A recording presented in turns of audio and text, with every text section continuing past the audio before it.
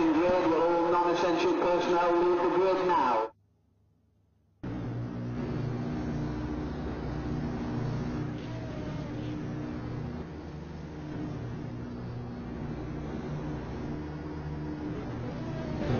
And here we go. Everybody, all the drivers getting ready to jump on the track now as we get ready for the pace lap. Start this event. This is the 8 Hours of Road America, the ILMS ERL race.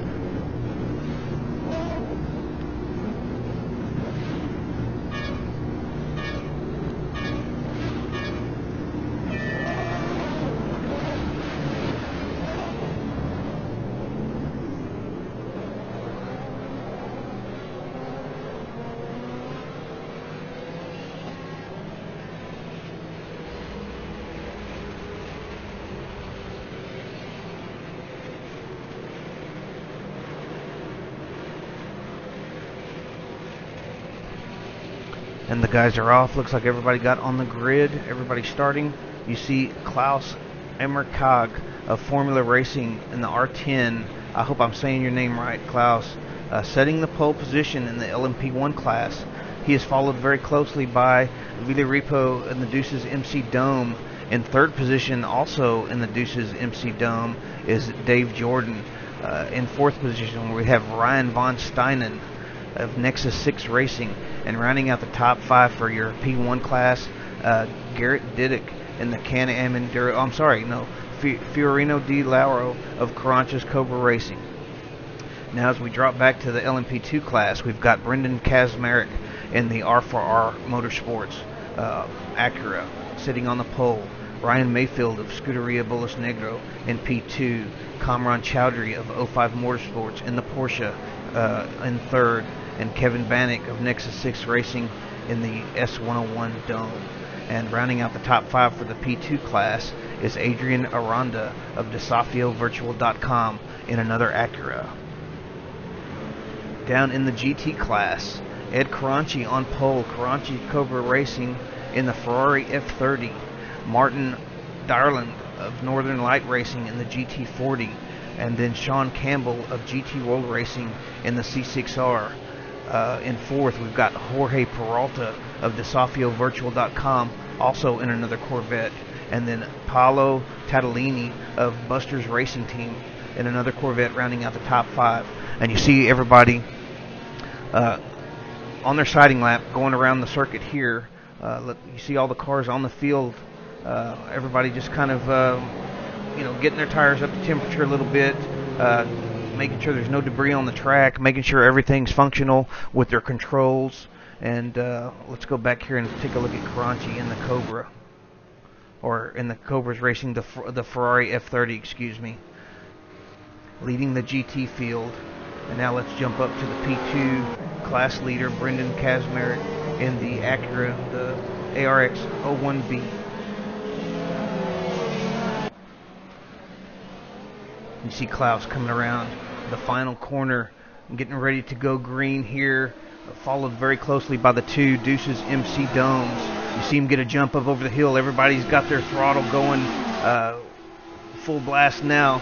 They're really putting the hammer down, and you see Klaus trying to make sure that he gets enough of a jump here so he doesn't get passed into turn 1. Oh, I thought they were going to swing just a little bit wide there on the cold tires, but it looks like they made it through just fine. Dave Jordan looked like he was almost in danger of getting passed by Ryan von Steinen there, heading into 1, but everybody holds pat for the moment. Let's go back to the P2 class here. Checking in with Brendan Kazmarek. They're coming through about turn 2 now. Looks like Mayfield's on his tail. And then Kamran Chowdhury there in third position. Looks like Bannock maybe getting a run on Chowdhury. No, not quite close enough. It was just a matter of the perspective there. But Mayfield getting a run on Kazmarek as a head down the hill there. Thought about it for a moment, stuck his nose in there, but has to back out of it. Now let's take a look at your GT field. Carranci coming down the hill. Darland not too far behind him, and Peralta there sitting in third as they head through. I think that's about turn 2 or 3 there. Now they're fixing to get ready to come down the hill here. It looks like everybody's gotten a really nice clean start and to this Road America event here. And Carranci already looking like he got a bit of a jump there on the rest of the field. So great start there from Ed Caranci. Let's go back up to the P1 class and check out the leaders.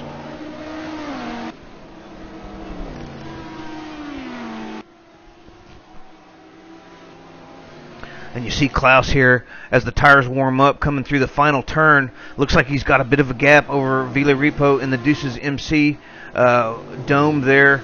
And I believe Ryan von Steinen has already gotten around Dave Jordan. So Dave Jordan going in the wrong direction early on. Oh, now Fiorino in Caranchi's Cobra has also gotten around Dave Jordan. I'm not sure what happened there. Let's take a look at Dave Jordan here getting swallowed up a little bit there in the opening lap. Of course, these tires are cold. The brakes are cold, and you have to be really careful. It is an 8-hour race. So maybe Jordan is just... minding his P's and Q's, not trying to overdrive the car and make sure that he keeps it on track here early on. Road America, not one of the most dangerous circuits in terms of layout, but if you go off in the wrong spot, you're going to hit some concrete, and there goes your race. So Dave Jordan, I'm sure, has that in the back of his mind. Now let's look at your P2 class here. Brendan Kazmarek over Ryan Mayfield. We saw Mayfield looking like he was going to maybe make a move at the bottom of the hill on the opening lap there, but it was not to be. Kazmarek looks like he's running a nice smooth race, but Mayfield is all over him. So Ryan Mayfield trying to get some pressure on Kazmarek early on here, and of course Kamran Chowdhury sitting in third, really kind of in the catbird seat. You see these three guys already breaking away from the rest of the field a little bit, but Chowdhury sitting there being patient, just hanging on to these guys. If they get into it, then he's going to be in a good position to pounce and take that top spot.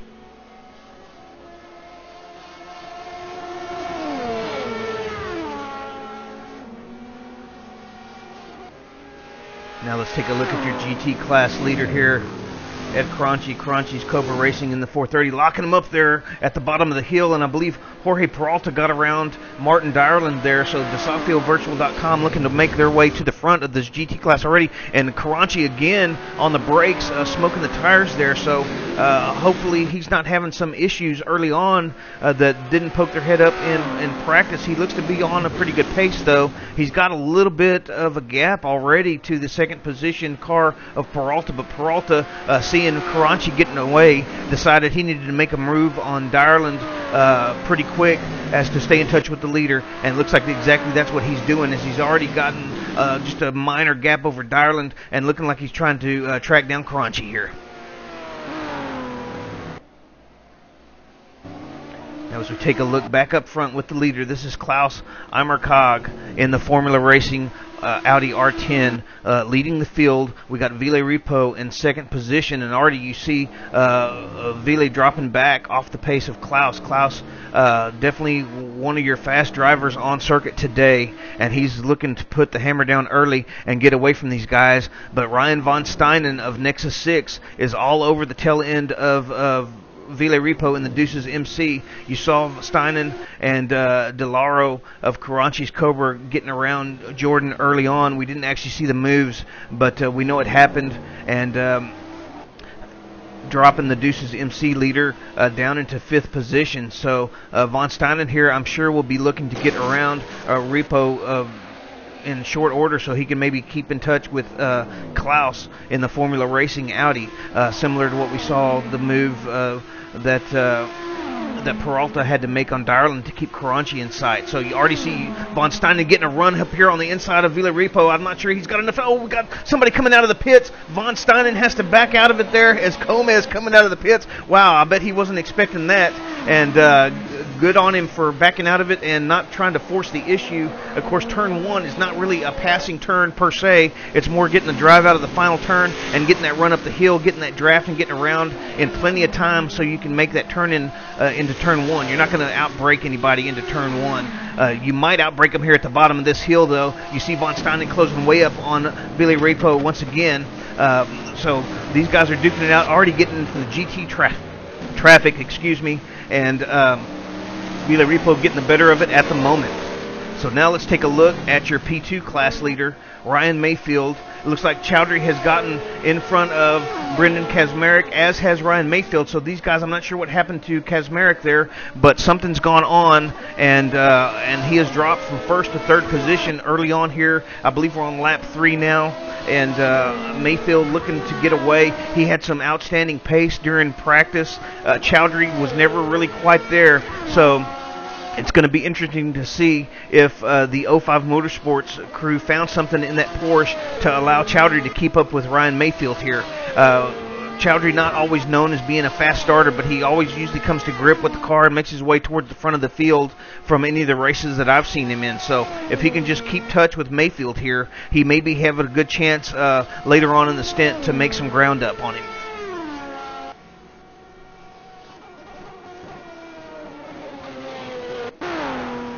Now as we check back with your GT class, Karanchi still heading the field, but we've got Martin Dyerland was back in second position. He's in a real dogfight here with Sean Campbell. It looks like Campbell briefly looked like he had nosed in front. For some reason, we got Jorge Peralta falling by the wayside. I'm not sure what happened there, but Dyerland back into P2. You see the P1 traffic already coming through. You see Repo coming through there. There's Klaus just in front of him, so Repo definitely has made probably a little bit more benefit of the traffic than Klaus has. Klaus may be getting held up just a little bit because it looks like Billy Repo's just a little bit closer there to the LMP1 leader. And it's amazing that we're only on lap about 4, and we've got already the GT field and the P1 and P2 fields mixing it up, and that's what it's like with multi-class racing. So from here on out, these guys are going to get maybe 10% of their laps are going to be clean laps where they don't have any traffic and they have clean air. The rest of the time it's going to be managing the other cars on the track with you, getting around them at the appropriate spots, not getting held up by them too much, but also keeping it a nice, safe race. Let's go ahead and check back up front with the leader. This is Klaus Cog in the Formula Racing Audi R10, followed by Billy Repo in the Deuces MC Dome.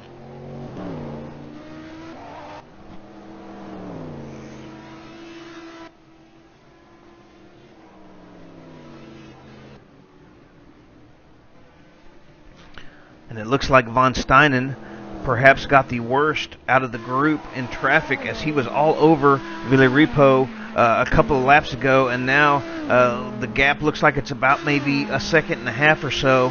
You see Billy Repo fixing to turn into turn 1 here. Von Steinen just passing pit exit, so he's got some ground to make up. Oh, you see him getting on the throttle there, stepping that back end out just a little bit, but completely under control is Von Steinen. You see him there again on the brakes. He's really pushing this car hard, trying to get up there into the number 2 position. He knows he has the pace to keep up with Repo in the dome, and he knows he has the pace to maybe get around him. So he's definitely wanting to fight his way back up to the front here and apply some pressure to Ville. And if he can get Ville out of shape and make it easy for himself, he'll do it. If not, he'll have to force the issue and get around in some other fashion.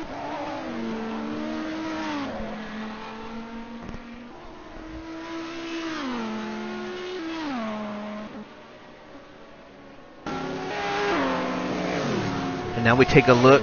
This is your P2 leader, Ryan Mayfield, out in front.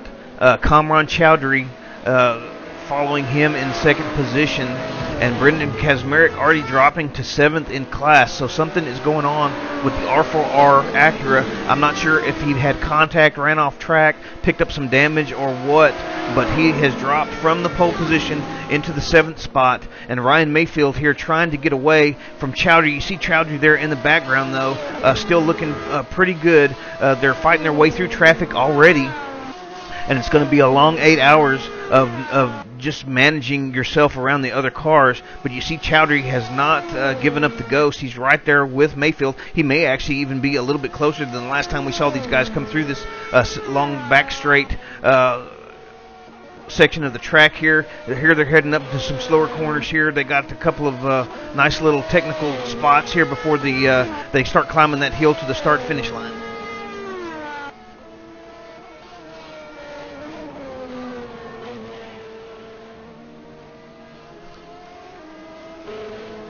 Let's take a look at Kazmarek here.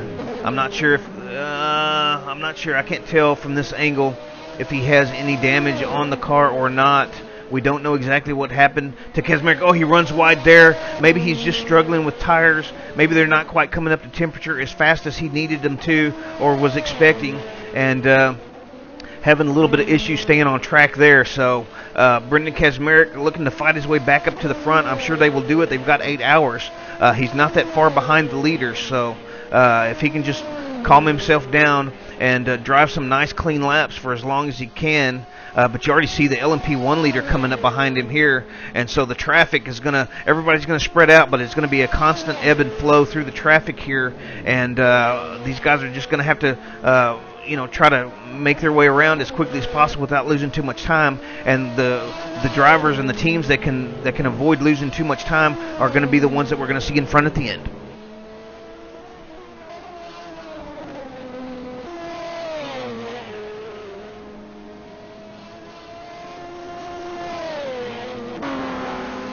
And we alluded to this battle earlier between Sean Campbell of GT World Racing. We saw these guys have outstanding pace during the final practice session. All 3 of the drivers were just about on the same pace, within 1 or 2 tenths of each other. Sean Campbell already up into the P2 spot in front of Northern Light Racing Martin Dyerland. So Dyerland and him going at it early on a little bit. Of course, Campbell's in the Corvette, Dyerland's in the GT40. So there's going to be some differences in speed, both in cornering and down the straightaway, and it's going to depend on setup and driver style and how it suits the track and how they get through traffic. But these guys are definitely still keeping in touch with your leader, Ed Caranci, and actually Campbell might even be closing on Caranci just a little bit. Oh, runs it a little wide there, got in a little too hot, manages to hang on to the spot, but lost maybe just a couple of tenths there to Caranci, and you see Dyerland closing way up. If Dyerland can get in and out of this final corner really good and get a good drive, he might be able to get up under the wing here of Sean Campbell and maybe make a draft move up into turn before they get up into turn 1. I don't think he's quite close enough, though, as that Corvette has a lot of steam coming out of the corner there, and Sean Campbell looks like he's safe for the moment.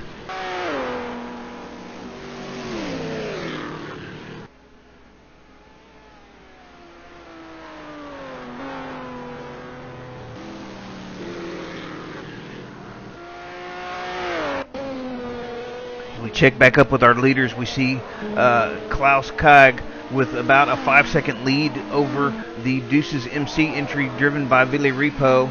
And, of course, traffic has a lot to do with it already. We're only in about maybe, I'm going to say lap 6 or 7 here. But already these guys are encountering traffic 2 or 3 times a lap. And it's going to be just, luck of the draw if you get a clean lap. We're going to start seeing some ebb and flow with a lot of these gaps throughout the course of this event.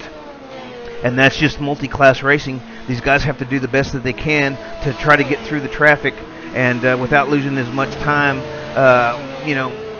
But you see Von Steinen there hanging on to Repo. We saw them really close early on. Von Steinen putting some pressure.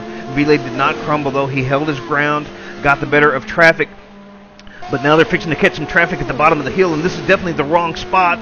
Ville looks like he's going to be able to use Peralta here in the Corvette for maybe a little bit of a block, so Ville just gets it done in the nick of time. Von Steinen didn't lose too much through that corner, though, as you see Von Steinen right there. And now we've got some P2 traffic as well coming up.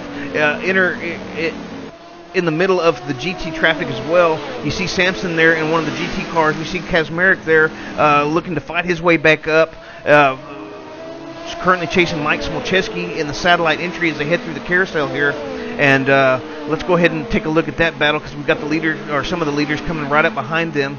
Let's go on board Mike Smolczewski here, trying to stay out in front of Kaczmarek. Kaczmarek, of course, was your pole setter in the P2 class. Dropped back. We got somebody off track there. I didn't catch a glimpse of who that was. I think it was a GT car. I'm not certain. And Kaczmarek gets around Smolczewski. I'm not sure what happened there. If Smolczewski had to hesitate on the throttle.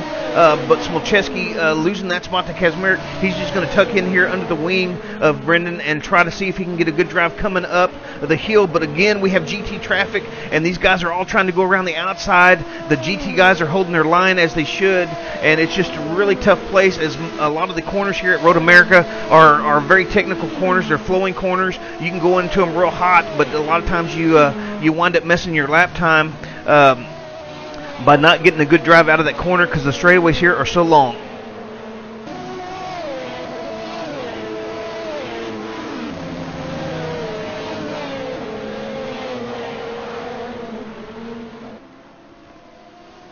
And so that's going to put Brendan Kazmarek back up into the 6th spot. Let's check now with your leader of the GT class, Ed Caranci. Caranci so far in pretty good shape. Campbell looked like he was catching him about a lap or two ago. Now it looks like Caranci has been able to distance himself a little bit. And now Campbell coming under fire from Fiorino DeLoro of the other Caranci's Cobra entry, but actually he's in a P1 class. This is lap traffic. I'm sorry. They must have had a moment early on, had to pit early or something, so he's way back here in the GT class. And as I'm looking at timing and scoring, I can't always tell which cars are the GT, which are the LMP, but DeLaro looking to get his way back up to the top. We're not sure what happened with those guys. So Sean Campbell still in P2 in the GT class, but losing a little bit of time there in traffic to Ed Caranci. And now you see Klaus Cog coming up behind him here already. You see Campbell there trying to make way for Klaus. Having to get on the brakes there a little early, let Klaus on the inside. Klaus is just going to zoom right by Caranci coming up the hill here.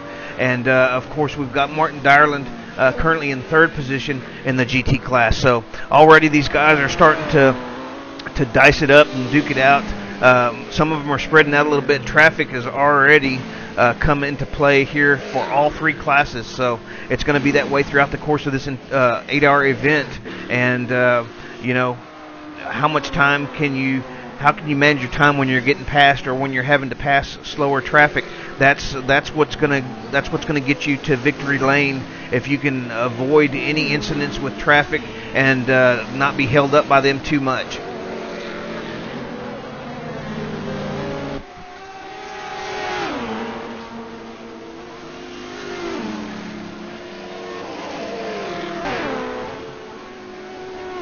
Now we've got Von Steinen up into 2nd over Villaripo, so we're seeing these guys jump around a little bit. Of course, we're not even a half hour into an 8-hour event. There's a lot of racing left. You see him coming through the traffic here. Von Steinen getting in front of Villaripo up into 2nd position now in the LMP1 class. And let's see if he can make some ground on Klaus Cog, who's got about a 9.5 second lead over your current P2 LMP1 entry of Nexus 6 Racing.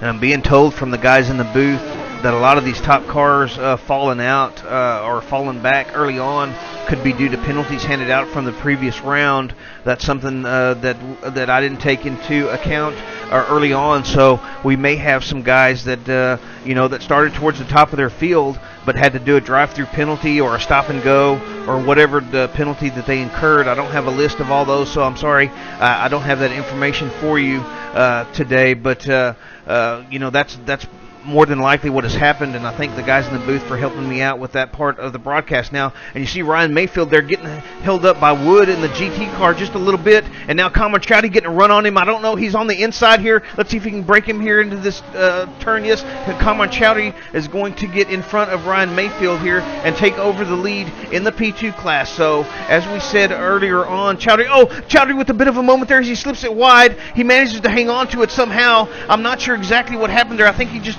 dipped a wheel off into the grass, and so that's going to put Mayfield back out in front here. Let's see if we can get a replay of these guys. Here you see Chowdhury after he got by Mayfield now, and he just dips a wheel here, stepping a little bit too far over the curb. You see him there with the wheel on the outside, and he tries to hang on to it. You can see him already trying to make some kind of adjustment, but he's already across the other side of the track, and there goes Mayfield right through on him. So Chowdhury doing a great job there to keep the car out of the wall and not lose a whole bunch of time to Mayfield. Now we're going to have to see if Chowdhury can hang with Mayfield and maybe get back around him. But a scary, scary moment for the 05 Motorsports crew.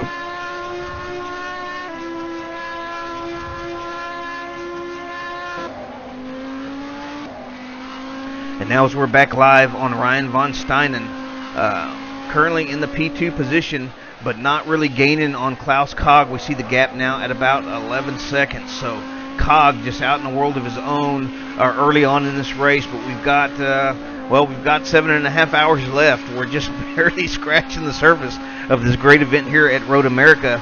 and Von Steinen and crew, as well as Vili Repo and the Deuces MC crew.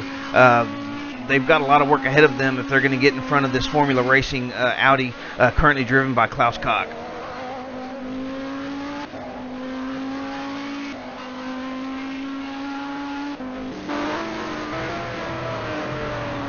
And as I go back on board here with your GT leader, Ed Caranci of the number 12 Caranci's Cobra Racing in the Ferrari F30.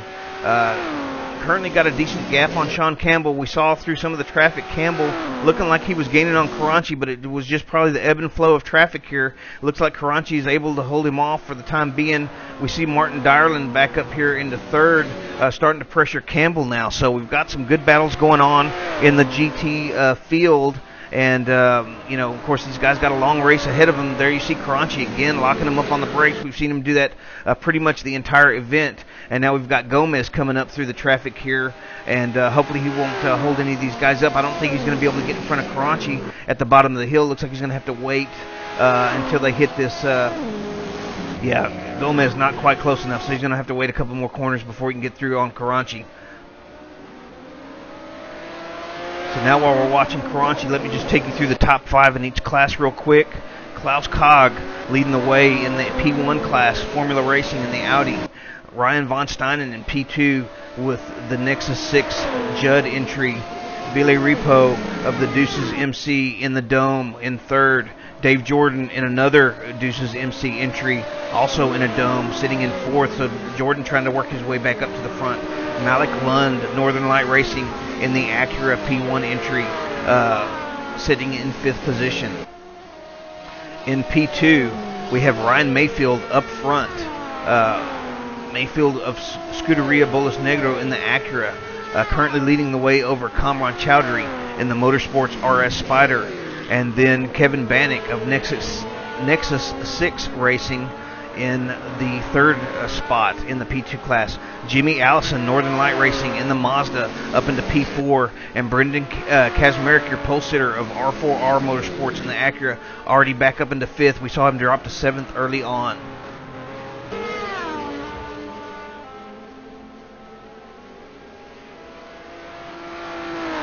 And in your GT class, we're looking at the leader, Ed Caranci, Caranci's Cobra Racing in the Ferrari F430 over Sean Campbell of GT World Racing in the C6R.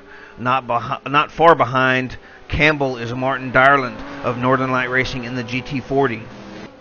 In fourth position, we have Paolo Tattolini in the Busters Racing Team C6R.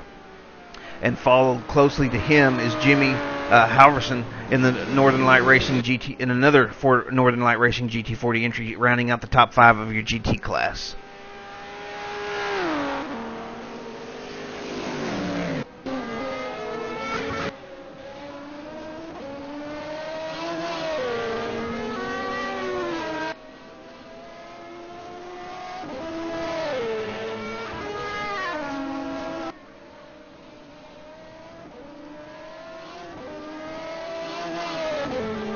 We are currently looking at Ryan Mayfield, your P2 leader of Scuderia Bolas Negro in the Acura, but not too far in arrears of him is Kamran Chowdhury in the 05 Motorsports RS Spider. Chowdhury about 2 seconds or so behind Mayfield.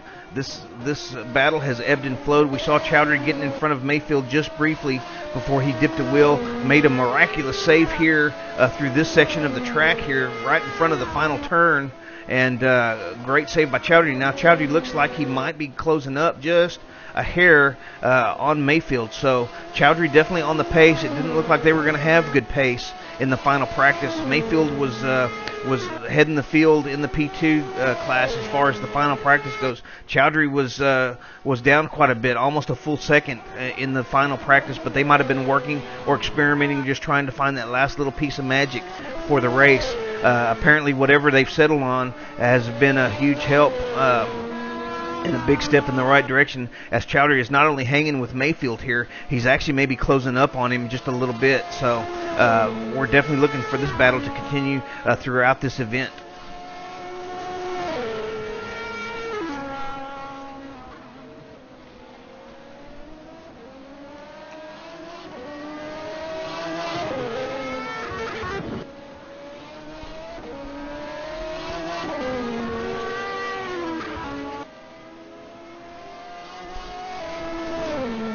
And now that everybody is starting to spread out just a little bit, and we've got our leaders pretty much intact, we've got some good racing going on, and we will check back with them shortly. Let's take a look at some of the other entries throughout the field. Let's take a look at Malik Lund here of Northern Light Racing in the Acura.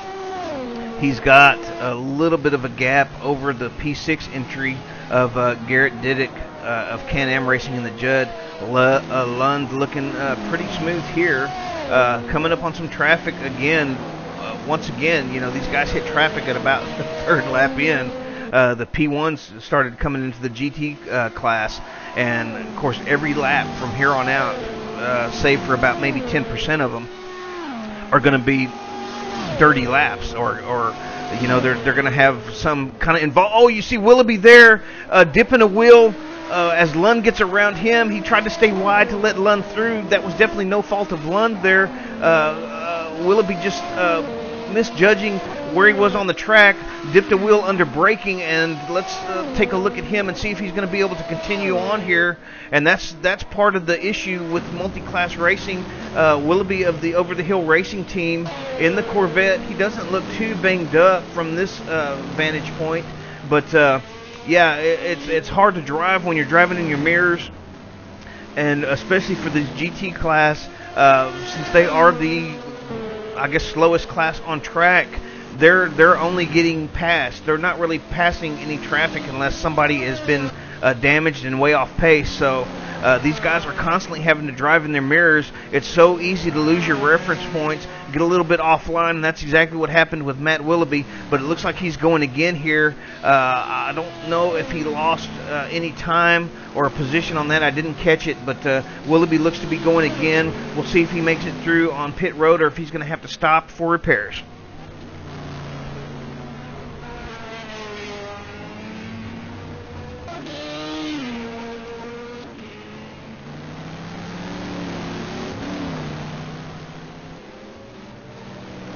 See Kevin Wood of the Trauma Team 2 closing up on Willoughby now, looking to apply some pressure. We're not sure how damaged Willoughby is, but Kevin Wood is smelling blood. Willoughby's not going to go down pit road, so he's going to deal with whatever damage the team has decided to give it another full lap at least. They're going to deal with whatever damage they have. Oh, and I don't see Wood. What happened to Wood? Wood is down pit road already. So something going on there with the Trauma Team 2. It looks like he might just be doing a drive-through. I'm not sure if they're going to take any service or not. Maybe they've got to stop and go, but we're already on lap 14.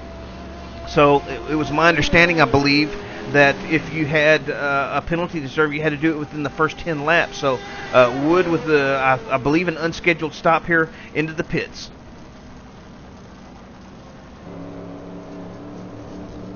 Now as we take a look back with your leader, Klaus Kog of Formula Racing in the Audi, currently heading the field in the P1 class. He's got about a 13-second lead over Ryan von Steinen. Von Steinen, it's about 13 and a half, almost 14 seconds actually now. But von Steinen with about a 5-second gap over Villarreal. So the P1 class is starting to spread out just a bit, and I'm getting word from Timing and Scoring that we've got some battles in the GT class. Let's go ahead and step back there. Looks like Campbell here. Oh yeah, we do. Campbell has gained quite a bit of time, as has Dyerland on Karanchi. So once again, we see the ebb and flow with the traffic. Of course, the GT class, possibly the most challenging class in the field.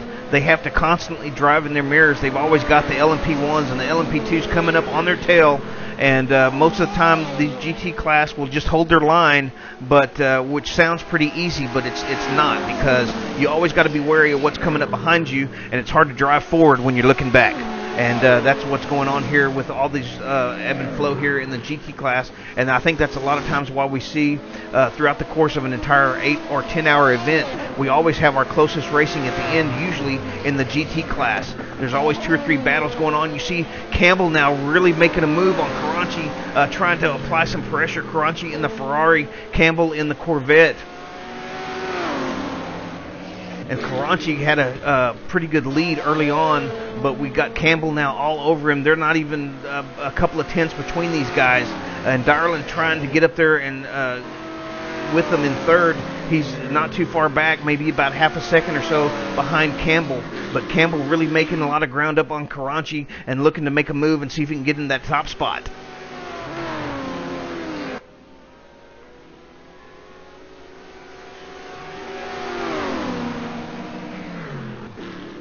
And you see, once again, they got some traffic coming through at the end of the straightaway. Karanchi has to get on the binders just a little bit earlier. You see Campbell closing way up here. Campbell's in a really good spot. If he can just maintain this distance through the final turn, he can get a really good drive. He might be able to catch a draft on Karanchi and take him to that lead spot. Oh, he thought about doing it into the final turn. That's not exactly where getting a little anxious there is Mr. Campbell. He just needs to sit right here, and actually it looks like he might have lost about a car length. So Karanchi looks like he's going to hang on to this lead position here.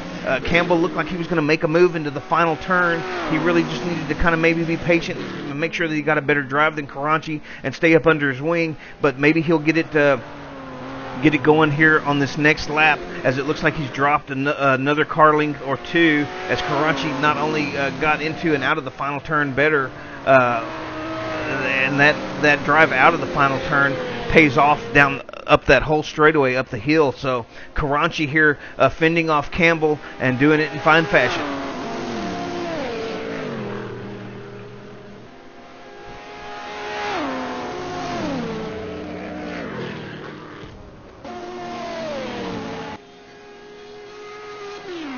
As we take a look at some of the rest of the field here, we're looking at the FVR entry, Stephen Miller, the number 24 car, currently rounding out the P2 field. Well, actually, no, he's not. He's got Joe Gomez behind him in the Karanchi's Cobra entry in the P2, and actually he's also in front of the P1 entry of Karanchi's Cobra, which was looking much stronger early on, maybe had a penalty to serve. They're fighting their way back up through the field. But Stephen Miller looking pretty smooth here in the FER entry.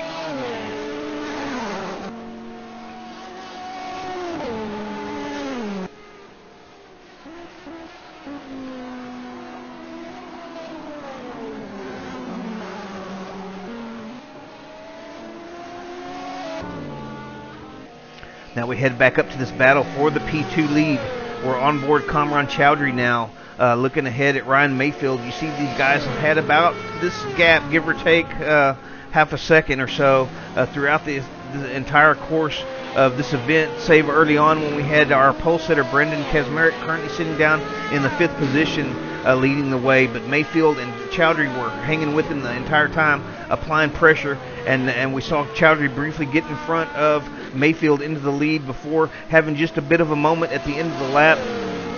Now Mayfield is in front and about a second and a half lead over Chowdhury. So Chowdhury not getting the better of it in traffic here the last few laps. And again, it looks like he's going to catch a GT car right here as they head into turn 1. And smartly has to back out of it just a little bit now and then get around him on the straightaway. So that's going to cost Chowdhury just a little bit more time, as he seems to be catching the traffic in all the wrong spots.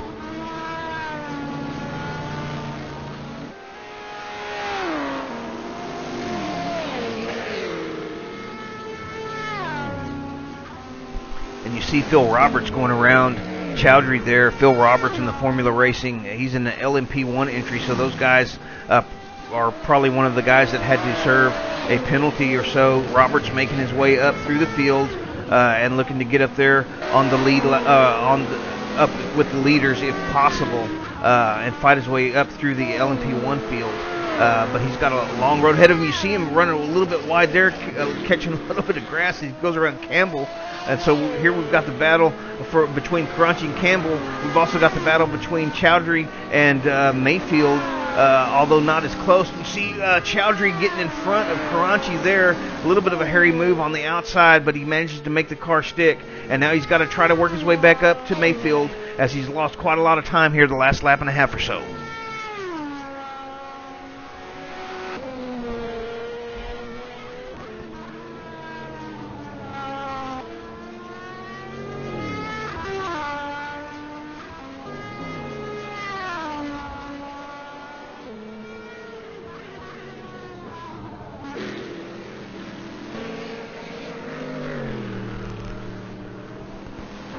Now we take a look at Martin Dyerland here of Northern Light Racing in the GT40.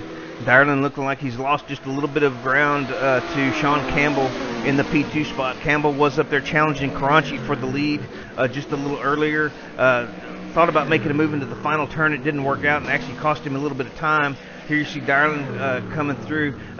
Klaus Cog's going to catch him right as they head into turn one. I don't know if this is a really good spot, but Cog makes it stick, it looks like. Let's see if he comes out through on the exit. Yes, he does. He manages to keep from running wide there. So Cog making short work of the traffic and just increasing his lead on the field.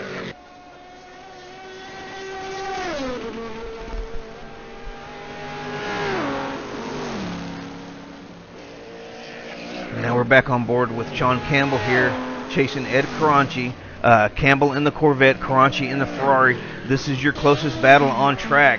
This is for the GT lead. Oh, you see Campbell there getting a little squirrely on the throttle as they get to the bottom of the hill here. But Karanchi's been locking up just about any of the hard braking corners. Karanchi's been locking it up. So I've got to wonder what that's going to do for his front tire wear. As you see, Campbell looks a little bit smoother on the brakes. Karanchi may be a little bit smoother on the throttle. So definitely a classic battle between setups here. We don't know who's got the more or the least arrow going on. But, oh, you see some traffic coming here. That's Ryan von Steinen on the inside of Sean Campbell. I'm not sure that's the safest place to pass, but somehow both of them make it work. And a great job of Campbell seeing that, not turning in on von Steinen. That could have been disaster for both teams had Campbell not seen von Steinen coming up behind him. And, of course, that's what makes these GT drivers so talented and so skilled, is they're able to drive forward and stay on track and on course and on line while driving in their mirrors. Probably, I'm going to say, 30-40% of the time they're looking in the mirrors, seeing who's going to come up to pass them next as they go through traffic.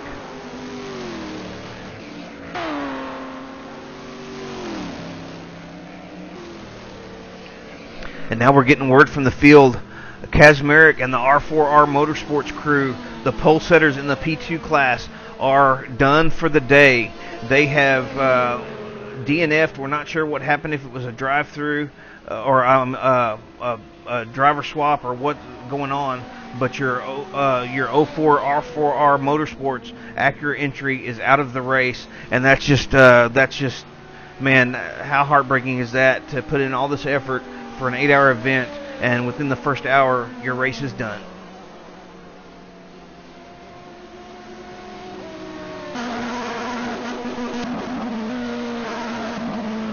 In the meantime, we just saw on timing and scoring that the Northern Light Racing entry Mazda, driven by Jimmy Allison, has gotten through on Juan Del Castillo of F1 Elites. And I think Del Castillo is actually in a P1 class, so I think Del Castillo was in the pits. We're on lap about 22 is, I think, for the LMP2 lead, 23 for the P1 lead. So some of these guys pitting early. I'm not sure if that's a strategy or whatever, but Jimmy Allison looking to try to get up. He's currently sitting in fourth in the P2 class, looking to get up with Kevin Vanek if he can. Let me see if I can look and see what kind of a gap we have here. Well, he's about maybe 20 seconds in arrears of Kevin Vanek. So Jimmy Allison's got some work cut out for him, but I believe they started a few spots behind where he's at now. So I think he started in maybe 6th or 7th. I'm not sure. Looking to make his way up to the front and get that final podium spot if he can.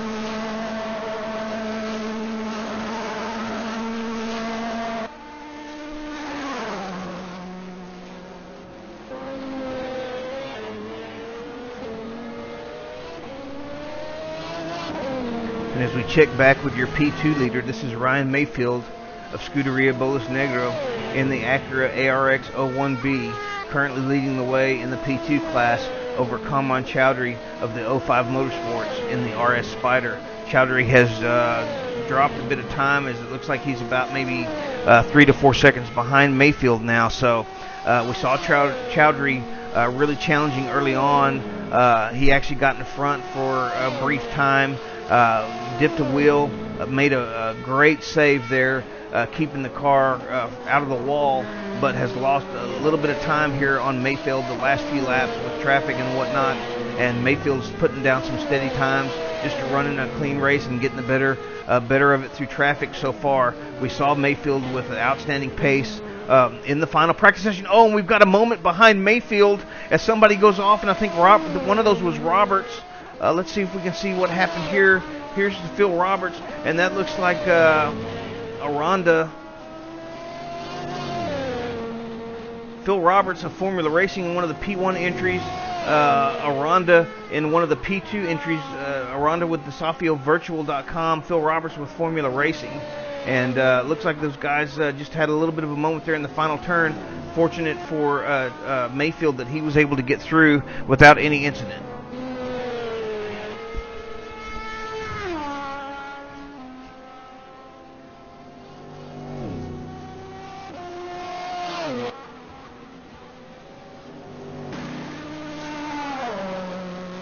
Now we take a look at Paolo Tattolini of the Busters Racing Team entry in the Corvette, closing up on Martin Dyerland a little bit, and as well as Sean Campbell. I'm not sure if these guys are already starting to get into some tire wear, but Tattolini about 2 seconds behind Dyerland about 2 seconds behind Campbell, and I believe Ed Caranci now has got about a 5 or 6 second gap on Campbell. So something going on here with traffic, or maybe they had a moment. You see Tattolini catching quite a lot of air there as they head up the hill, and a lot of traffic coming through here, but Tattolini looking to make his way up to the front, and if he can get around, and we've got Tattolini now is in front of Campbell and Dyerland, so I'm thinking Campbell or Dyerland, they're both down pit road here. You can see they both pitting together, so maybe they were getting some tire wear, maybe they're running out of fuel, the car's getting a little light, we're not sure, but it's time for them to pit, and so that's what they're doing.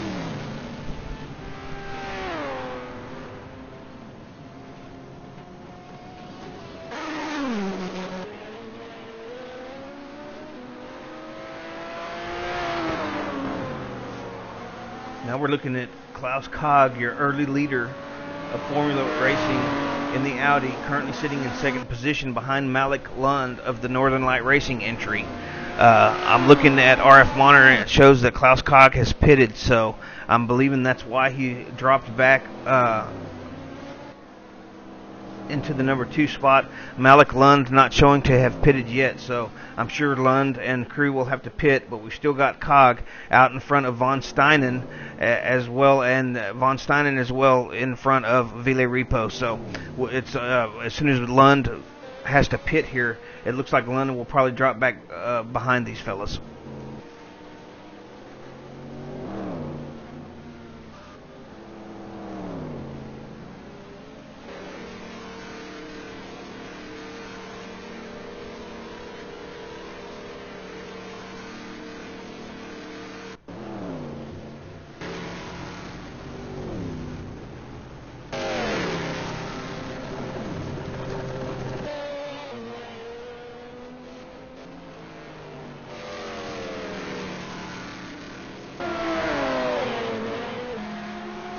We check back with your GT leader Ed Caranci, still not getting into the pits, so Caranci definitely getting some good tire wear and some good fuel mileage out of that Ferrari here, as we saw just about a lap ago. Sean Campbell and Martin Dyerland, one in a Corvette, one in a GT40, both pitting, and those guys were all, within about 5 or 6 seconds of each other. I believe Caranci had gotten a little better of the traffic for a couple of laps, and it stretched that lead out, but we saw Campbell throughout most of the first stint pressuring Caranci, or at least certainly the last quarter of the first stint, really on Caranci's tail for a few laps there, putting some pressure on him, but Caranci was able to hold him off and still leading your way in your GT class.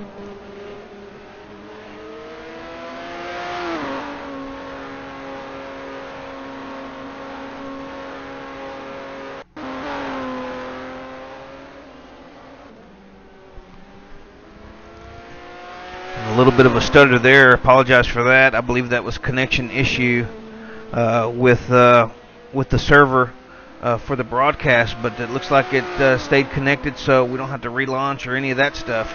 And but here we're getting a good look at Ed Caranci, currently leading the way in the GT class.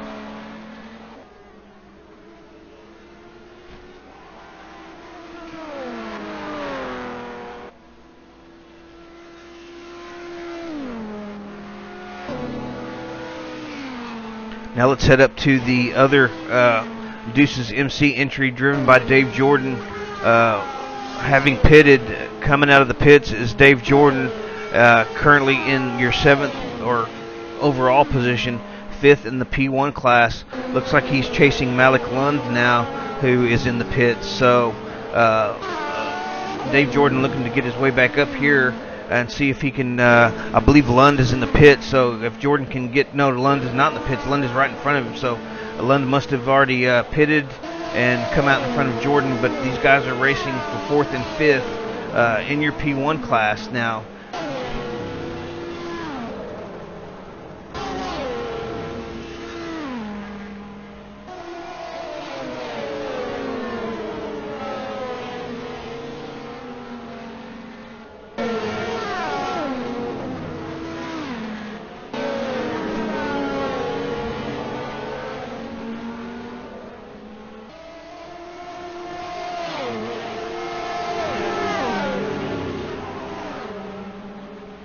And Lund looking to be on a pretty good pace. Doesn't look like Jordan's really catching him at all here. Of course, they're getting into some heavy traffic right in front. You see everybody, you see the accordion effect going on as everybody kind of just clogs there up against each other. It's like everybody in a drain pipe, just, you know, clogging the pipe there, going into the bottom of the hills. We've got some of your P2 class and some of your P1 class, and of course a lot of these P2 cars can out-corner these P1 cars, but the P1 cars have such an advantage in a straight line. And now you see, I believe that's Chowdhury flashing his lights to Gomez saying, hey, you know, I'm lapping you or something, and here I am, I'm gonna go for it.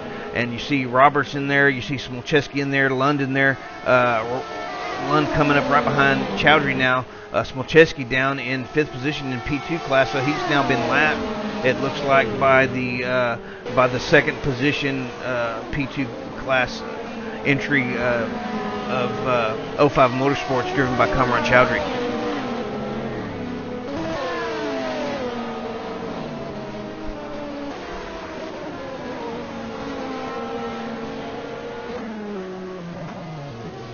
And it looks like Chowdhury peels off to head down pit road. Smolczewski peels to the right to let the faster P1 cars through. And you see Jordan powering by down the straightaway now, as will Roberts, I'm sure. Smolczewski's going to have to back out of this a little bit, lose a bit of time to avoid any kind of issues. There he does. Good job there from Mike Smolczewski and the satellite crew. And Dave Jordan getting around Stephen Miller now, as is Phil Roberts. So Phil Roberts definitely looking to make his way, continue making his way to the front. And if he can just stick behind Jordan here, they should be able to make. He should be able to make, quick time with all this traffic.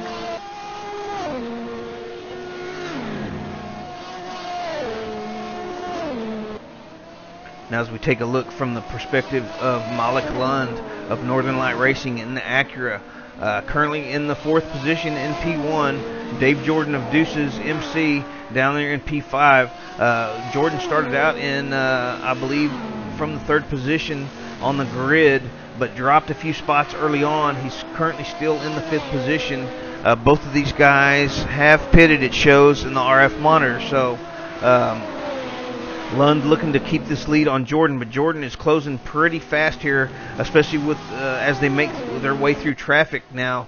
And you see Jordan really pushing it there through the kink. They head down this long straightaway, but it looks like Lund's going to get the better of Hendrick here. I'm not sure Jordan's close enough to make the move. Let's see. I think Jordan might have got through there. A little bit of a hairy moment there as he kind of maybe forced the issue just a little bit, trying to keep touch with Malik Lund. But Lund so far in P4, Jordan down in 5.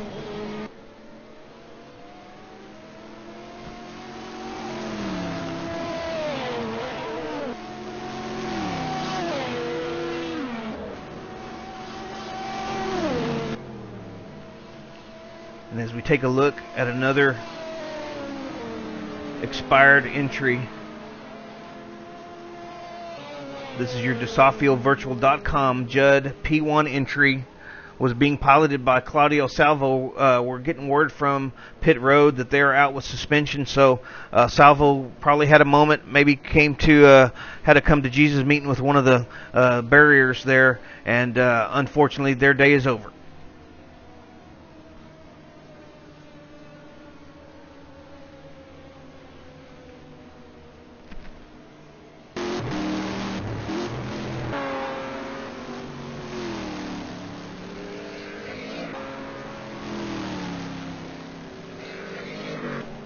Now we head back to your GT field. After all the pit cycles have done, we see Campbell here in second. Still within the earshot of Ed Caranci, and of course Martin Dyerland not too far behind Campbell. So these guys are all still together after the pit rotation. And Caranci still in front. Campbell still trying to claw his way up into that spot himself. You see Campbell here looking a bit closer, I think, than they were when Campbell had to pit. So, of course, Campbell's tires up to temperature, I'm sure, while Caranci's maybe struggling through some of the traffic, or with some of the traffic on his cold tires after the pit. So I'm sure that helped Campbell a little bit from pitting a little bit earlier. So we didn't see what happened with all the traffic, but we still got Caranci out front in the GT class, in front of Sean Campbell in the GT World Racing entry, and we've got Martin Dyerland of Northern Light Racing currently holding in the third spot.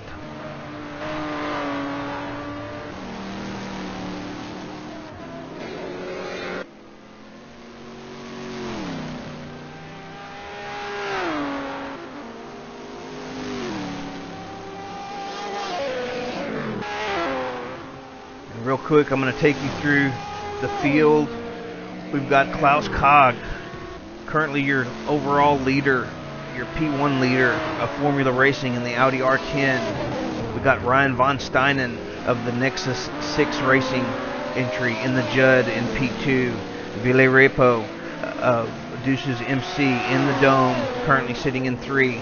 Malik Lund of Northern Light Racing in the Acura in 4th, and Dave Jordan in the other Deuces MC Dome entry in P5. In P2, we've got Ryan Mayfield leading the way with Scuderia Bolos Negro in the Acura. And then in P2, we've got the 05 Motorsports entry RS Spider driven by Kamran Chowdhury. Making his way up into 3rd is the Northern Light Racing entry, the Mazda, driven by Jimmy Allison. And in 4th, we've got Kevin Bannock of Nexus 6 Racing in the Dome. Mike Smolczewski rounding out the top 5 with the Satellite Acura entry. And in the GT class, we've got Ed Caranci still out front, followed by Sean Campbell, Martin Dyerland, Paolo Tadolini, and Jimmy Halverson now with Northern Light Racing up into the 5th spot. So we've got a couple of Northern Lights crews up there in the top 5 in the GT class. Paolo Tadolini with Buster's Racing, and then of course Caranchi's is with Caranchi's, and Sean Campbell, as we just heard a little earlier, with GT World Racing. Got some good racing going on. Let me, as I've got my RF monitor refreshed, let me look and see where we might have some good close battles here. Looks like Smolczewski might be in the pits.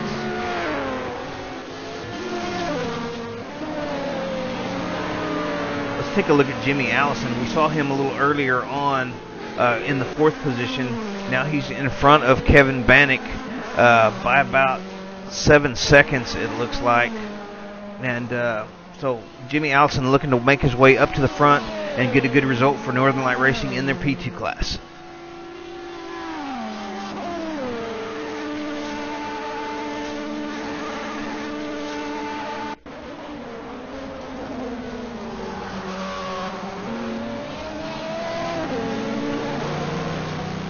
Not sure what's going on with the server stalling me out there.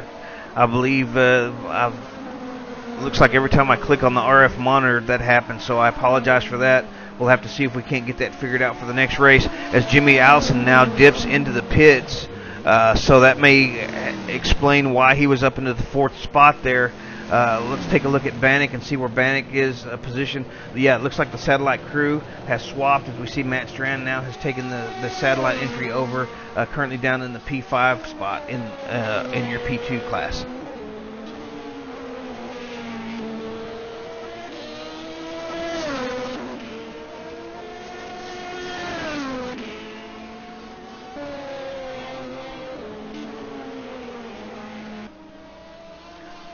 Oh, and Bannock running a little wide there, exiting the final turn. But as he heads up the hill, he's going to take back that spot over Jimmy Allison. Allison we saw just diving into the pits. I don't think he's going to be out just yet, or no, he's not. So Kevin Bannock is going to take back over that spot for the Nexus 6 racing crew, currently in 3rd now in your LMP2 class.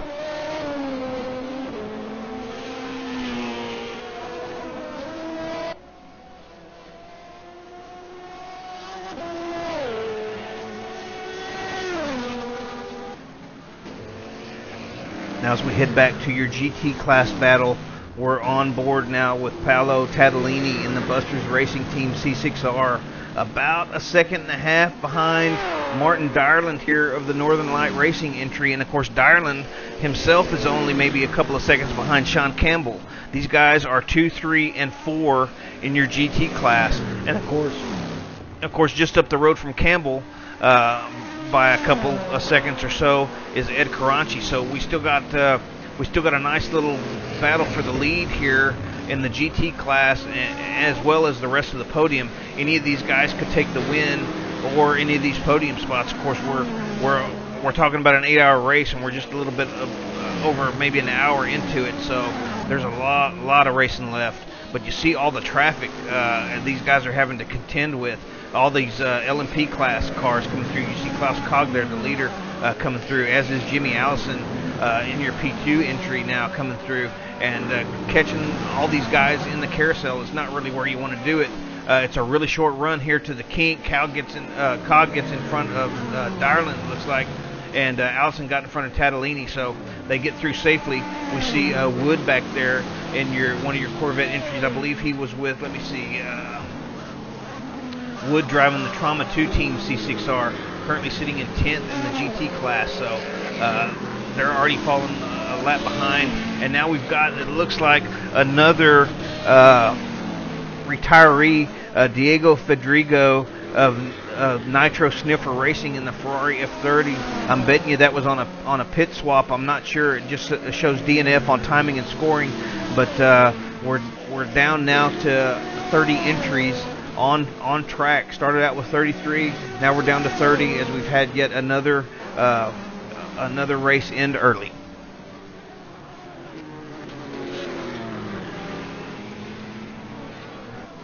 Oh, and Tadolini running a little bit wide there. That's definitely not going to help.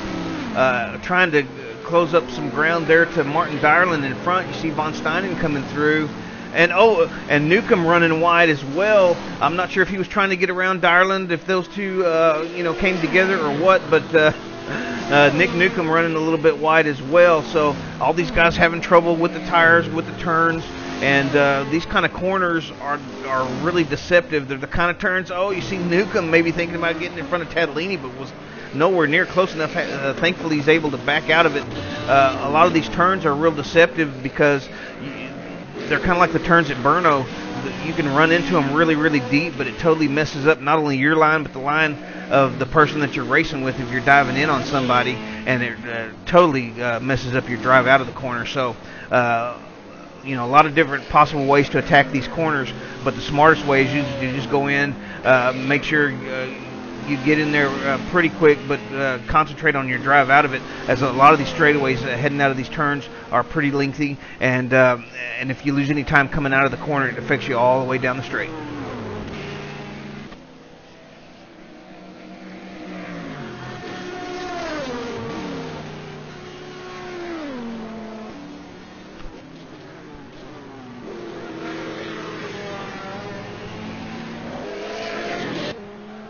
Now let's take a look at your GT leader, Ed Caranci of Caranchi's Cobra Racing in the Ferrari F430, leading the way over Sean Campbell. It looks like Caranchi's got about a 2.5 second lead over Campbell. Campbell with about a 4-second lead over Dyerland. Dyerland with about a 2.5 second lead over Tadolini. So all these guys within about 10 seconds of each other. This is your GT class positions 1 through 4, and definitely, traffic is playing havoc on these guys. They're constantly having to drive in their mirrors, but they're doing such a fine job of not only keeping the cars on track, but staying in pretty close proximity to each other. You see all the traffic coming through there on Campbell, and Caranchi's got a little bit of a clean track at the moment here, at least until they get to the bottom of the hill. And then once he starts hitting all these corners, then all these LMP classes are just going to swallow him up.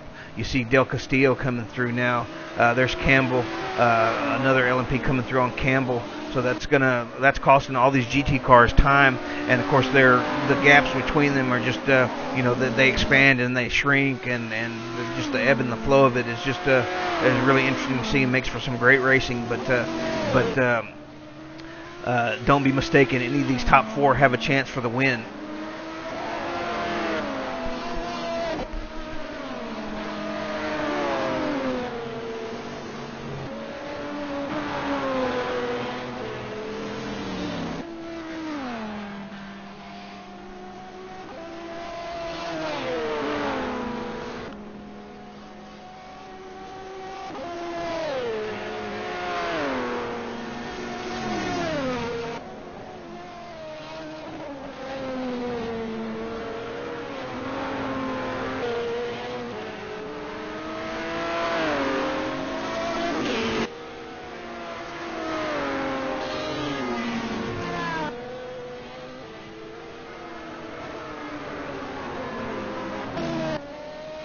Now let's take a look at your overall leader, Klaus Kog of Formula Racing in the Audi R10. Currently about 15 seconds in front of your number 2 entry, the Nexus 6 Racing Judd, driven by Ron von Steinen.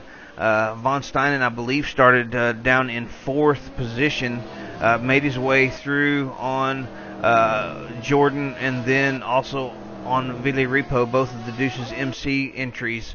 Malik Lund's thrown in the mix as well, as he's currently sitting in 4th, but right now it's all Cog up front.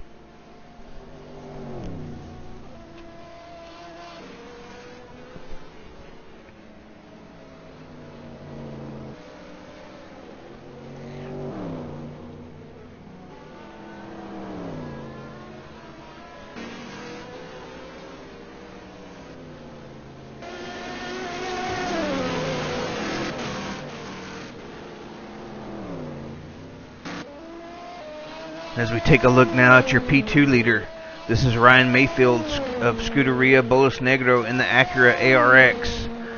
Currently sitting on about, let me look at RF Monitor and see what it says. He's got about an 8-second lead on Kamran Chowdhury now. I thought it was only about 3 or 4 seconds earlier, so Chowdhury may have had a moment or, caught a bad group of traffic there where he just couldn't get through. And Von Steinen is about 8.5 seconds now in front of Chowdhury. Chowdhury, your P2 entry in the 05 Motorsports RS Spider.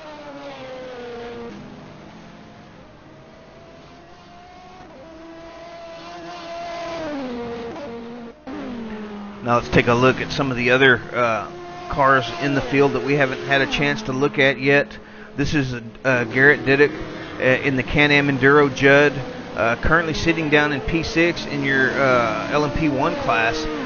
Diddick looking to maybe make up some ground on Dave Jordan. You see Diddick coming through on some traffic. That's Matt Strand in your satellite entry in P2. Strand getting on the inside of Tadolini, one of your GT contenders for the win. They're currently sitting in P4, and of course Strand is down in P5 and LMP2 class. So all these guys not wanting to lose any time to their competitors, but you see Diddick just powering through the straightaway. Strand's going to tuck in and follow him in through turn 1 there, and all these guys making their way through traffic. And once again, with multi-class racing, even in an 8-hour event, these guys, the P1s hit the GT cars at about lap 3, I think. So,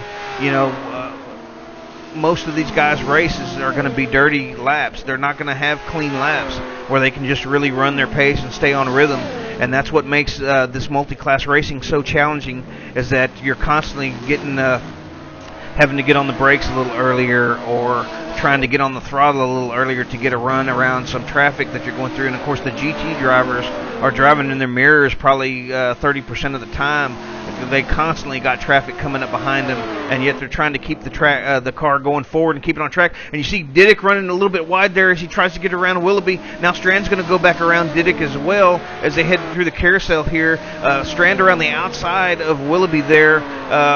in the GT class, didn't get the timing right, has to wait behind him just a little bit. Now he'll power around him before they hit the kink here. There he swings back into a line there, and now he's going to have to get back through on Strand. Of course, Strand is going to be lap traffic, but Strand can't just sit there and wait for Didick when Didick ran off. So a little bit of a moment there from Garrett Didick, and as well as Matt Strand and Willoughby trying to avoid each other there, and that's what we're talking about with all the traffic. It's so easy to get out of a rhythm. It's hard to keep these cars on track sometimes as you're dealing with the faster cars coming through or getting by the slower cars if you're in one of the LMP classes.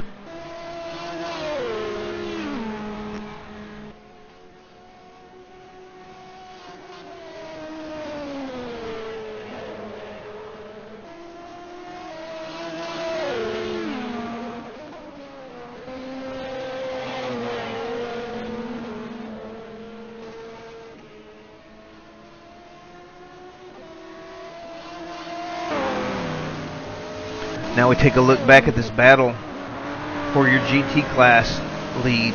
Sean Campbell currently sitting about 1.5 seconds adrift of Ed Caranci. Caranci in your top spot in the GT class.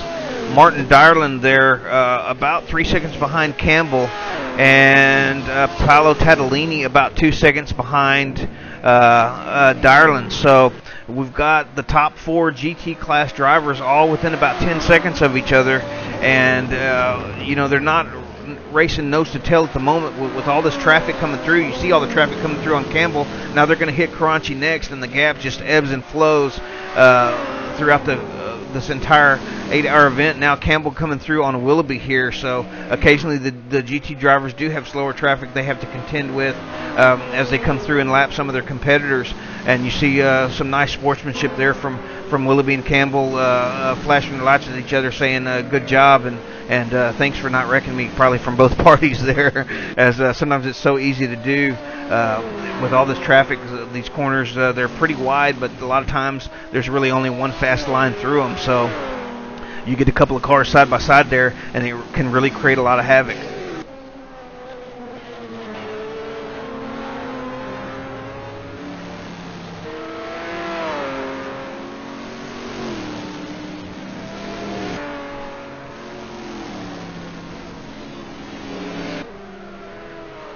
And as I look at some of the gaps through RF monitor, we still got Dave Jordan about 4.5 seconds back of the 4th position, currently held by Malik Lund.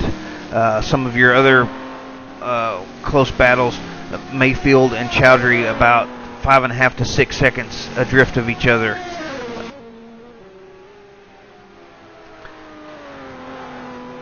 We've also got a good battle shaping up here. Let me see if I can find these guys real fast. Well, I was looking at the timing and scoring for Adrian Aranda of the DeSafioVirtual.com, but he's in a P2 entry, currently making his way up through the GT class. So that's not really a battle that's happening. The closest battles on track is your top 4 in the GT class. Once again, we've got Caranci out front, Campbell in 2nd, Dyerland in 3rd, and Tadolini in 4th, and it's good to see we've got 2 Corvettes, a GT40, and a Ferrari in that pack. So a lot of diversity here, and a lot of success from the various teams, as we've got 4 different teams there in your top 5 in the GT class. You see Caranci again. We've seen him all race, locking him up on the brakes into the turns, but it doesn't seem to be affecting him too much. He stayed out later than Campbell and Dyerland on those tires. So, Caranci, even though he's locking him up on the brakes a little bit, doesn't seem to be too worse for wear as far as tires go, and as far as fuel mileage as well. And you see the lead here that Caranci has over Campbell. Caranci just about maybe 1.5 to 2 seconds in front of Campbell. Campbell maybe got the better run of traffic that time, as it looks like he's maybe closed the gap just a little bit from what we saw before. But Caranci running smooth as ever, and just keeping his pace and running his race.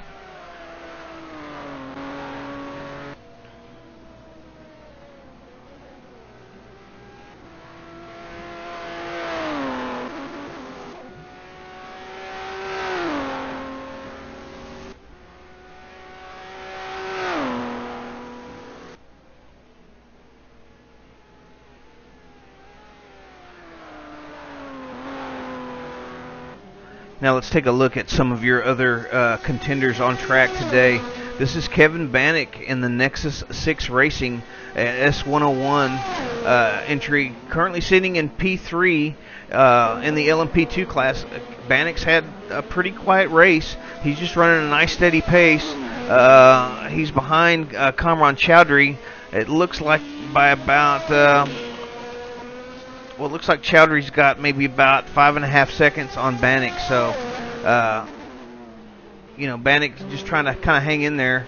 And, well, I'm looking at the timing and scoring, and I must be reading it wrong because in game it shows that he's a lap down from where Kamran Chowdhury's at. So, still having a good race, though, currently sitting in your P3 spot in the LMP2 class.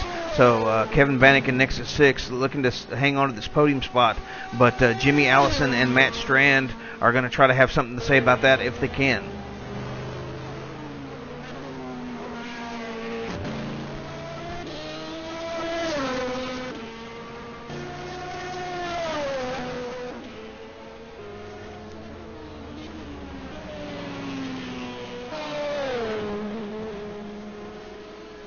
Now I believe I see, Bannock passing Jorge Peralta here.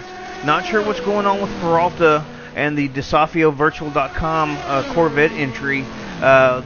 They had a pretty strong start. I think Peralta might have even been up into second position at one time or another, and then fell back a little bit. Currently, they're holding the 8th position down in that beautiful green, white, and red livery there of DeSafio Virtual. Great looking car here, and they're trying to claw themselves back up to the front. They're currently chasing Brian Hall, though, of Old Dudes Racing in a 430. Let's take a look at Hall. We haven't seen him yet today.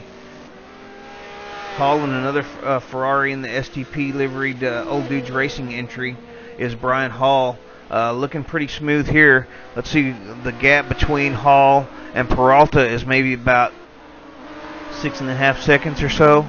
So we've got, or I'm sorry, it looks like it's about 19 seconds. So, but definitely still with, over 7.5 or over 6.5 hours left of racing. Peralta could definitely maybe catch up to Brian Hall here and maybe try to climb a few spots back before the end of this race.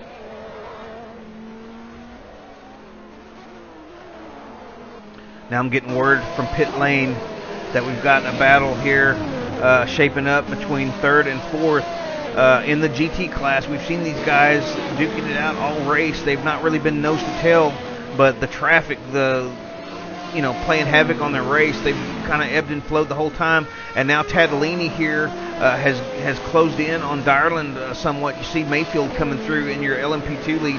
You see Dave Jordan coming through now. You're currently your 5th overall entry in the Deuces MC entry, but we've got Martin Dyerland of Northern Light Racing in the GT40, about maybe a second in front of Paolo Tadolini of the Busters Racing team entry. Both of Tadolini in a Corvette, Martin Dyerland in a GT40. You see Tadolini going through right there, and you see that was Campbell going through in the foreground. We just saw him. So some of these guys are starting to come together now. We're at about lap 35 for these guys. I think, if I remember correctly, Campbell and Dyerland pitted on about lap 22. So these guys are probably getting some tire wear now. As the tires wear and the car gets lighter, it's going to make it quite a bit more difficult to keep a handle on. And of course, once again, these GT drivers are having to drive about 30% of a lap in their mirrors, looking for traffic coming up behind them. And you see all the traffic going through, but Dyerland and Tadolini here pretty close. Tadolini trying to make up some ground here on Dyerland.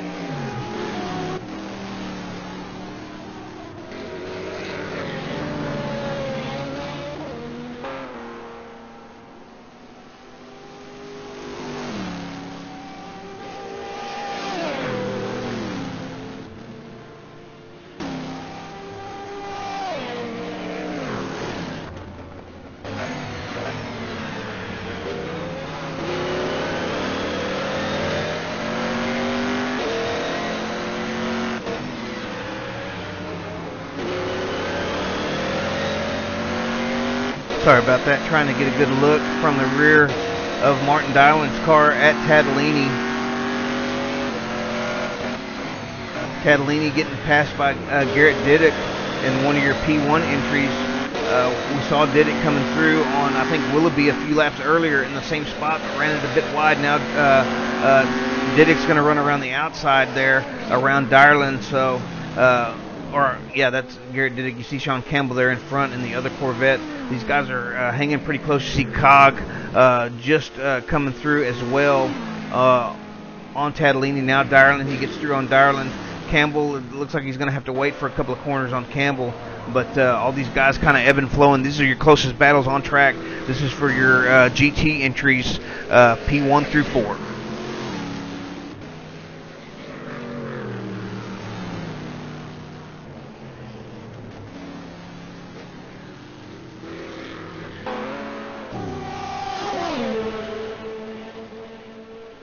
Now let's take a look back at Stephen Miller in your FVR Acura entry, currently in P7 in the LMP2 class.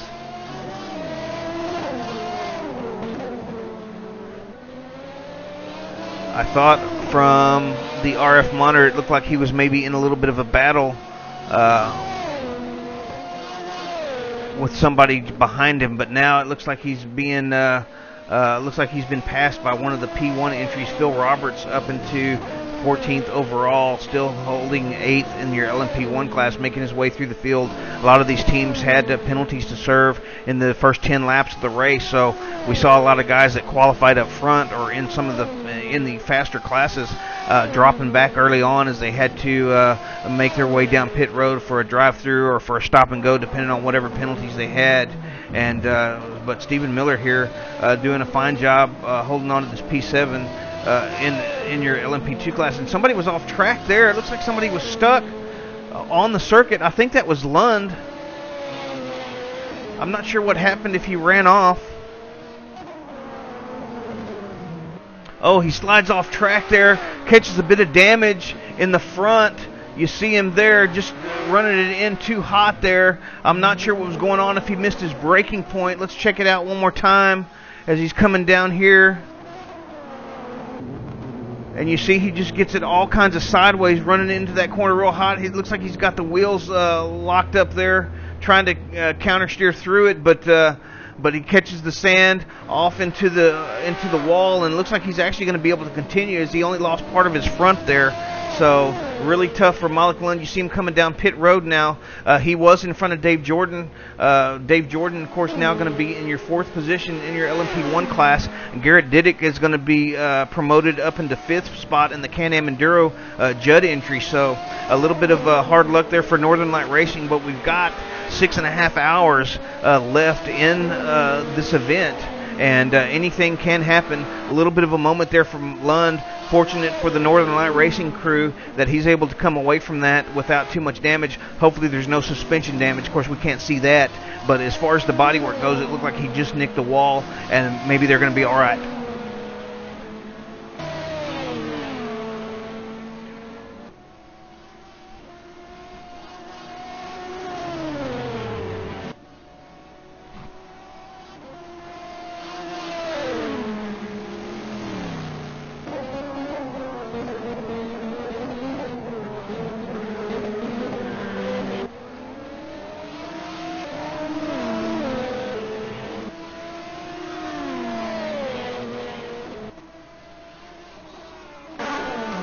Now let's go back into your P2 spot for the LMP1 class. This is Kamran Chowdhury, and I saw Mayfield's name tag just a little ways up the road. It looks like I finally got it right as far as reading what RF monitor is telling me. This gap has now closed back to about 1.5 seconds, so we're not sure what's going on with Mayfield. But he had at one point about an 8-second lead over Chowdhury, I think. And but now Chowdhury is right back here in the mix of it. Let's take a look at Mayfield now. Let's see if we notice any damage or anything on his car. You see Chowdhury right there. The RF monitor currently showing about a 1.5 second lead for Mayfield. This is your current leader in your LMP2 class, Chowdhury in the P2 spot. And of course, earlier on we saw Chowdhury putting all kinds of pressure on Mayfield, was able to even get around him there briefly before Chowdhury dropped a wheel and almost spun it to the wall, made a great save. But Mayfield's been super smooth the entire race and has really not made any errors that we've seen, at least. So something had to have gone on here, but Mayfield currently about 1.5 seconds in front of Chowdhury. And once again, this is your battle for your LMP2 lead. And Mayfield trying to make his way around Stephen Miller on the outside through the carousel. Wants to use Miller as a block over Chowdhury there if he can get in front of him to the kink. Miller not really giving up any ground as he's trying to run his own race. And Mayfield with a great move around the outside. I'm not sure it was a very smart move, but he pulled it off. And now Chowdhury having a tough time getting in front of Miller, but Miller sees him, and Miller's going to let Chowdhury go through. So whatever advantage that Mayfield might have had, Chowdhury now has been able to have it handed back to him as Miller finally realizes what's going on. These are your leaders in your class, and they're putting you a lap down. So good job from Miller there to let Chowdhury through and to hold as tight a line as he could through the carousel as Mayfield makes a really ballsy move around the outside, makes it stick. But you see Chowdhury is right there knocking on the door saying, hey, buddy, I'm still here. And Chowdhury looking really in a strong position now, looking like he's ready to pounce. Oh, almost runs it wide there, exit in turn one. But Mayfield getting the better through that there. Mayfield's looking like he's maybe just a little bit squirrely on the brakes. Chowdhury pushing it really hard through the corners, though, and getting a really good drive here down the straightaway. He's not close enough to catch enough air to get him in the braking zone, I don't think, at the bottom of the hill. Looks like Mayfield's still going to hang on to this for a few more corners, but Chowdhury really setting himself up for a run down the back straightaway after they get through the kink.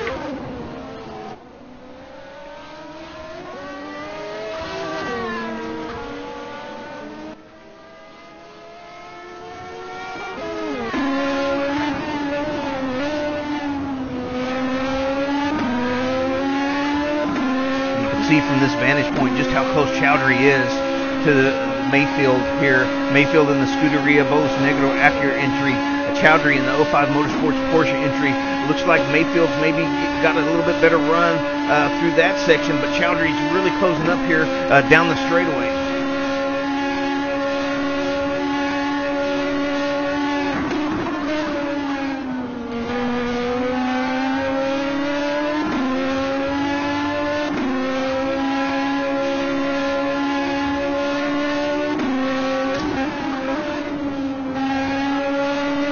Great to hear the sound of these cars as they make their way through the gears, up and down, accelerating out of the corners and then back down the gears as they head into the corners on the brakes.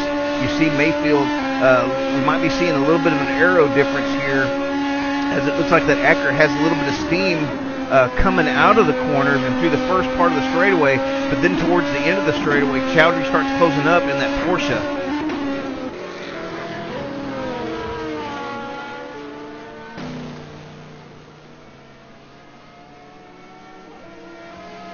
Now they're coming in on some traffic, passing Jimmy Halverson of the Northern Light Racing GT40 entry, currently in 5th in your GT class. So once again, these GT drivers having to contend with so much traffic through the course of this event. But right now we're looking at the battle. This is your battle for P1 in your LMP2 class between Ryan Mayfield and Kamran Chowdhury. These guys went at it real early on in the race. Then they Mayfield was able to separate himself from Chowdhury. We're not sure what happened, if Chowdhury had a moment or what, but all of a sudden it's come back together within the last few laps now, and Mayfield with all kinds of pressure being put on him by Chowdhury. Chowdhury wide through the carousel, going to try to get a really good run through here as Mayfield gets held up by Willoughby. No fault of Willoughby, but Chowdhury gets a really good run and is going to pass Mayfield into the kink. Wow, that was a ballsy move there as Chowdhury takes the lead in your LMP2 class.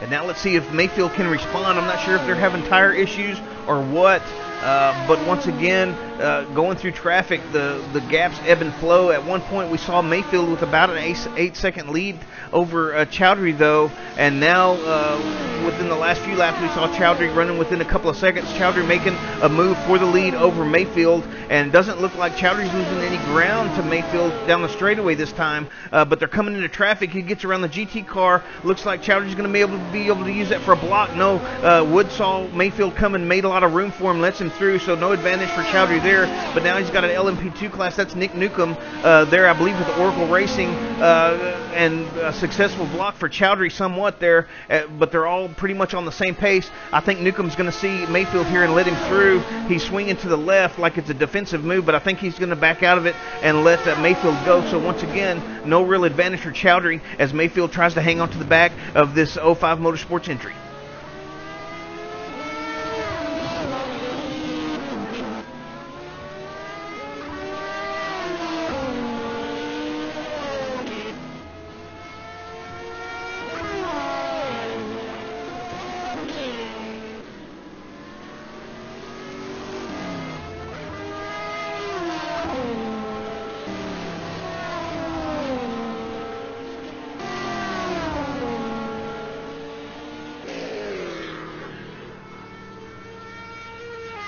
Oh, and a huge moment for Ryan Mayfield there.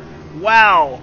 And I believe that was Paolo Tatalini that he got into. I was just looking over at the RF monitor to see if there was any other races to look at. Let's look at a replay of that. Not sure exactly what. Oh, Tatalini gets it wide there. You see Tatalini with it wide coming out of the turn. Wow. And that's a horrible break there for Mayfield. Let's take a look at the replay here. Tatalini can see the traffic coming through. There's Chowdhury and Mayfield coming up behind him. And once again, we were talking earlier about these GT drivers having to drive the entire race in their mirrors while keeping it on track. You see Tatalini slipping just a little bit wide here. And here comes Mayfield behind him.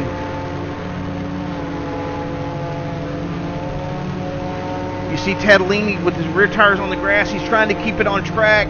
Unfortunately, he catches just a little bit too much traction with the front. He can't get the car to stay straight. Mayfield gets into the back of him, and you see Mayfield just going around into the wall. Meanwhile, Chowdhury's off scot-free.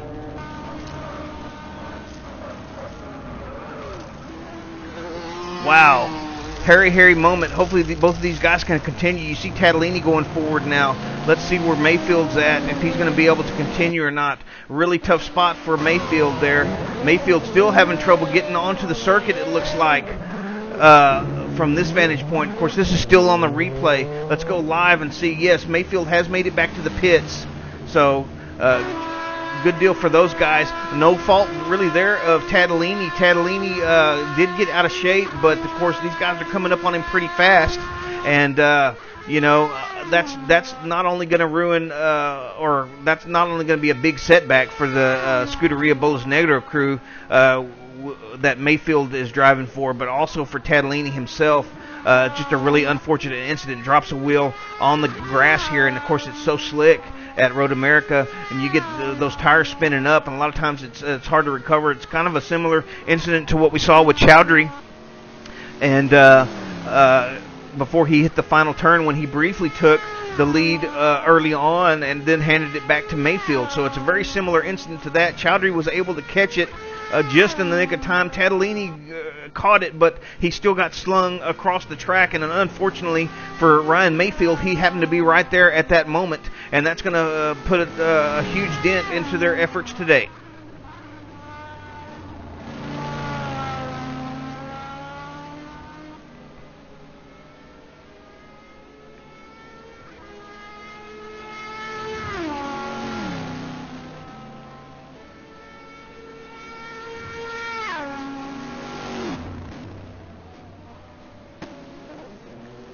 And now we check back with the Busters Racing C6R entry driven by Paolo Tatalini. It looks like he has stayed on track, opted not to pit.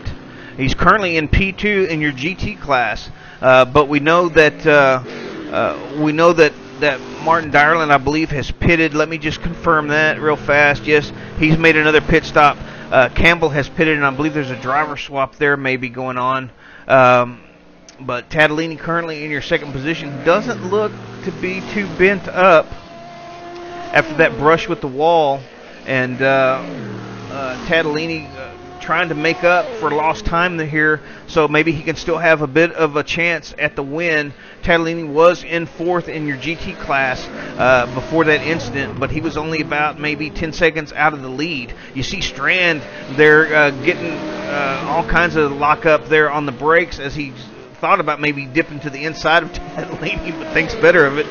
Gets on the binders really hard there and locks him up. Fortunate for those guys that there was not another incident here between one of your LMP cars and your GT class. So really tough racing here for both classes. Not only the GT class, as I've mentioned several times, driving in the mirrors, but also with these LMP cars, because they're so much faster into the turns, on the brakes, on the gas. Sometimes it's really hard to judge exactly where you can make a pass and where you can't, and it takes a lot of knowledge of your fellow drivers too, and the capabilities of whatever car they're driving. So we're getting a little bit of some swapping now in the front, as I think we're getting some driver swaps going on and some position changes that I'm seeing on the RF monitor. But Tadolini currently sitting in your P2 spot in your GT class. Ed Caranci still holding down. Now Tadolini is going to pit.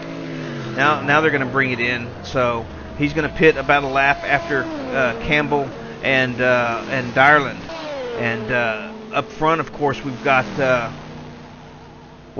there has been a lead change. We've got Ryan von Steinen now of the Nexus 6 crew racing the Judd. He's up front, but we've had your leaders, Klaus Kog, pitting, and it looks like they've made a driver swap. So now we've got Mark Boss in the Formula Racing entry, currently sitting in P2, and they are about 4.5 to 5 seconds behind the lead, even after pitting. So Cog doing a tremendous job getting that crew out front and building a huge lead for his team.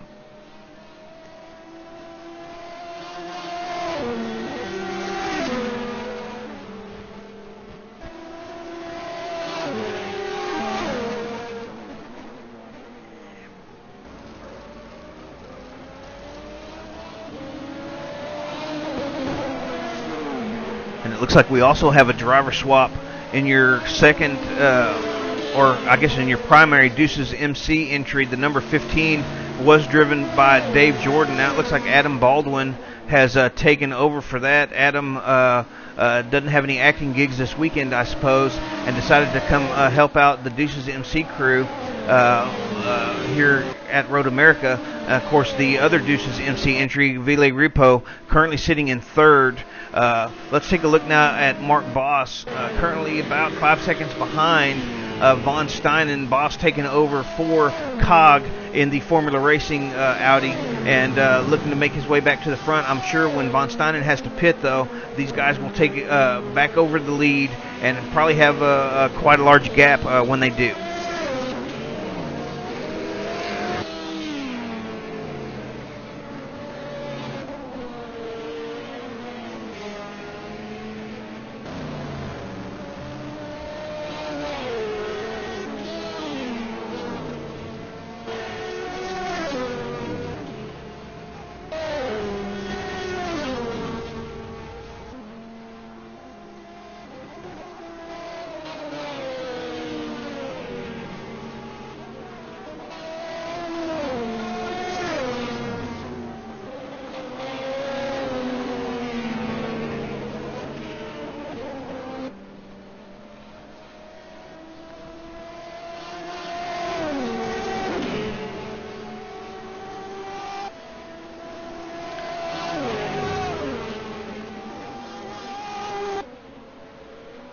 Now as we get our first look at Adam Baldwin in the Dome, the Deuces MC entry, currently in P4 in your LMP1 class.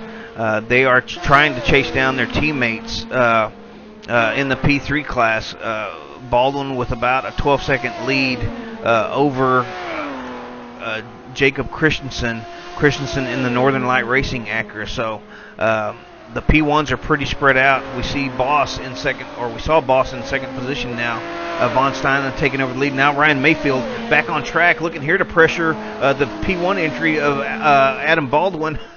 And Mayfield, of course, coming out on the pits. I'm sure he's probably got fire in his eyes as he wants to get going here and try to catch back up and make his way to the front. You see the GT leader there, Karanchi, going down pit lane. So we still have our tightest battles in the GT class. As I'm looking at RF Monitor, it looks like Martin Darland and Paolo Tadolini are still pretty close together, even after all that stuff that happened there. Those guys are still about 1 to 2 seconds apart.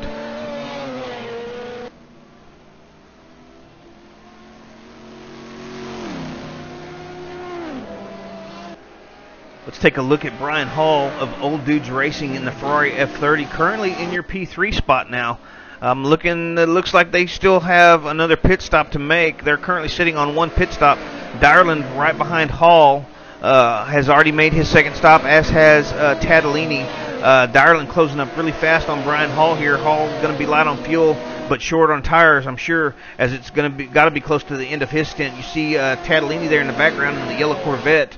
So Darland and Tadolini still pretty close together. Not sure if something happened to Darland or if it was just traffic like what we see going on right now. But Tadolini not really losing too much ground to Darland, even after that huge moment he had down the back straightaway out of the kink when he let his rear tire slip off the edge of the track, and then got into it with Mayfield as Mayfield was trying to make his way by. So we still got us a pretty good battle here. This is going to be for third and fourth once the Old Dudes Racing entry driven by Brian Hall heads for, well, there he goes. He's heading for the pits right now. And then we've got Rodney Wingfield with Lost Rings Racing currently sitting up in the P2 spot. But I'm showing that Wingfield now is, Wingfield's in the pits as well. So let's go ahead and go click on here and take a look at Darland. You see Tadolini right there with him now. They got all kinds of traffic coming through, and of course this is probably what happened to Tadolini on the back straight, as he had Mayfield and Chowdhury coming through in your P2 entries, duking it out for the lead.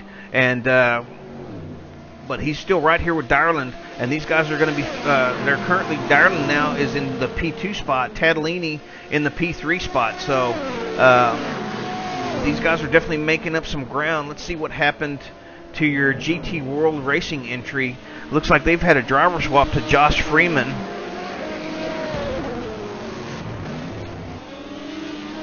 Josh Freeman of the GT World Racing entry is currently in fourth, so they lost some time with the driver swap. It looks like he's about 12 seconds behind Tadolini. So once again, all these guys duking it out for your GT lead. They've lost a bit of ground to Karanchi now, as Karanchi has about a 30-second gap over Martin Darland. But something must have happened to Darland. We missed it in all the replays and stuff going on with the Tadolini Mayfield incident. And but somehow Darland has found his way back into the clutches of Tadolini, although Tadolini not getting the good run through traffic that time, and Darland puts a little bit more of a gap between himself and the Corvette.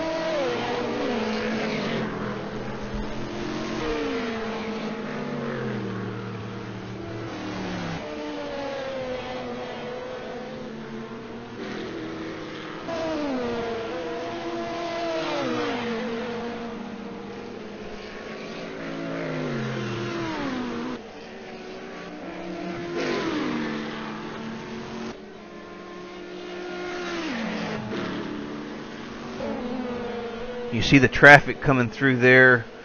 Del Castillo coming through. We still got some, I think that might be Boss coming up behind these guys next. But it looks like Darland caught the better end of the traffic that time, or for about the last half of a lap, as he's now increased the gap back to about where it was when we first took up this battle again. Tadolini pretty close, but of course, through the course of an 8-hour race, this is where you get into different strategies with fuel. And do you take tires, or do you try to double stint them, or do you go for the faster lap times and the longer pit stop? So We could be seeing a bit of that going on here. Not sure, but Dyerland currently in your P2 spot in your GT class over Tadolini, who's about 2 seconds behind now.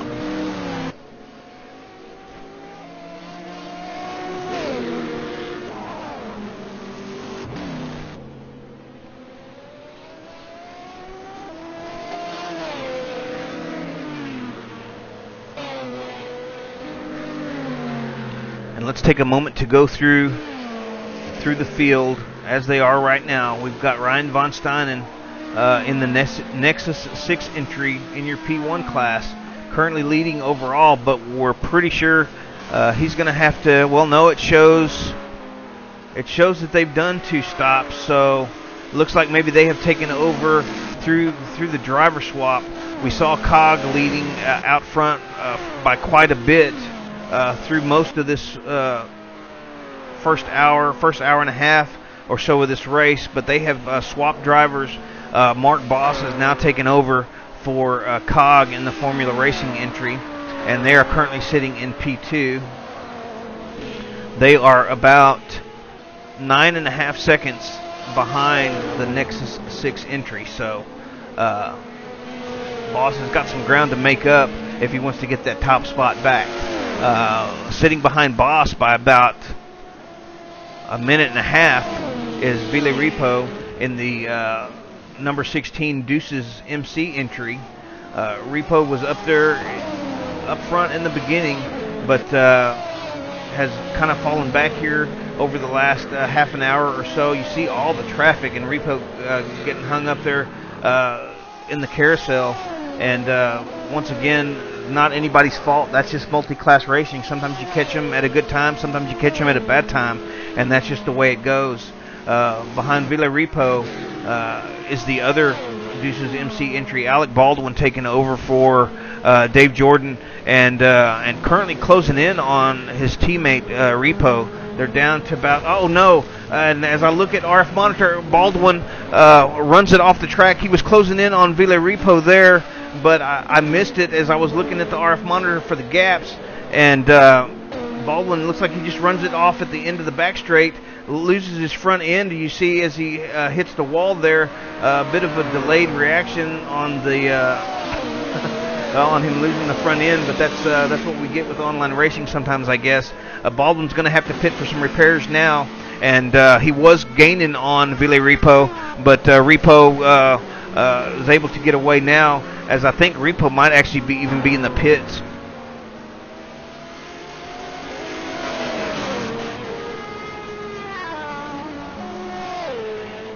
No, Repo's not in the pits, so I'm just trying to still get I get confused sometimes on the gaps as they show up in RF monitor, but once again, Adam Baldwin closing in on his teammate, but then runs it off the track, so that's going to move Baldwin down. I'm currently showing him in 6th position as he heads to the pits for some repairs.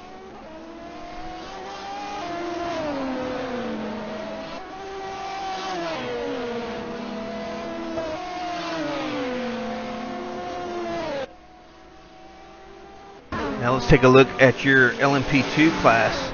This is Steve Davis having taken over for Kamran Chowdhury in the 05 Motorsports entry. Let's see if I've got Davis here on the... No, I don't, so I'm going to have to... Well, he's got about, looks like a 17-second lead over Allison in 2nd place. Let me refresh my RF monitor. That's probably part of the issue there. Oh, and another huge moment for Davis as he looks to make a move around the GT leader, Ed Caranci there. Man, I keep missing all the action as I try to get the gaps and stuff going on here and take a, get a handle on that stuff. Let's take a look at a replay here with what happened with Steve Davis.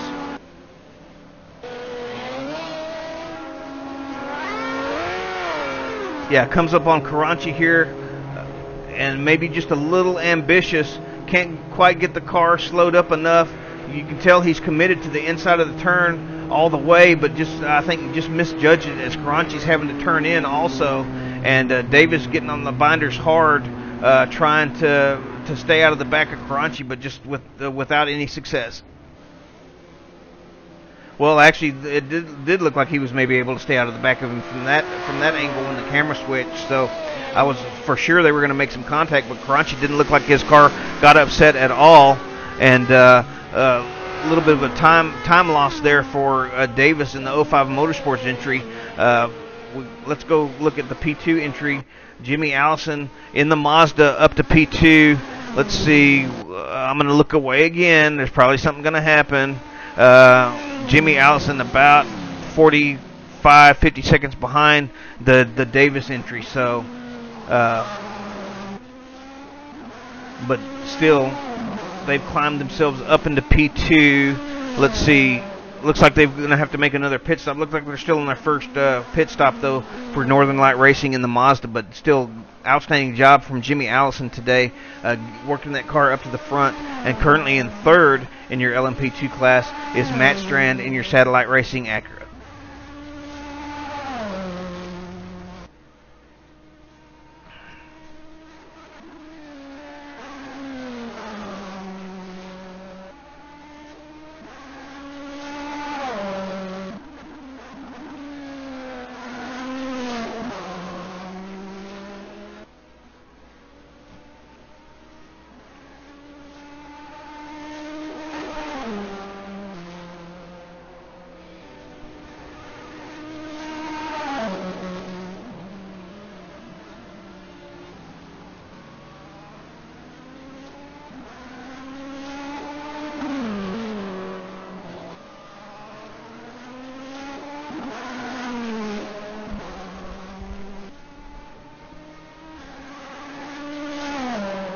Now we're showing Matt Strand dropping a couple of spots here into P5. I believe Matt is in the pits. So once again, we're starting to get into some of the pit strategy now. We're just under 2 hours into this event. We've got about 6 hours left, but we're starting to see some of the pit strategy now. And of course, people leapfrogging each other as they come towards the end of the race. We'll really see it quite a lot the last 3 or 4 stints until the final stint, and then everybody will come back together and we'll see really how it played out. But right now we're looking at Jimmy Allison in P2 in the Mazda. Let's go back and take a look at your GT leader. Ed Karanchi has had pretty much a flawless race. Ed Karanchi just doing an outstanding job currently with about it looks like he's got about a 23-second lead over Martin Dyerland in P2. Dyerland now having separated himself from Paulo Tatalini a little bit. The gap about 5.5 seconds there between second and third in your GT class. And in your fourth position in the GT class, the number 63 GT World Racing entry driven by Josh Freeman. So Josh losing a bit of time through the driver swap, or GT World Racing did, not really Josh, but just the fact that they did the driver swap, I think, is what caused them to fall out of second and into fourth. So, but we've had some stellar racing in the GT class for most of this event. Let's take a look now at some of the other cars in the pack. Let's take a look. We haven't seen Tracy Nolte yet. Tracy Nolte of the Acme Racing in the Aston Martin Von Taj, the number 101 entry, currently holding down your 11th spot in the GT class.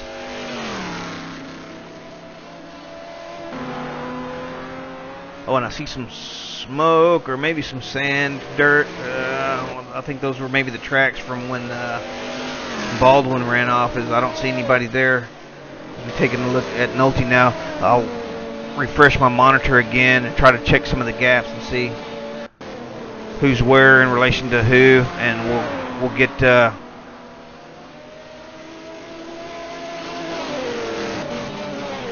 get back to some of this some closer racing here momentarily. Well, now I see one race that's going on up in your P1 class.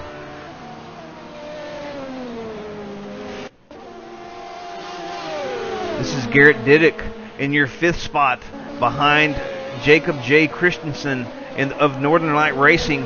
Diddick in the Can-Am Enduro C60 Judd. Christensen in the Northern Light Racing Acura. And Christensen coming under fire from Didick here, getting all kinds of pressure from Didick. This is for P4 and P5. These guys are separated by about maybe a tenth or two as they head up the hill. Didick might be getting a run here as they head up into turn 1. You see Mayfield there currently holding down your third spot in the LMP2 class. So Mayfield has recovered up into P3 in the P2 class. Didick did not get a run on Christensen there, though. But these guys are really close here, and they got all kinds of traffic in front of them. They got LMP2 traffic. They got GT traffic. That was, I think that's your DeSafio entry in the GT class. That's Adrian Aranda, I believe. Or no, that's Antonio Valdivia in the other DeSafio.com. C6R, but Didick all over Christensen. Christensen runs it wide now at the bottom of the hill, and Didick gets through into 4th position. So let's see if Christensen can recover. I'm not sure if he was just driving his mirrors too much. Now he finds himself behind Mayfield. Mayfield's in a P2 car currently in 3rd spot in the P2 class. Mayfield trying to give some room for Christensen. Wow, that was kind of a hairy moment there. Christensen trying to recover from a bit of a moment at the bottom of the hill there where he let Garrett Didick get through. Christensen was trying to fend him off. Didick was applying all kinds of pressure, and it worked. Christensen just got it in there too hot, couldn't hold the line, and runs it straight through into the gravel a little bit, losing about, I'm showing now he's about 2.5 seconds behind Didick, so certainly still within grasp, but he's going to have to settle down and make as clean a laps as he can, given all the traffic, and just try to claw his way back up there into that P4 spot.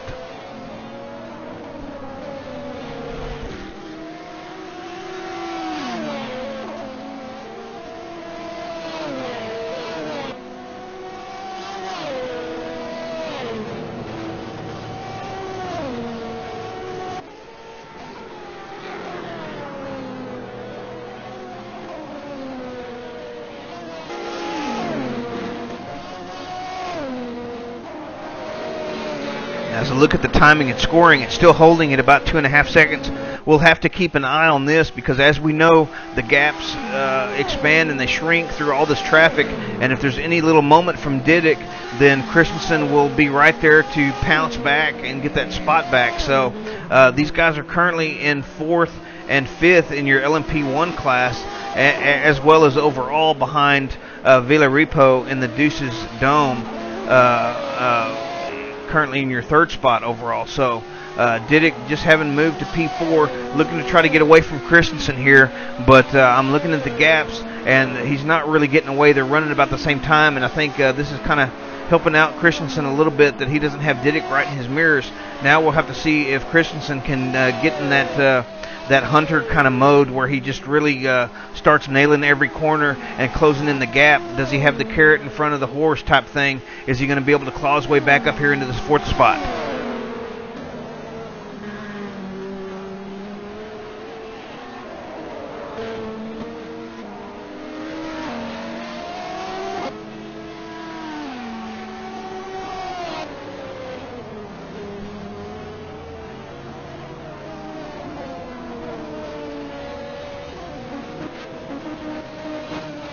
Oh no, and again as I'm looking at the RF monitor, Didick runs it wide or runs it in too deep at the back of the straightaway, I believe. Yes, or no, this is out of the final corner. Let's look at a replay and see what happened since I missed it. He's losing his front end. He's trying to claw his way back onto the track and get over so he can make it down pit road. There he goes. Had to wait for some traffic there. Bad moment for Didick. Let me get the replay going here. I'm not exactly sure what happened. I was looking at the RF monitor again, trying to find some gaps, see if there's any other close racing going on.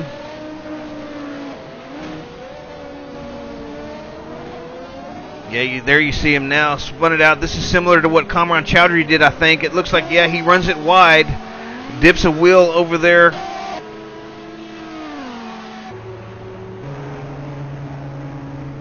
Yeah, gets his wheel over there and then onto the asphalt. It starts grabbing. It throws him, slings him back, and he just cannot hang on to it. So bad moment for Garrett Didick rather, as he's heading to the pits.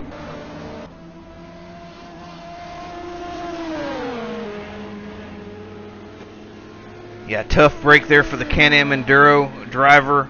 That's going to move Christensen back up into the 4th position, and I'm sure they're definitely happy about that in the Northern Light Racing garage. Christensen now coming back around through the final turn again. I'm not sure if Diddick is still getting repairs or not. Maybe we'll catch a glimpse as they head up the straightaway here.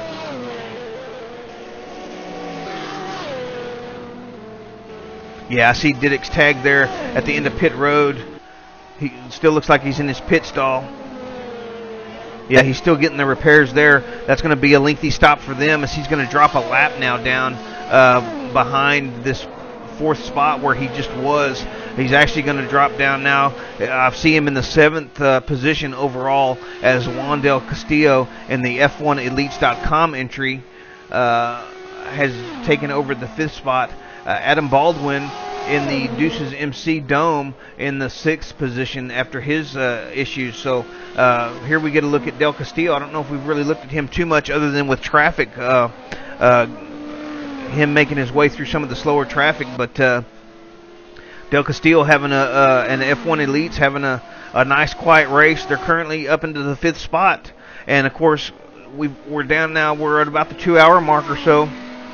We've got about 6 hours left, and a lot of times that's how you do good in these endurance races. You just keep your nose clean and stay out of trouble, and you may not even be the fastest team on track as far as lap times, but if you can be the most consistent and if you can avoid those issues either self-induced or in traffic, then a lot of times you can have a really, really good result, and it looks like that's what F1 Elites is headed for here as they make their way up into the 5th position.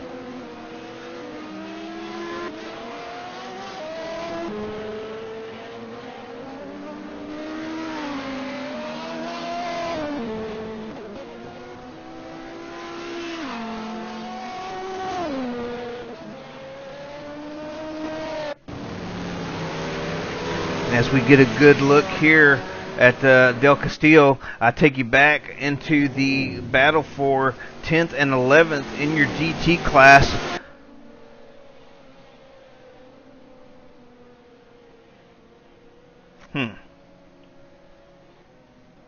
Well, I'm not sure what's going on with that. I tried to go to a replay to catch the pass that Nolte put on Wood, but it just went into the garage. I'm not sure what's going on there. We go back live. Nolte just taken over the 10th position. Nolte in the Acme Racing Vantage. We saw him just a little earlier. Wood with the Trauma 2 team in the C6R. So we just had us a little bit of a pass there for 10th in the back of the GT class. This is your closest battle on track as we speak. Let's see if Wood can hang on to Nolte, maybe get the spot back from the Aston Martin driver. Looks like Nolte is eking his way apart from Wood, though, so I'm not sure if Wood's got some tire issues going on, or maybe he's got some aero damage or something, but Nolte appears to be getting away in the Aston.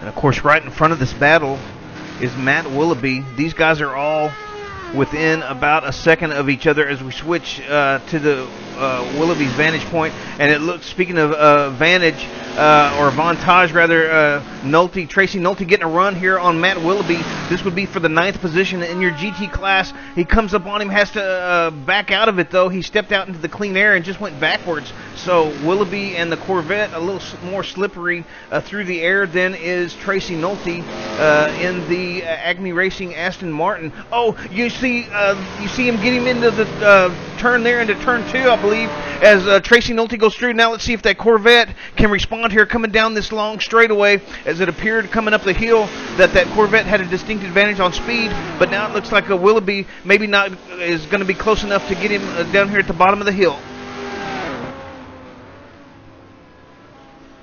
And so Tracy Nolte's going to hold on to that. He just passed Kevin Wood for the 10th position. Now he passes Matt Willoughby for the 9th position. Let's see if I can get a replay to work on this one now and see if we can get a good look at that pass.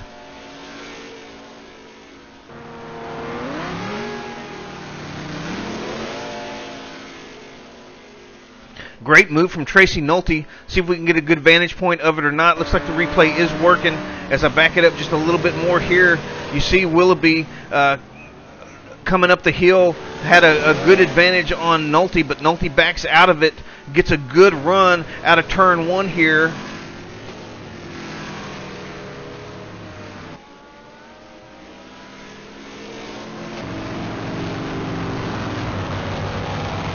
Moves it to the inside, gets a really good run. Willoughby has no way to defend as Nolte uses his better aero package, I'm guessing, and different suspension setup to get right up along the inside of Willoughby here. Willoughby has nowhere to go. He cannot defend from this position. He could turn in and cause an accident for both of them. You see him trying to just tuck in right behind it, but gets a little bit early. Oh, they might have made just a little bit of contact there, so that probably is what messed Willoughby up just a little bit down the straightaway, and Tracy Nolte gets away scot-free. A great move from Willoughby to try to defend down the straightaway, tucking in right behind Nolte to get a good run into the braking zone, but it did not happen. He gets it just a little bit wrong, nudges Nolte's Aston just a hair, and that totally messes up his drive, and so now Nolte is scot-free. Let's go live and see if Nolte has gotten away here.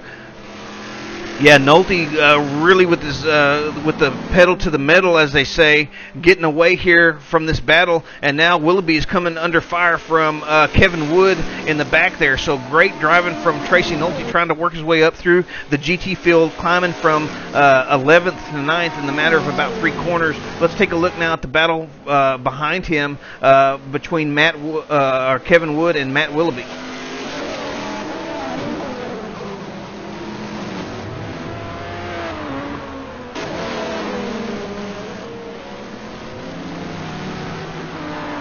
Now I'm being told from the guys on pit road that we have a bit of a battle here in your LMP2 class. We're currently looking at the GT battle for 10th between Matt Willoughby and Kevin Wood, but let's take a look now at your LMP2 battle between Steven Carlson and Matt Strand. Carlson in the Northern Light Racing Mazda taking over for Jimmy Allison, and Matt Strand in your Satellite Racing entry in the Acura. So we've got a Mazda and an Acura here, and looks like Carlson, oh boy, I thought maybe Matt was gonna, he thought about it there for a second and decides, hey, I'm not close enough. So we've seen so many cars go off at the end of that straightaway, just running in there too hot, and now it looks like Matt has cost himself just a little bit of time to Carlson, as he's now about 2 or 3 car lengths back. I don't know if he's going to be close enough to catch some air here as they head up the hill. You see him skyrocket over that crest there, catching all kinds of big air, and you see Matt Strand tucking in behind Carlson. They've got that's Halverson in the GT40 that they're passing there, and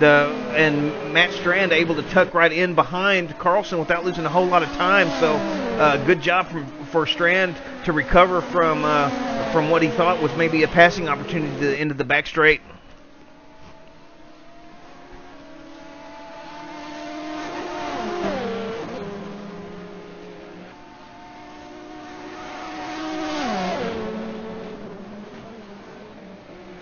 Oh, and Strand really tucks it up close there behind Carlson. You saw him just closing right in the braking zone. He wasn't able to make up any ground in the straightaway. So once again, this could be a car difference. It could be a setup or an aero difference, or a combination of all three of those. Strand getting the better of it at the end of the straightaways. Carlson looking like, and the braking zones, Carlson looking like he's getting a little bit better of it through the mid corner. So you see here through the carousel, it's real apparent as Carlson just kind of leaves the satellite entry in his dust. But here as they head through the kink, you see he's got about a 5 or 6 car length lead over the satellite entry, but I have a feeling Strand's going to be a lot closer when they get to the braking zone at the end of this straight. Yeah, and you see Strand closing right up there to within about a car or two of the Carlson entry. Carlson, of course, in Northern Lights, the Northern Light Racing Mazda. Strand in the Satellite Racing Acura. And as we take a look at the shot there, Strand getting a really good run up the hill on Carlson. They're almost side by side now. Does Strand have the arrow to get by, or is he going to just stall like we've seen so many cars do at the end of the straight? Oh, we got traffic coming out. That's Malik Lund in the P1 entry, but Strand is able to get through on Carlson. Good pass there. Lund got out in time to keep from messing these guys up. Strand recognized it, kept his foot in it, and just drove right on past Carlson. Now is the Northern Light entry going to be able to respond? Let's stick with these guys for a little bit and see. Carlson been a little bit better through some of the more aero-dependent sections, the mid corner and corner exit, where Strand seems to have an advantage at the end of the straightaways and maybe even on the brakes, which almost doesn't even make sense to me. But somehow Strand's getting it to work. But Carlson here trying to hang on. Strand looks like he's maybe just kind of creeping away a little bit from Carlson there. Of course, we saw this ebb and flow between the two of these when Strand was trying to catch and before he passed Carlson. So, but this is the section of the track where I thought we saw Carlson eking away from Strand a little bit on the previous lap. Doesn't look like he's gaining a bit back here.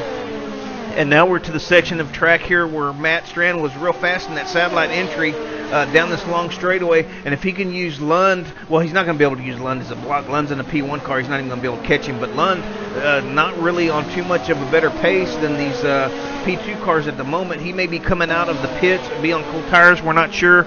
But Strand just taken over the 4th spot from Stephen Carlson in the Northern Light Racing entry, and now they got GT traffic in front too, and now Carlson's right here under the wing of Matt Strand. Is he going to be able to get a run as they head up into turn 1?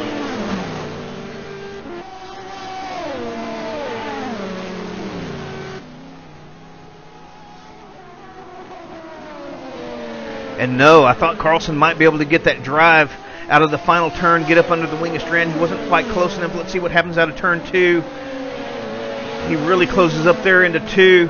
Strand swings it just a little bit wide, but it looks like he's able to get on the gas okay.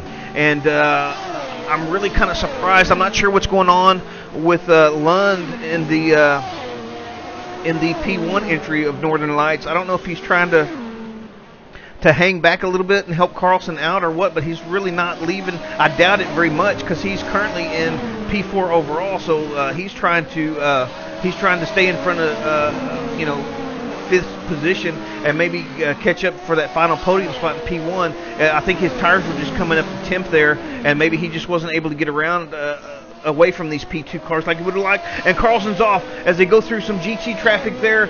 Strand's able to use one of your Corvettes as a block. I'm not sure who that was exactly. Carlson tried to get through there as well, but runs it wide. It looks like that's Wingfield. Yeah, that's Wingfield. And Carlson runs just a little too hot in there, trying to get around riding Wingfield of Lost Wrench Racing in the C6R. Runs it in a little too deep, off into the gravel, and Strand is away for the moment.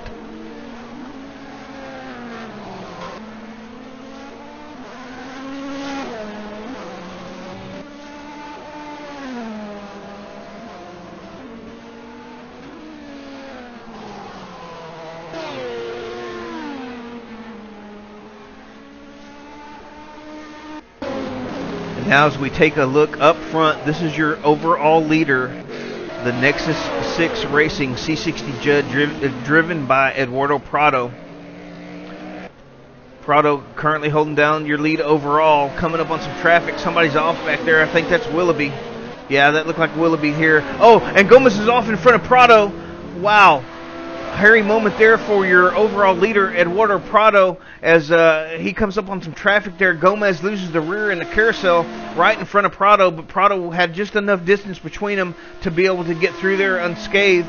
And Prado, I'm looking, has about a 28-second gap or lead over your Formula Racing entry. Klaus Kog has gotten back into that cockpit, though. So we'll have to see if Cog can make any progress here on Prado. We know both of these guys are very fast. Let's see how the setup works. But Cog in the Formula Racing entry has quite a bit of work to do if he's going to make up that 30 seconds.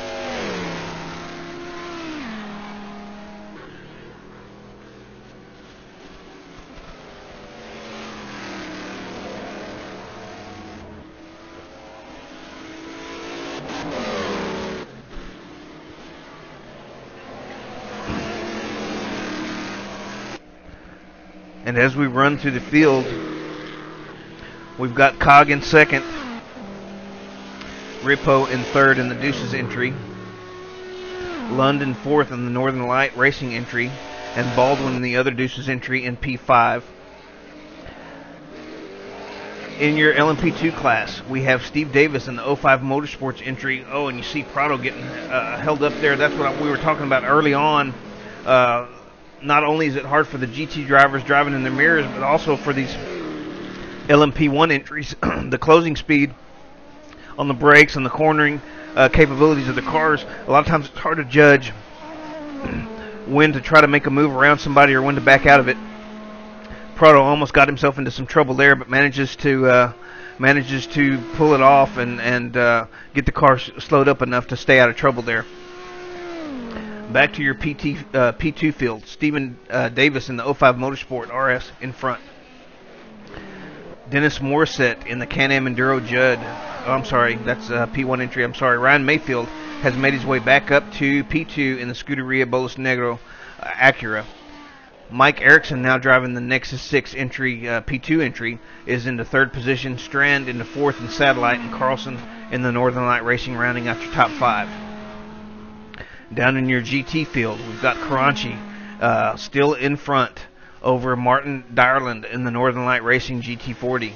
Paolo Tattolini, even after his moment early on in the Busters Racing team, holding down your final podium spot in the GT class. Rodney Wingfield of Lost Wrench in fourth, and we got Jimmy Halverson in Northern Light Racing in P5. So, got some good battles all about. I'm looking at the different gaps. I'm going to take just a really short break here on the audio, and we're going to let's go back to, while we do that, let's go back to your GT lead, Ed Caranchi, and follow him for a little bit, and I'll be back shortly.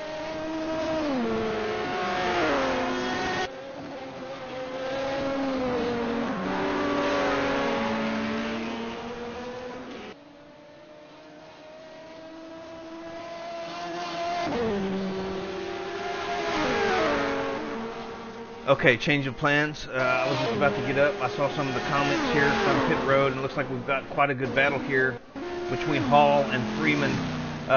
This is looks like Joss Freeman of GT World Racing has just taken over that spot from Brian Hall. Brian Hall in the Old Dudes Racing in the F430. Freeman in the C6R, and now looks like Hall back in front of Freeman. No, he backs out of it. I thought he was going to get him there at the bottom of the hill. Got a really good run, but Freeman there was able to counter on the brakes and stay in front of Hall. So we've got a great battle here. So we're going to postpone our break for a little bit. You see some of the traffic coming through. I believe that was Carlson, yes, in P5 in your LMP2 class. Freeman now looking to get away from Brian Hall just a little bit. As you see the LMP traffic coming through, that's Carlson and Baldwin in your P1 class. So, well, Carlson in P2, Baldwin in P1. I believe they're both in fifth position in their respective classes. But Joss Freeman getting by Brian Hall and getting away just a little bit here. Oh no, runs it wide. Can he hang on to it without spinning out? We've seen so many cars lose the rear here. He manages to take a really conservative line, trying to come back onto the track and save it there. Great driving there from Joss and Brian Hall is able to close that gap back a little bit due to that runoff track, but Freeman there doing an excellent job of making sure that he didn't get on the gas too hard on the grass and lose the rear end like we saw Tadolini in one of the other Corvette entries. And Joss is going to hang on to this spot over Brian Hall for the moment. This is currently your P6 position in the GT class.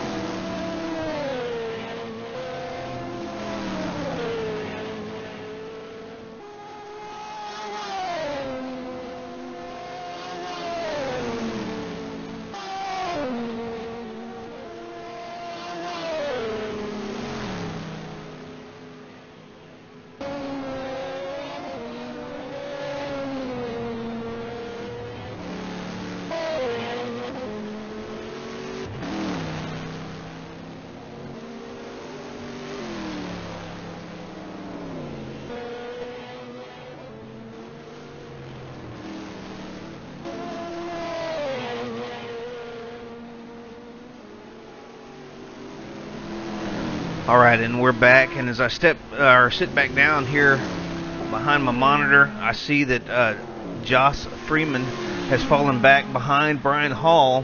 So I'm not sure what happened while we were away. I'm sure y'all were able to see it though, as we stayed with Freeman during that little commercial break, so to speak. And so Freeman back in. Oh no, and again on the brakes he might be having some tire issues, some brake troubles. I'm not sure what's going on there. You saw him lock it up on the brakes there. I'm not sure, I didn't catch if he dipped a wheel or what, but Freeman in all sorts of trouble now in that GT World Racing entry Corvette, currently in your 6th position in the GT class.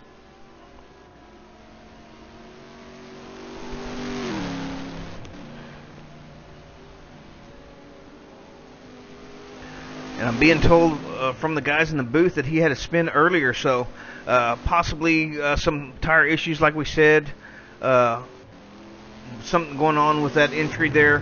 Freeman trying to settle down, make it around to the pits. I'm not sure when they're scheduled to pit, but I've got to think it's maybe going to be pretty soon, or maybe he's just losing some concentration. He's going to have to just calm his nerves, regather himself, and focus on the task at hand, and just try to put in some clean laps and see if he can make up that gap.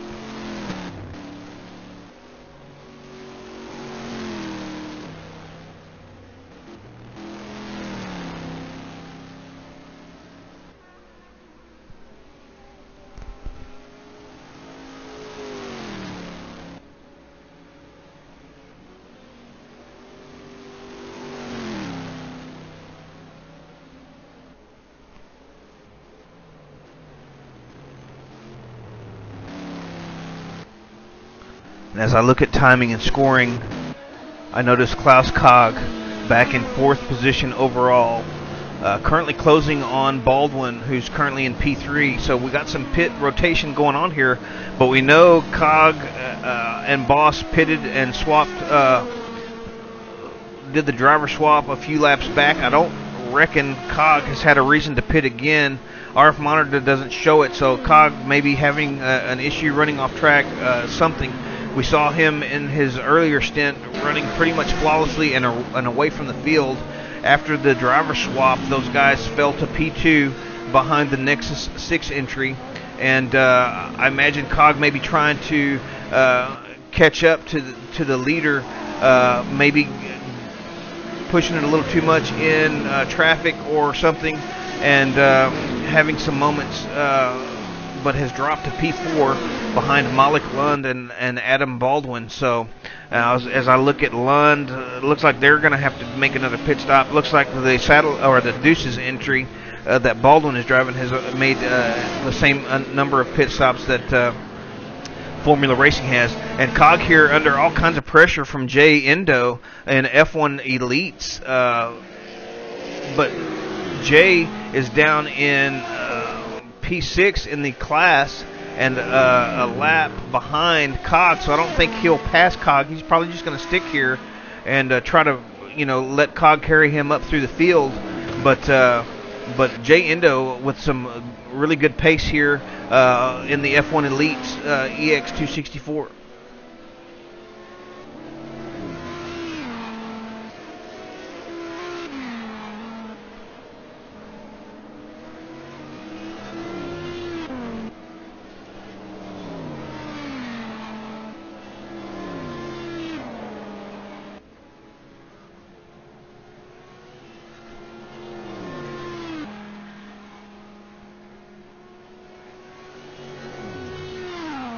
Let's take a closer look here at Jay Endo in the F1Elites.com number 84 entry. Looking pretty stout here as far as pace is going. We're not sure if Cog is having tire issues or maybe some aero damage or whatever, but the number 6 position driver Jay Endo definitely hanging up here with Cog. Cog's starting to get away just a little bit now. But a really good run for F1 Elites, currently in the 6th spot, and if they can keep the hammer down, they might be able to make it up there. They are on the same lap with the number 16 Deuces MC entry, currently driven by Steve Porter. They are lapped down to Cog, who's currently in 4th. So Endo trying to climb his team back up there. Maybe not to the same lap, but they certainly got another spot in their grasp if he can just hold steady and make some good laps. And right now they got fairly clean air. Well, now they're coming up on some traffic. Last few corners they had some good clean racing there, or good clean driving rather. And Endo trying to work his way back up, maybe into the P5 spot if he can catch that number 16 Deuces entry.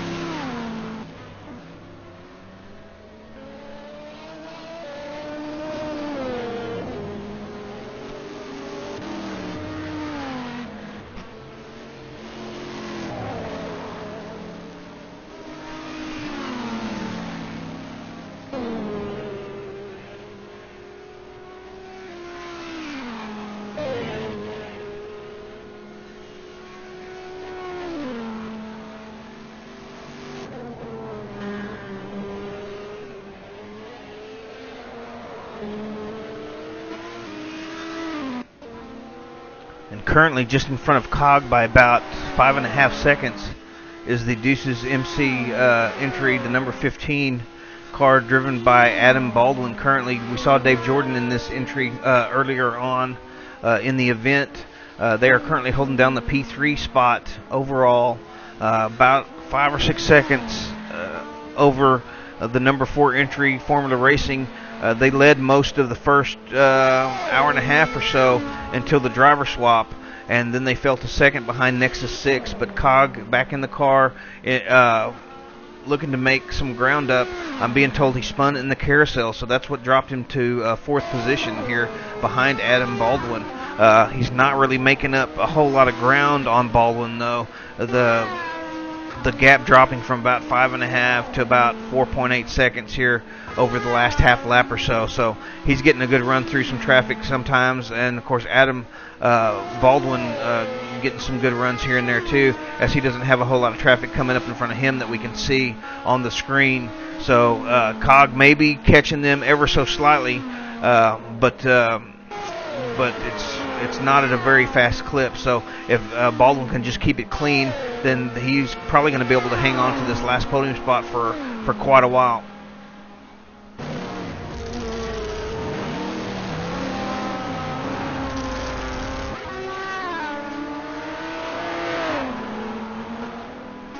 We see one of your GT cars off track there. That was Martin Kohler of the Trauma 2 team, currently holding down your 11th position in the GT class. So having a bit of a rough outing for that crew, but they're still hanging in there and currently holding down your 11th spot. They're going to have to watch out for the Can-Am Enduro entry, currently driven by Barry Hedrick, though, currently in your 12th position. So that's definitely not going to help out their cause for Martin Kohler. But if he can climb back on the horse, maybe they can hang on to that spot a little bit. I'm looking through the RF monitor just to try to see what kind of races we have going on. The closest battles we have right now, it looks like,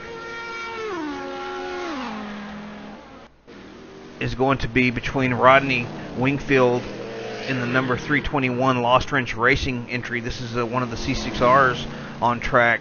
Looks like he is about maybe 3.5 seconds behind Martin Dyerland in the Northern Light Racing entry.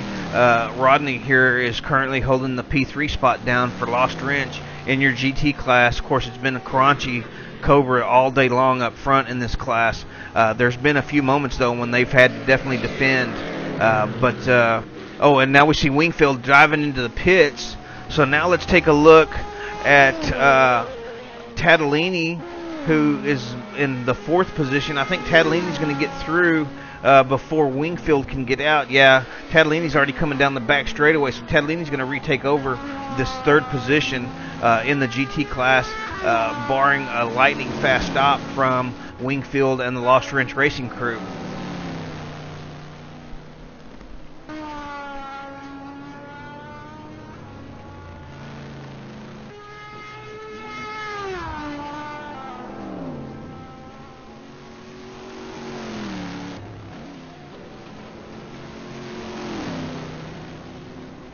Yeah, there goes Tadolini in front of Caranci, or I'm sorry, in front of Wingfield.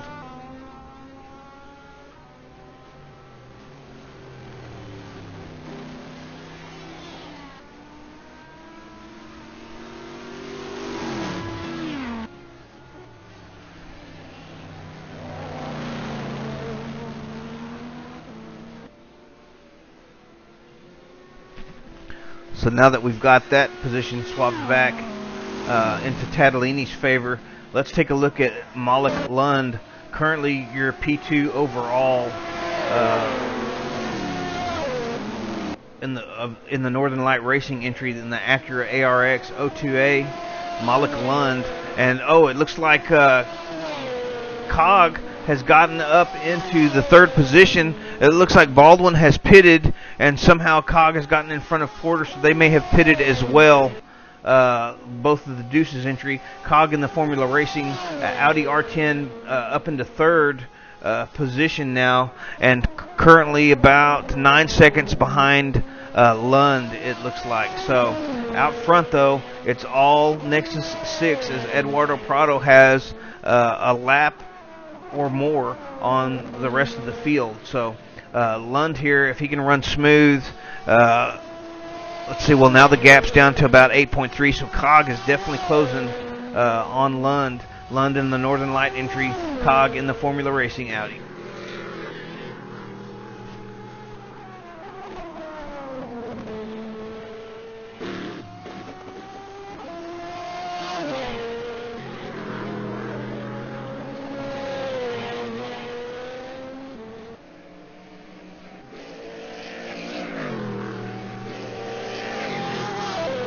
We're getting a lot of action on pit road now, it looks like.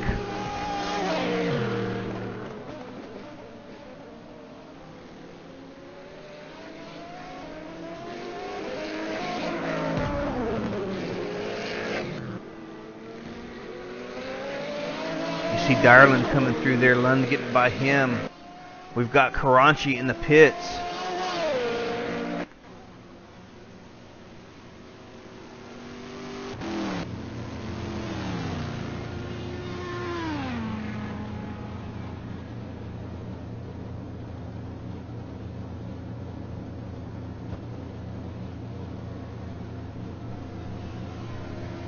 So the Karachi's racing crew now dropping to P3 overall. Not sure what's going on. Looks like we've got a driver swap here for the Karachi's crew. Santino Karachi taking over for Ed. Maybe that's what took them so long here and dropped them to third position. Martin Dyerland now in your P1 spot in your GT class. You saw Cog go by. Cog is back up into P3 now, catching up to Malik Lund a little bit, but it's still about 8 seconds. Your next closest battle on the track appears to be between Jay Endo and Steve Davis. So Endo about 2.5 seconds. We're going to switch to that in just a minute. Let me look as I look through some of the other gaps here on the RF monitor. That's what happens with multi-class racing. People spread out, especially with endurance racing. You get all these different strategies with tires, fuel, this, that, and the other, and you get all these people spreading out, and they leapfrog each other in the pits, and the gaps increase and decrease. But then at the end of the race, it all comes good, and you see who had the better strategy. It's quite interesting to watch as a whole. Let's look at. Well, I thought Endo was in a battle there. Looks like Davis has pitted, so Davis is in the pits now. That's going to move Endo up in front of Davis. Of course, Davis actually is in a P2 car now that I'm looking at the actual menu in R Factor. So those guys aren't even racing each other. I can't always tell that looking at the RF monitor though. But Endo trying to work his way back up, still holding himself in the 6th position. We're looking at your GT leader though now, Martin Dyerland. Not sure what happened with the Karachi's racing. I read on the text that they were in the pits, but then I still saw them on track, so I thought, well, maybe they're fixing the pit. But now they have pitted, maybe again, done a driver swap. Maybe they had an issue with the driver swap and it not working, Santino not able to take over the car, and they have dropped into P4 in your GT classes. We take a look at Santino Karachi now. They have been the class of the field most of the day, but just like we saw with COG in Formula Racing, sometimes little mishaps occur and it knocks you back a little bit. Of course, we're just a little past the 2.5 hour mark, so we've still got 5.5 hours of racing left here at Road America. Plenty of time to make up any of the gaps here, and of course, as always, anything can and does usually happen in sim racing. So the Karachis are definitely still not out of it, as Santino is on track and looking pretty smooth.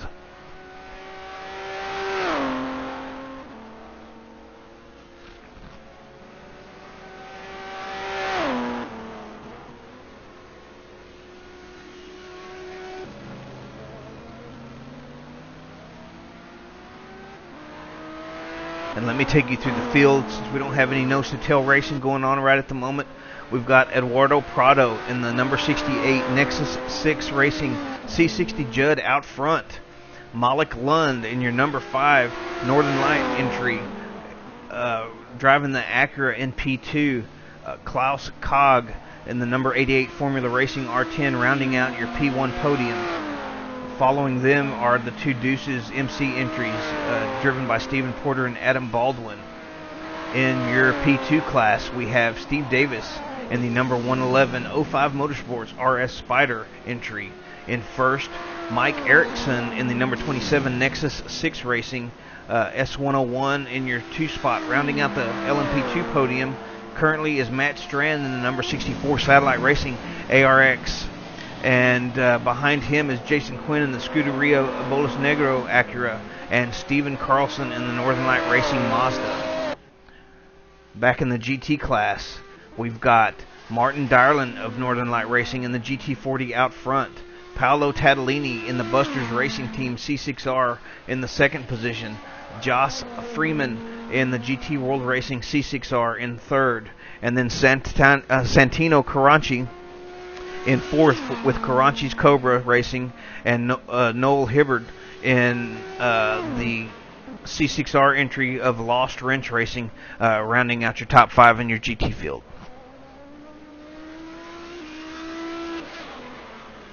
And currently, most everybody is spread out by a pretty decent margin. I see, though, it looks like we've got a bit of a battle shaping up here between Jason Quinn and Steven Carlson. You see Quinn here in the Scuderia Bolas Negro entry in the Acura. You see Carlson not too far behind in the Northern Lights Racing entry C60 Mazda.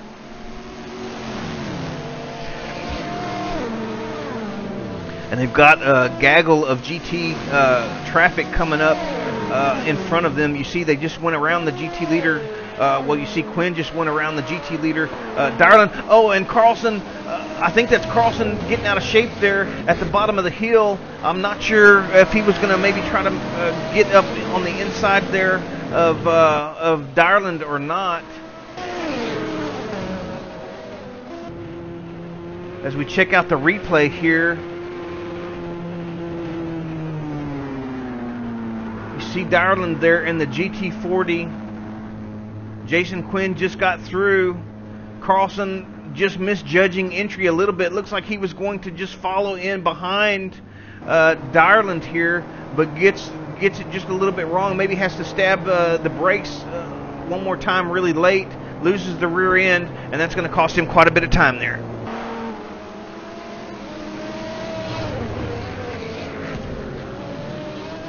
Oh, and looks like he catches part of the wall. Let's see if he's able to get, he's able to get going again, but the gap now is about 17 seconds, where it was probably less or right at a second just before that incident. So, unfortunate moment for Northern Light Racing. Carlson was looking really good, trying to get up there and get around Jason Quinn for the final podium spot in P2. Unfortunately, it all goes wrong there in the traffic. Maybe misjudged his entry just a little bit on the GT leader, Martin Darland. And I couldn't tell if he had to stab his brakes again or what again, or just maybe caught too much of the inside there, unsettled the car, loses the rear end. Now he's back up on Darland as they head up into turn 1, but Jason Quinn is long gone. And that's an interesting development right there too. We see Darland coming up on the back of the Caranchi entry. Caranchi's now in P5 in the LMP1 class. You see Darland going around Caranchi. They don't really have much choice when you're getting the blue flag. You got to let the traffic through. So Caranchi's has dropped not only into P5 due to their swap issues, is what we're speculating, but they have also dropped down a lap behind the leader. So Northern Light Racing is loving that. Caranchi's is hating it. But if Santino can just hang on here with Darland, they might be able to get some of that back through some of the pit rotation.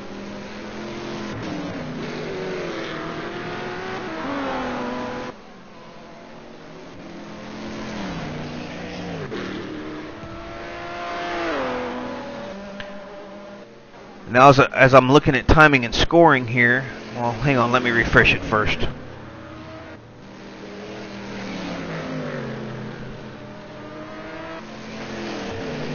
It looked like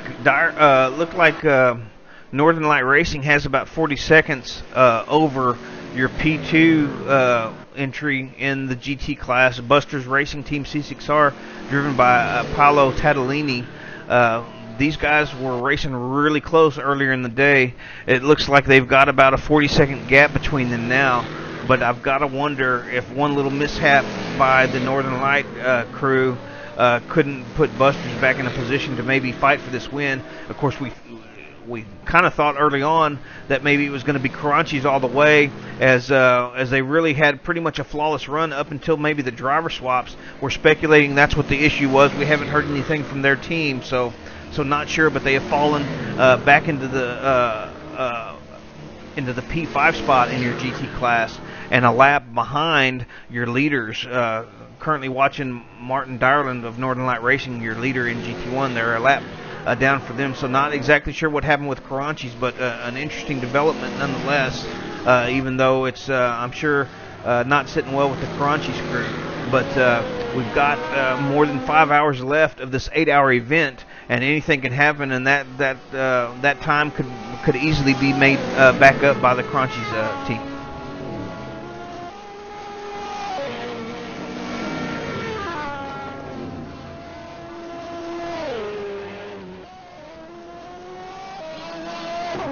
And now as we head back up to the front of the pack, this is Malik Lund, the Northern Light Racing P1 entry, in the Acura, currently in the P2 spot overall, but closing fast is Klaus Kog in the number 88 Formula Racing Audi R10. We saw the gap earlier. We were talking about it. It was about 8 seconds. That was about maybe, I'm going to just guess, 6-7 laps ago, maybe even more. The gap, you see Cog there in the background now, the gap is about 2.5 seconds. So Cog has gotten on the horse, got himself calmed down, made some good laps, got some good runs through traffic, and now all of a sudden is within striking distance of this P2 Northern Light entry driven by Malik Lund. And it's not that Lund is driving slow. He's been really smooth and fast all day. But there you see a little bit of a twitchiness on the rear end out of that Northern Light Acura. But Lund has been driving really steady the whole time. I'm sure his team is telling him, though, that Cog is coming, and maybe that's why we see just a little bit of extra effort on the gas from Lund. I thought he was going to maybe swing wide there a little bit. I got fooled by the perspective somewhat. There he takes a little bit of a narrow entry into that corner, so maybe feeling a little bit of pressure already is Malik Lund from the Formula Racing driver Klaus Kog, who is coming fast, trying to work himself back up towards the front. They're currently a lap down from the leader, Eduardo Prado.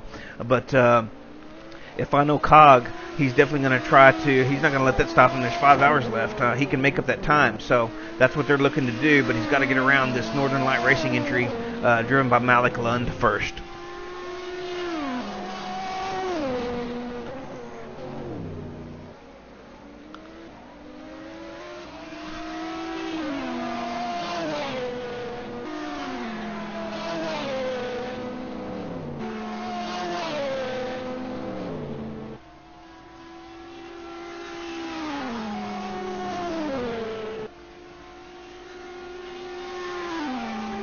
And you can almost see Cog closing with just about every corner. I'm not sure if Lund is having some issues with tires or what's going on, or Cog is just that much faster. Cog did set the pole for this event, and so we know that he's fast, and we know that he's got a fast setup. We don't know how it handles through the entire race, although for the first 2 stints that he ran, he was just leaving everybody behind. So Cog definitely catching up to Lund here. You see Lund going through on Dennis Morset in the Can-Am Enduro Judd, currently holding down the 7th position in the LMP1 class. But Lund is here trying to defend the 2nd position towards the top of the leaderboard, and he's really doing a pretty fine job, but Cog is just eking his way closer and closer and closer. Now the gap is showing at about 1.5 seconds. Cog with a bit of a moment there at the bottom of the hill. That's going to give Lund a little bit of a reprieve there. Doesn't look like he lost too much time, though. The gap showing to be over 2 seconds again, though. So just a little bit of a lockup and a moment. Good save from Cog there. But Lund here trying to use every bit of traffic to his advantage if he can. If he can get through on this Corvette entry driven by Cox here, then before the kink, he might be able to hold Cog off that much more. But Cog's getting a really good run. Dennis Morset's in front of him, though. Cog's going to have to wait until after the kink, and that's just what Lund was hoping for. But Cog here starting to get a really good run. Morset not really losing too much time through that section to your P1 entry of Malik Lund. Of course, Morset's also in a P1, so why would he lose a lot of time? But Morset holding steady in P7 and not really letting Cog go here. I imagine he's got to be getting some blue flags, though, and is going to have to let Cog go here shortly. And you see he comes out in front of Cog there out of the final turn. Cog will get a run here up the hill, though, I'm sure. Yeah, Cog's already in front of Morset there and closing in on Lund. The gap now down to about just a little bit over a second again. So quite a nice development for those watching the broadcast here as Klaus Cog of Formula Racing in the Audi R10 closing fast on Malik Lund in the Northern Light Racing Acura entry. And this is for P2 overall, and in your LMP1 class, you see all the traffic that they're having to pass there. That's Hedrick there in one of the Corvettes. Yeah, but Cog is closing fast. No moment this time at the bottom of the hill as Cog gets it right. And now Malik Lund is really starting to feel the pressure as that Acura's got to be all over or that Audi's got to be all over the mirrors of that Acura that Lund is driving. So here we go as they head into the carousel. Now Cog is right up almost under the wing of Malik Lund, and I've got to think that if he can get close enough coming out of the kink, Lund may have no chance to defend at the end of the back straight. Oh, but they got all kinds of traffic. There's one of the LMPs going through DeLauro around the Corvette of Kohler there. And Cog is real close, manages to get inside the Corvette, but Lund almost pulled that block off. Now they're coming around Tadolini around the outside. Oh, Cog decides to take the inside, gets in front of Lund. Great move there from Klaus Cog on the inside of Malik Lund. Lund was going to swing around the outside of Tadolini, but it didn't pay off. He kind of got blocked there a little bit, just made the wrong decision, and Cog is able to sneak through.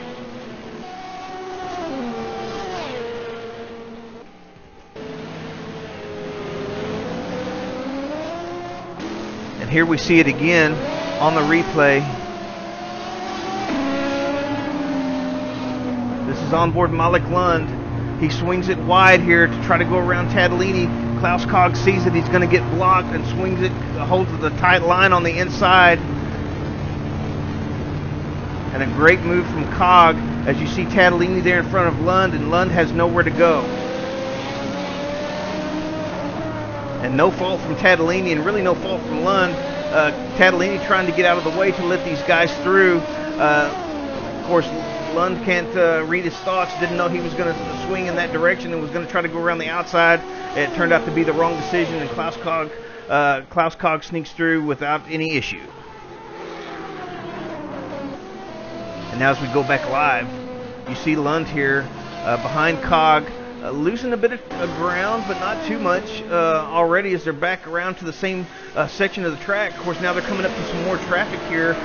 Is Cog. Let's go on board him because he's got a heck of a lot of traffic that he's got to go around. He's going to catch Brim right at the end of the back straightaway here. And it looks like Lund maybe got held up as he's not able to get through all that traffic in the same fashion that Cog did. Of course, Cog's now getting held up a little bit here. This is Bill Brim of Oracle Racing in the number 71 S101. Cog finally gets through there. Let's see where Lund's at. Lund here is now coming up. He's going to get him before turn one, but Lund losing just a little bit of ground to Klaus Cog.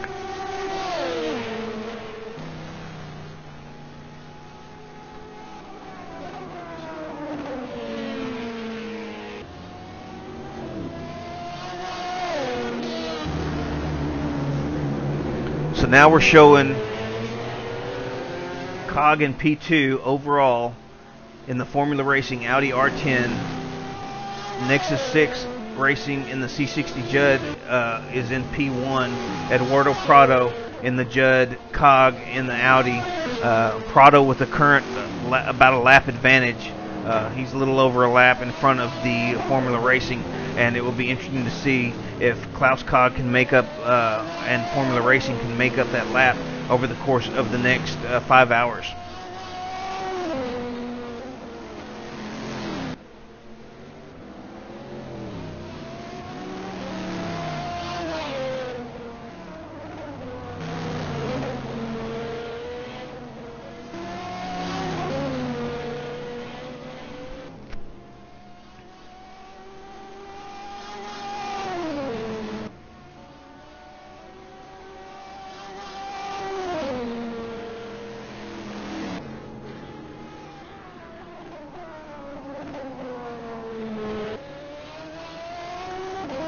Now as I look through timing and scoring, we're going to check in with our closest race on track now that COG has gotten through on Lund. Our fastest battle on track here is between Nick Woodbury of GT World Racing and Lanny Hall in the Old Dudes Racing. Woodbury driving the C6R, as you can see. Lanny Hall in the Ferrari F430. So this is for 6th and 7th in your GT class, but they are separated by about 3.5 seconds, which is your closest battle on track. Your next closest battle is Jesper Christensen and Santino Caranci. Those two are just in front of these two guys. And then we also have,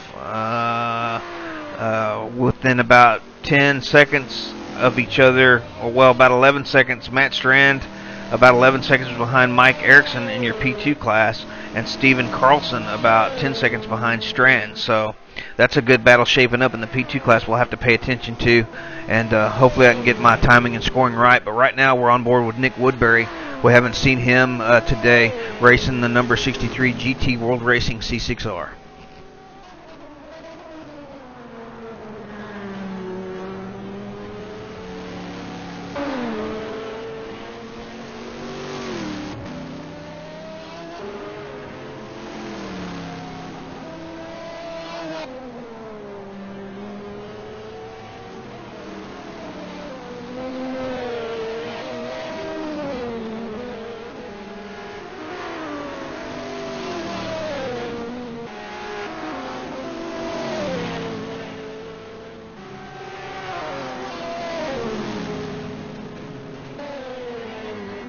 And as I look at your ILMS ERL Fast Lap Tracker, we see that the fastest lap of the race has been turned in by the Nexus 6 crew with the 42.642. That is their fastest lap. With in the 88 Formula Racing entry driven by COG and Boss, their fastest lap is a 42.3. So pretty close to each other.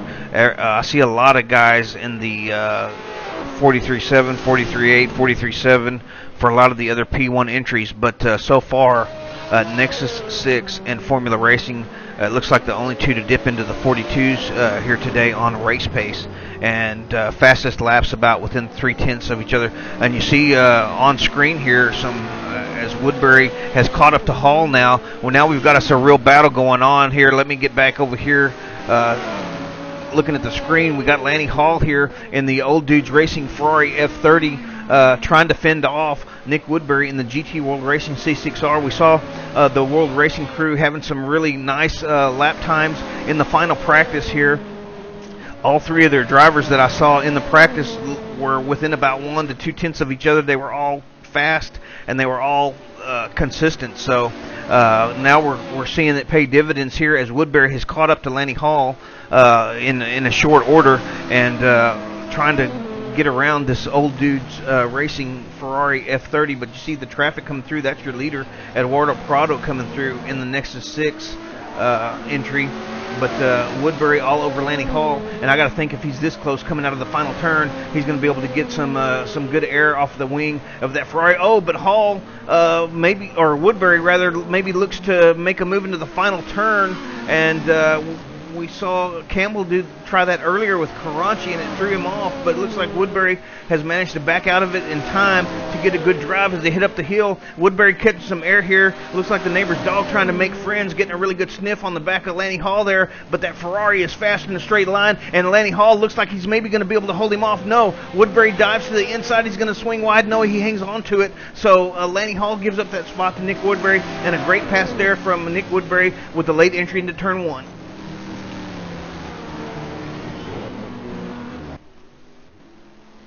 Oh, and it looks like we got some trouble in the background there. One of your LMPs off. I'm not sure. I didn't catch who that was. Woodbury there over Hall. We saw into turn 1. Hall is trying to fight back, though. They got all kinds of traffic coming through. Hall getting a good run down the hill, closing way up here on Nick Woodbury. So Woodbury able to fend him off there. Hall wasn't really close to counter. They had all that traffic coming through, but Lanny Hall not really losing any time to Nick Woodbury. We saw Woodbury getting a pretty good run out of the final turn and up the hill, but it didn't look like he was making up enough ground in the arrow to maybe get inside of Lanny Hall into turn 1, but somehow he manages to do it and manages to make it stick. Now they're coming up on Kohler here. They're going to put Kohler another lap down.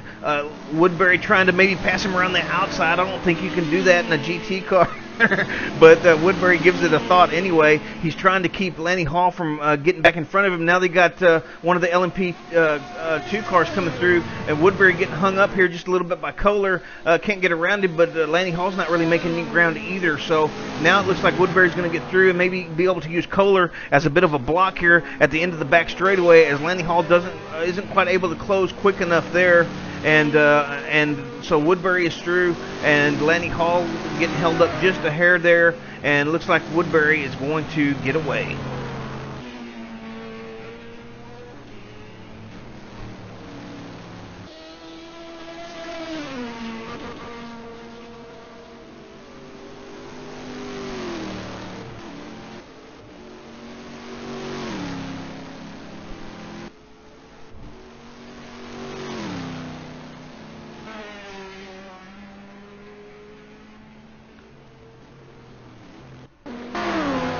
Now let's go one spot in front of Nick Woodbury to Jesper Christensen in the number 7 Northern Light Racing Entry GT40. This is now that Woodbury has gotten around and started to get away from Hall just a little bit, this is your closest battle between Christensen, who's trying to catch Santino Carranci. Carranci in the Ferrari F30 about 2 seconds in front of, well, there you see Carranci right there on the screen. He's got about 2 seconds on this Northern Light Entry driven by Christensen.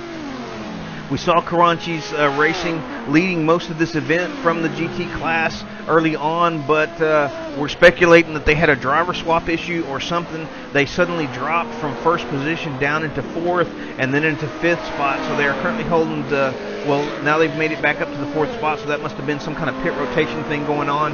But Carranci's Cobra Racing fallen from P1 to P4, and now Christensen is all over the tail end here of Carranci. Carranci having to take a wide line because you got Gomez coming through in one of your LMP cars, and so now Christensen getting a run in that GT40 up behind Carranci there. I don't think he's quite close enough to make anything happen in turn 1 here. Let's see how fast that GT40 is in comparison to the Ferrari. Looks like the Ferrari's going to have no issue holding him off here into turn 1, but Carranci's definitely going to be driving in his mirrors now.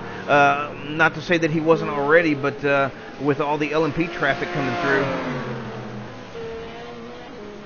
But now that he's got Jesper Christensen there in the GT40 filling up his mirrors, he's going to be paying attention to them, even more. And, can he manage to keep it on track? Can he manage to stay calm and keep his nerves in check and just run his lines and defend when the moment arises and not try to do too much defending while they're apart? He's got about 2 or 3 car lengths on Christensen at the moment, so there's really no threat of getting past from this point or at this point. But you see Christensen closing in there a little bit there into the turn, but it's Carranci getting a really good drive out of it, so Christensen may in fact be pushing it just a little bit too much. He definitely smells blood with Carranci here, but you see the traffic going through. That's Stenbeck going through. That's going to separate them a little bit. Now you've got Morissette coming through, Hirsch coming through, all these LMP cars, and actually Hirsch is down in one of the GT cars. Hirsch in the number 101 Acme Racing Vantage, but he's currently in 9th, so I don't think he's going to make any kind of a move here. He's just going to try to follow Christensen, around Carranci if Carranci makes mistakes. But, I said he wasn't going to make a move. Hirsch is going for it. He's going to try to unlap himself, and with a huge run on Christensen here, and almost getting into the back of Karachi at the end of the straightaway. Hirsch definitely looking to unlap himself and make his way back up to the front. Hirsch says, hey, I'm not settling for ninth. I got a race to run. There's 5 hours left. Anything can happen. So Hirsch is on pace and looking to make his move forward.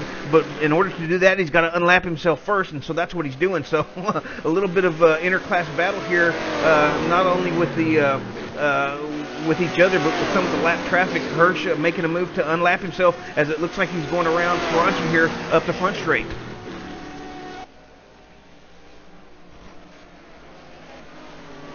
And there goes Hirsch in the Vantage, like I said, making his way around Karachi. So that's going to get the Acme Racing crew a lap back, and they're going to love that. Because that puts them in a position to keep moving forward. If Hirsch has that kind of pace in that car, then they could definitely make some spots up. In the meantime, we're following Jesper Christensen here, looking to get around Santino Karachi, the Karachi Cobra crew, falling to fourth position from the lead spot after what we assume is a driver swap issue. They lost all kinds of time in the pits and fell from first place to fourth place. So now Santino Karachi fighting it out with Jesper Christensen of Northern Light Racing for this fifth position, or for this fourth position in the GT class. Christensen in fifth, Karachi in fourth, and Christensen is making up all kinds of ground on Karachi when they're not in traffic. But when they are in traffic, then it looks like Karachi's maybe getting a little bit better of the deal here, and that's just, of course, just luck of the draw and the timing. You see Christensen pushing it, though, dipping the wheel there on the outside of the kink before he turned into it, though. So Christensen definitely looking to try to make a move forward and pushing hard.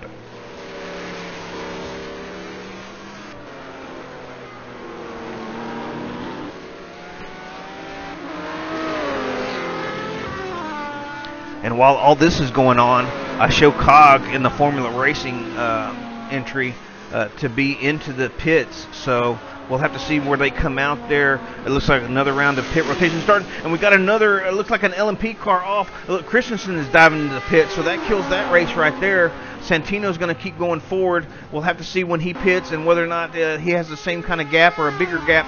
I'm not sure who went off in the background there. It looked like one of the LMP 2 entries maybe. You see Stephen Davis going through there. I'm looking at timing and scoring, and we see I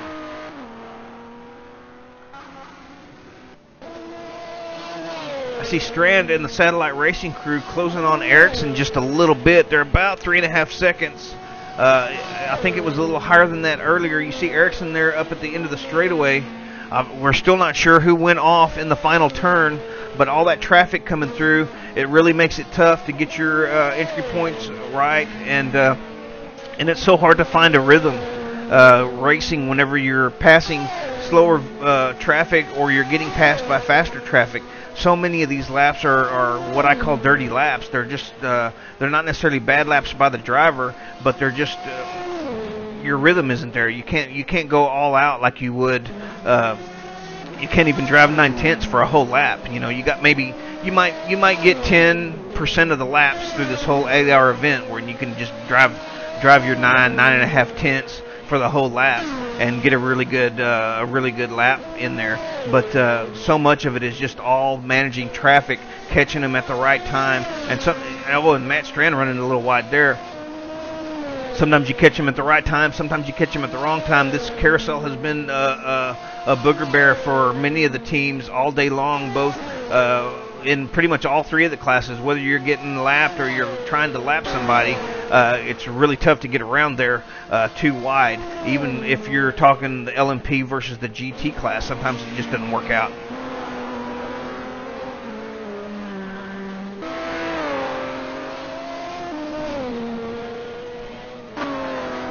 Now I'm looking at this gap between Strand and Erickson, and it looks like Erickson pulling out a little bit on Strand. This isn't going to help Strand too, as he catches Karanchi just in the wrong spot, right at the corner entry there. He was already turned into the apex, as was Karanchi, and there's just nothing you can do about that. So that's going to cost Strand a little bit more time there, and falling back away from Mike Erickson just a little bit. Let me look at timing and scoring here. It looks like Mark Boss is back on track for the Formula Racing, currently sitting in 4th position. And then I see Malik Lund in the P3 spot, about 6.5 seconds behind Adam Baldwin in one of the Deuces entries, but he is closing really fast. So let's go up here and check with Adam Baldwin in the Deuces MC Dome, currently sitting in the P2 overall spot. But Malik Lund in the Northern Light Racing Acura is closing pretty fast here on Adam Baldwin. The gap he was closing pretty fast. Now the gap is going up, so I'm not sure what's going on there. Let's take a look at Malik Lund and see what's happening. Probably just traffic. You see Tadolini there in the background. He may have just caught him at the wrong spot. The gap was about 5 seconds, and now it's about 9 seconds. So it looked like it was closing. It looked like Lund was closing the gap, but now it's increasing again, and that's the whole thing with multi-class racing, is all the traffic driving here. Oh, and we see Soderberg off. Soderberg in the Karanchi's Cobra LMP2 entry, currently holding the 8th spot in the P2 class, is off track, looking to get back on track, waiting for some traffic to go through. Now he's got the car going. He's flashing some lights there. I'm not sure if he's calling for the stewards or the marshals to get him back on the circuit, or if he's letting other cars know that he's there. That is one of the rules here. You do turn on your lights, so the other cars should know that he's off. He's slowly trying to work his way back onto the track, but being patient and making sure that he has a clear run at the circuit before he does it. Now he's going again. So let's look here. Let's switch to the battle between Dennis Morissette, who's about 3.5 seconds behind Stephen Davis. Stephen Davis, your leader in the LMP2 class, in the 05 Motorsports RS Spider. We saw Chowdhury in that entry earlier on. Morissette in the Can-Am Enduro Judd, and I believe that's the same entry that Garrett Diddick was running earlier. They're currently in the P2 spot, but it looks like Morissette is maybe closing in on Davis a little bit, as the looks like the gap is kind of ebbing and flowing between 2.5 and 3.5 seconds. So I'm not sure if Morissette is catching Davis or not, but it certainly looked like it a while ago. Morissette looking pretty smooth. You see all the sparks flying through that low-slung P2 car here, the Can-Am, that Enduro C60 Judd that they're running. And great paint job there with the red, white, and blue and the flames coming out of it. And Dennis Morissette looking pretty smooth. Let me look at the gap again. Now it's down around 2.5 seconds again, so it could be just traffic that we're seeing, but Morissette definitely trying to push to the front.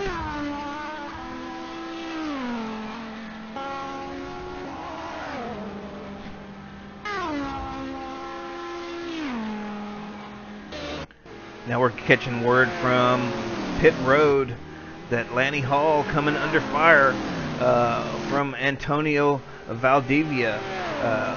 Valdivia with DesafioVirtual.com and the C6R. Lanny Hall with Old Dudes Racing in the Ferrari F430. These guys are about within... Antonio looks like he's about a second behind Lanny Hall here. Lanny Hall already having to fend off the likes of Jesper Christensen earlier, and now looks like Antonio Valdivia getting a really good run here. They've got all kinds of traffic going through, though. You see Erickson coming through.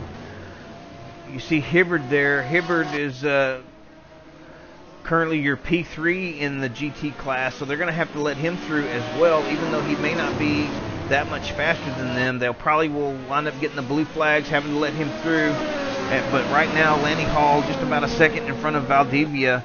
The Desafio crew looking really strong here. Oh, and you see one of the other, that's Strand coming through in one of the P2 classes.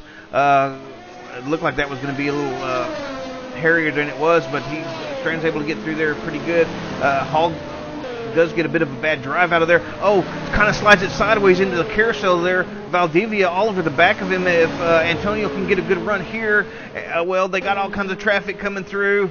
I was going to say if he could just tuck right under the wing of Hall here, he might get a run. Oh, yeah, he's right there in the perfect spot as they head down the back straightaway. Coming into the final at the end of this back. Oh, he must have run it wide or something, loses all kinds of time. I'm not sure what happened there. Maybe missed a shift or something. That was kind of weird. He was right in a perfect spot to maybe get around Lanny Hall, but that Ferrari just took off and left him. And I'm thinking he might have missed a shift or something. But you see here into the corner and out of the corner, Valdivia with a distinct advantage over that Ferrari.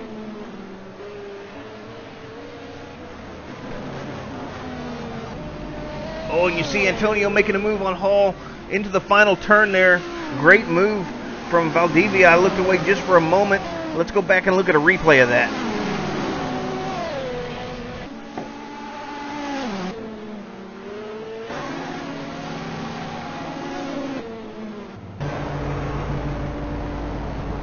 You see it from onboard Hall. Jay Endo's coming through. Valdivia taking advantage of the wide entry point of Hall.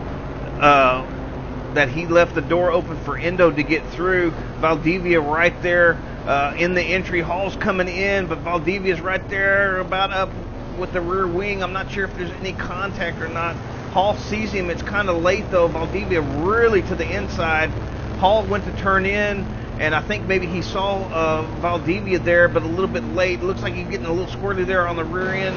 Valdivia able to hold the tire line and get the drive out, and now is Hall going to be able to counteract down the straightaway? It doesn't look like it. There's Carlson coming through. Look at these guys get the air that they get.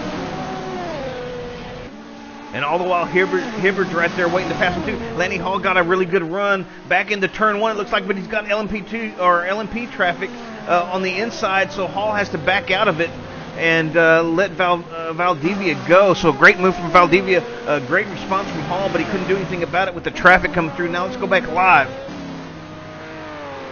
And we're back live with Lanny Hall. It looks like Hibbard is through.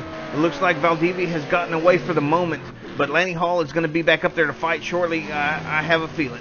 But in the meantime, Christensen, let's see, Christensen is on the same lap, and now he is closed up behind Lanny Hall as well. So we could have us a nice three-way GT battle here if Lanny Hall can get back up with Antonio Valdivia here shortly.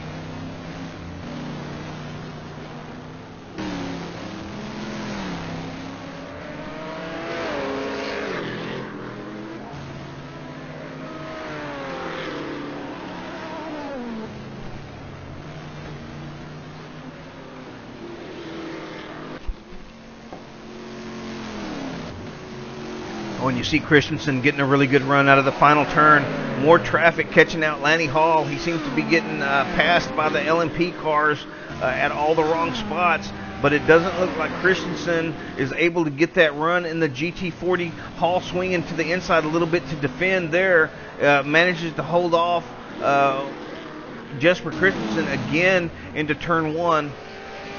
And as this race continues, we're going to go through the field just ever so quickly here. Eduardo Prado in front in Nexus 6. In the Judd, leading your P1 class, Malik Lund in Northern Light Racing in the Acura P2. Mark Voss rounding out the podium with Formula Racing in the Audi R10. In your P2 class, we've got Steve Davis in the 05 Motorsports, RS Spider in the lead.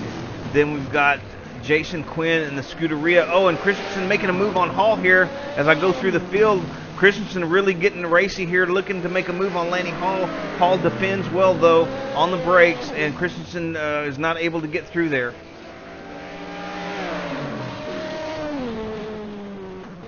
And so back to your P2 leaderboard we go. Davis out front, in front of Quinn with Scuderia Bolos Negro. Matt Strand, Satellite Racing in third position.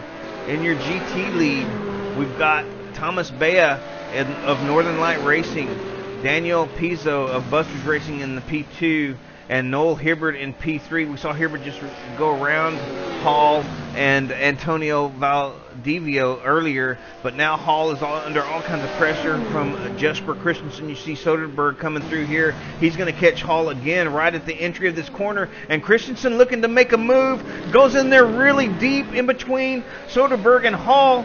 Great move from Christensen. Hall again distracted by traffic coming up, and Christensen recognizing it and just going for it. Hall's going to try to swing right here to the inside. Oh, really pressuring Christensen to lock up the tires. Great move there from Hall. If Hall can just get a good run here, he might be able to get back around that GT40, but I'm not sure he got out of that corner quick enough.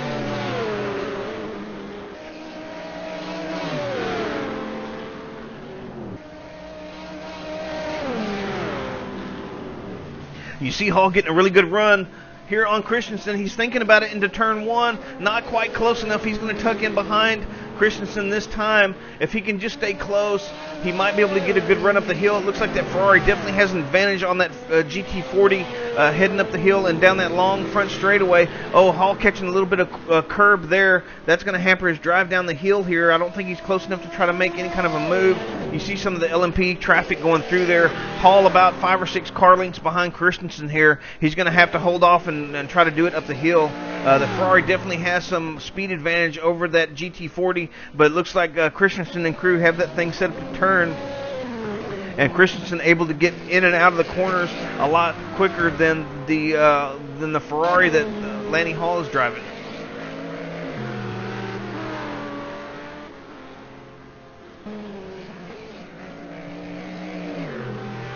And you can see as they get to some of the more technical parts of the track, Christensen really putting a gap on Hall here.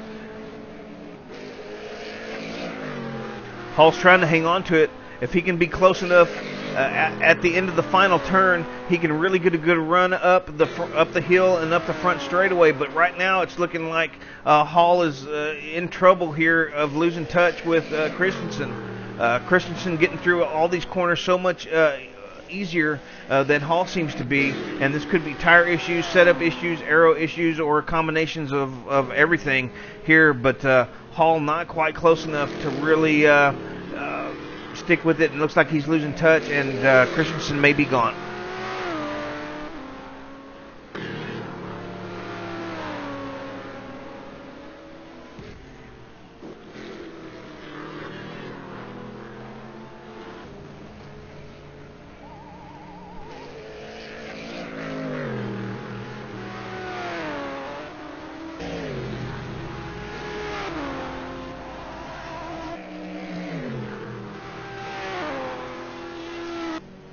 And a great job from Jesper Christensen with Northern Light Racing, making the move on Lanny Hall a little earlier.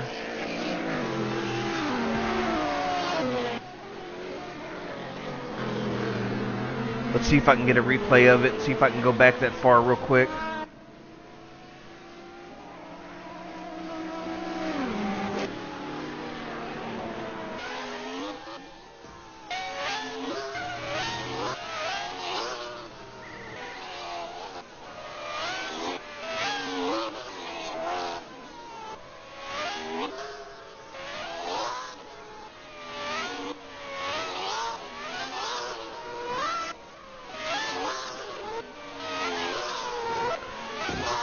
Well, it looks like maybe I bit off more than I can chew. This is quite a ways back. I'm committed to it, though, so we're going to stick with it. But you see Hall here trying to fend back off the likes of Jesper Hall into turn one, or get that spot back, rather. We saw Hall, Jesper getting through on Lanny Hall here into this, at the end of the back straightaway. Here you see it now again.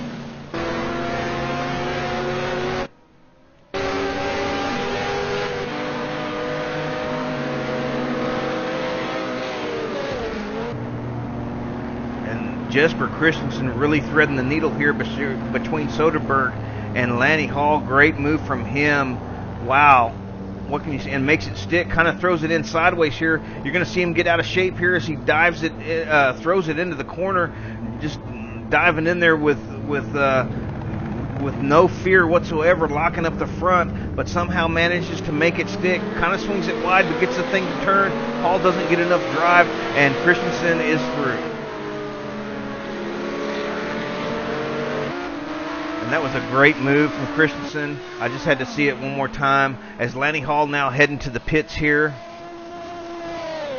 Let's take a look at our P2 leader. We haven't spent much time with the leaders here of late. They've all got a pretty good gap on the rest of the field. But this is Steve Davis in the number 111 05 Motorsports RS Spider.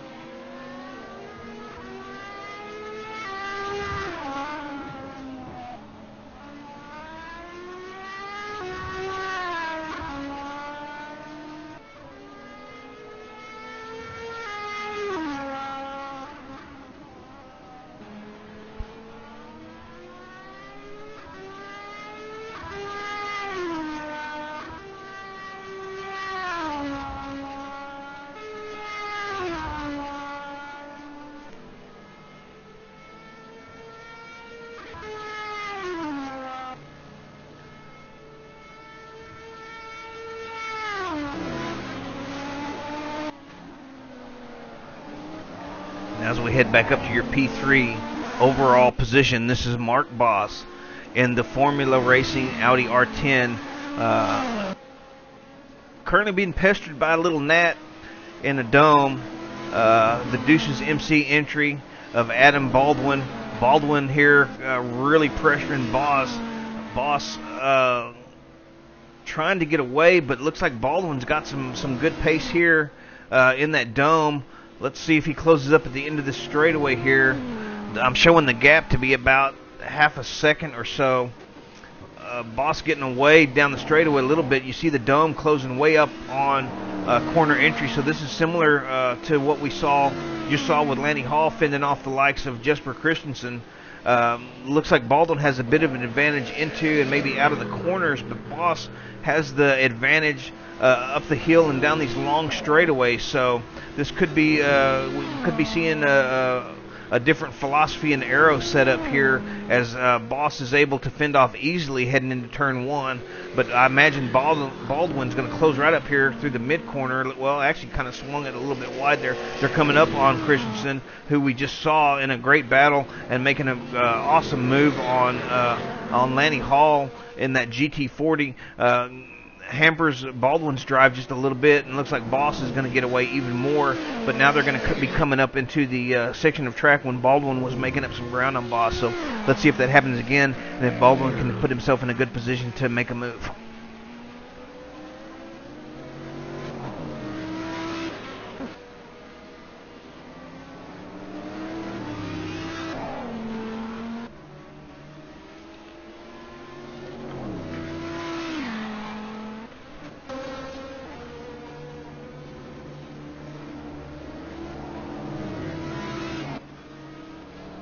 Here we're looking at your P3 overall entry, Formula Racing Audi R10 driven by Mark Boss, being chased by Adam Baldwin in the Deuces MC entry, the Dome S101M. This is the number 15 entry. I believe Baldwin and Jordan are swapping duties. Porter and Villarrepo are swapping duties in the other Deuces entry down in 4th position. But Boss here, oh, is he going to get through on Lanny Hall? Almost forcing the issue there, locks him up, and that's going to give Baldwin a good run up the hill here. That's kind of what I was afraid of with the traffic. Sometimes you push the issue and you wind up losing more time than you could have gained. Baldwin right up under the wing now of Boss, catching some clean air. He's not going to, well, he looks like he's dipping to the inside up into turn one. They're side by side going through one.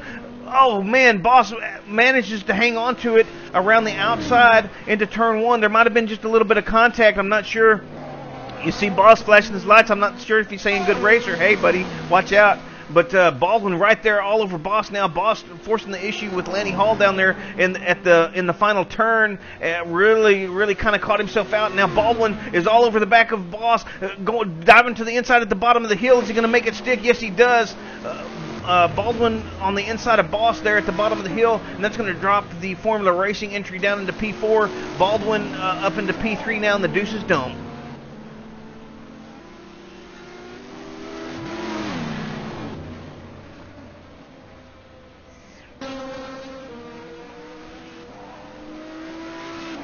And now Boss catches the wrong end of some traffic there. Boss driving really slow all of a sudden. Doesn't really push the issue here. I'm not sure what's going on with Boss. I don't know if there was some contact, or maybe he's got maybe he's having some tire issues. He's not really fighting back too much, and just he was maybe a little impatient with Lanny Hall, maybe a little too patient with Hedrick there.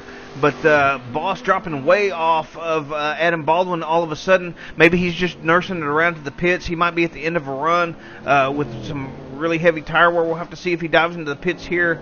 But a really good run from Baldwin to get around Boss. It seemed like this Audi had a bit of an advantage on the straightaways. Here comes...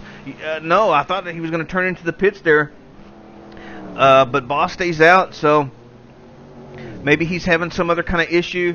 Maybe he's just trying to settle himself down so he can make a run and try to catch back up to this Deuces entry.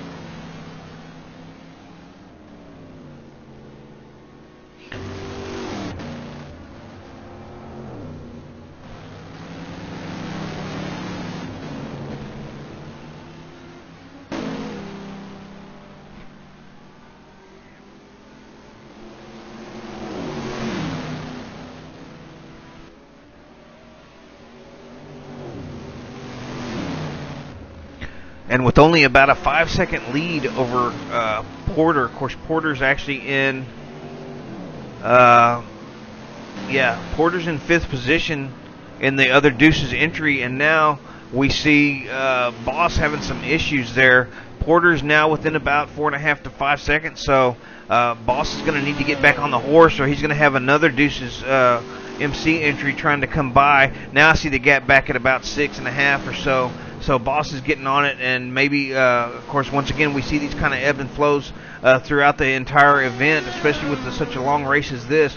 We're at about the 3.5 hour mark, so we've got about 4.5 hours left. Oh, and Pizzo getting all kinds of loose down there on the back straightaway, coming across the kink as Boss just got around him. Let's go back and look and see what happened there to Pizzo in the Busters Racing Team Corvette.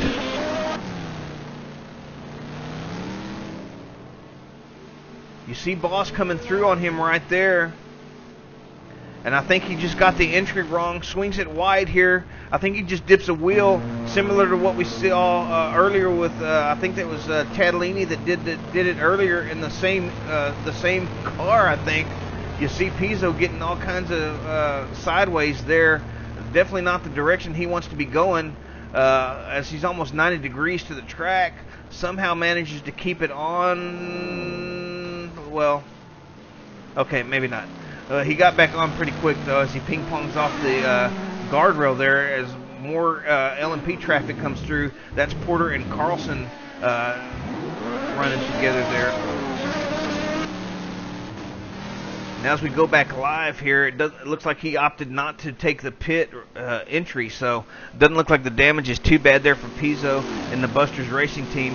Of course, they are sitting in LMP in your P2 position in the GT class, so definitely not the kind of moment that you want to be that you want to have happen when you're currently in the middle of the podium.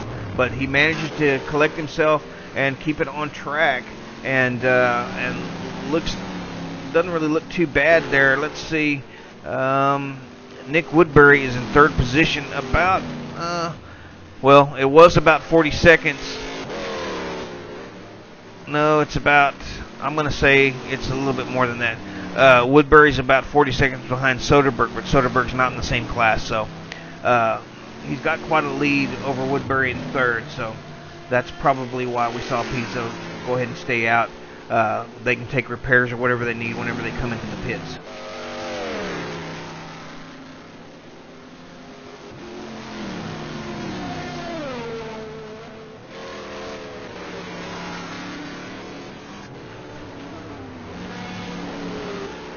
And as I refresh my connection to RF monitor and we wait for that, let's check out your GT leader, Thomas Bea of Northern Light Racing. We haven't been with him for a while. We had some really good scraps with the top 4 in the GT class early on. It looked like it was maybe going to stay that way all to the end, but of course we had Karanchi's Racing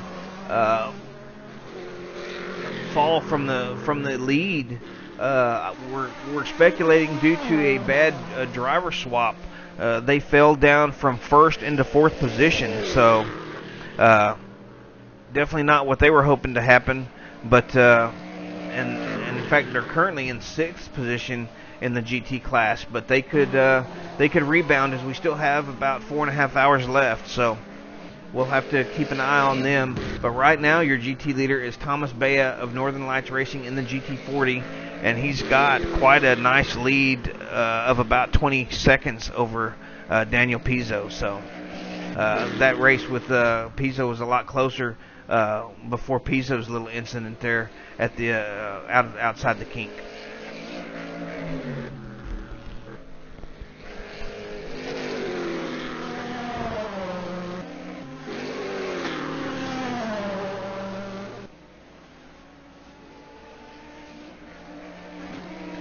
And as I look at some of the gaps, the gap for P4 overall between Boss and Porter has now closed to within 3 seconds or so. We've got, looks like we've got a really good battle shaping up here in your P2 class between Andrew Werner, currently in second position, so they have fallen out of first position. I'm guessing due to a pit stop, but Werner currently showing in P2. Jason Quinn in your Scuderia Bolas Negro, you see him right there in the foreground in your P1 spot, but not too far behind Werner, not too far behind Werner is also Matt Strand. Oh, and Werner's off. I missed it as I was looking at the timing and scoring. I didn't see what happened. Let's check the replay real quick. I see Werner coming through here. They're up on the inside of Christensen. I imagine he just ran it in too hot here. Yeah, he just runs it in too hot. There goes Christensen. There goes Bannock. Matt Strand's going to be through.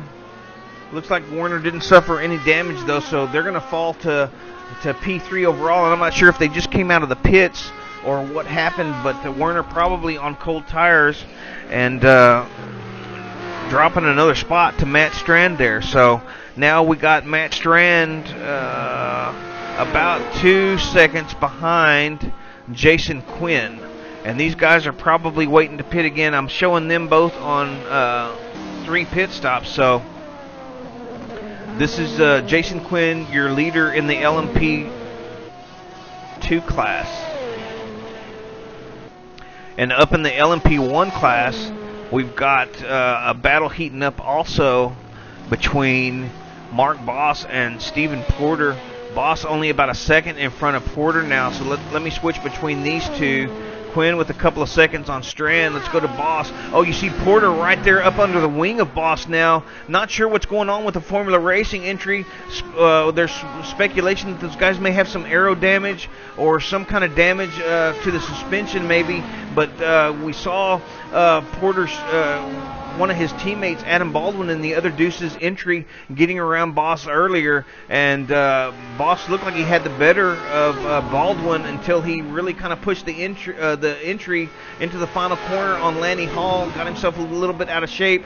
That put Baldwin in a position to get a good draft, and again Boss forcing the issue with Hall. We saw one of the other LMPs go off there. It didn't even phase Porter. Porter just takes the same line that Boss does. Hall saw it coming this time. Oh, and another car there off track. We're starting to get a lot of attrition now, or not really attrition, but a lot of issues with handling as the tires wear off. Boss trying to use Lanny Hall as a pick. Porter had none of it, just stuck right there. Oh, a little bit of a moment there from Porter. Maybe he loses a few car lengths, but Boss fending off for his life the Deuces MC entry of Steve Porter, and looks like he's got a couple of car links now. Porter may have had an issue going into the carousel, but Porter was all over Boss and closing in fast again as they head at the end of the back at the end of this back straightaway. Now we've got some more GT traffic again. Is Boss going to try to use it as a pick? Let's see. That's Hedrick there.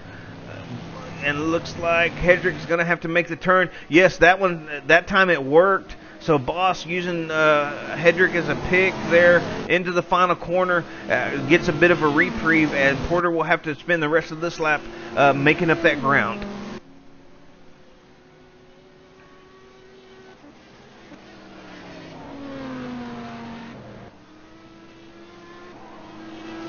just like that, Stephen Porter is all over the back of Mark Boss again as they head through turn 2 and get ready to go down the hill here. I don't think he's quite close enough to make a move to the inside of turn 3, but Porter closing on Boss fast, and there's got to be some kind of issue with that Formula Racing Audi, because those guys were lightning fast at the start of the race. They had a bit of an issue in the pits, we think, and they kind of dropped back, and they haven't been able to recover ever since. They've been as high as P2 again, but they haven't been able to climb back up into the top spot.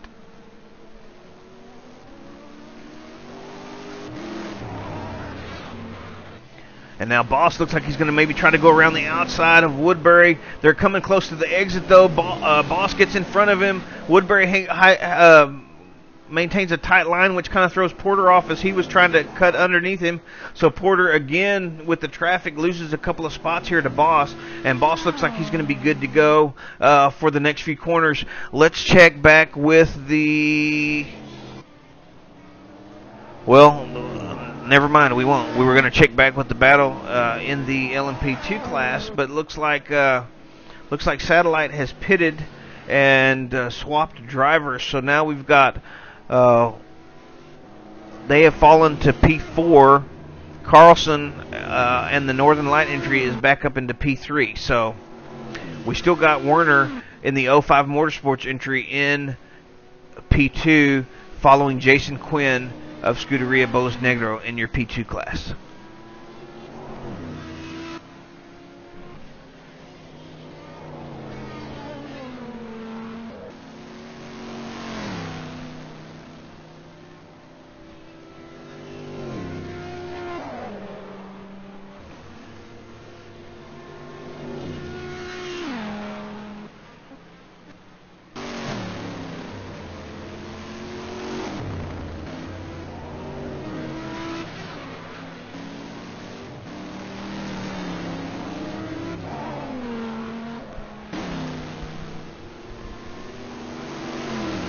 Porter again closing pretty fast, but Boss getting the better of traffic there, using Ortiz as a pick. Porter's going to have to be careful here that he doesn't push the car too hard himself, trying to catch back up to Boss, that he runs the tires off of the thing. But now Boss is getting held up by Pizzo, and so he was able to use Ortiz for a successful pick, but then gets the entry wrong to the carousel. Really not getting it wrong, that's just the way it happened to play out. And Porter all over the back end of Boss, although I don't think he's close enough to make a move here. He's going to try to maintain this gap or even close it even more in these final few corners and maybe get a run up the hill and up into turn 1.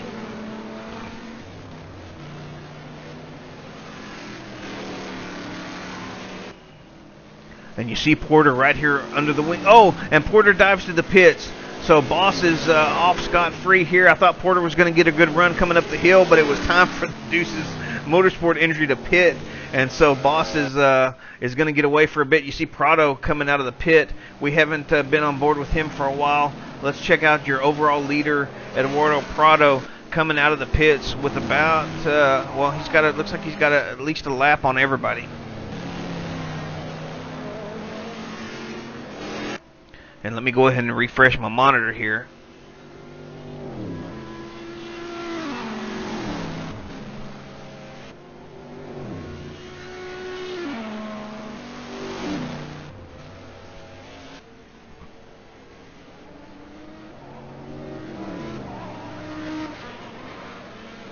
And you see Prado looking smooth as ever.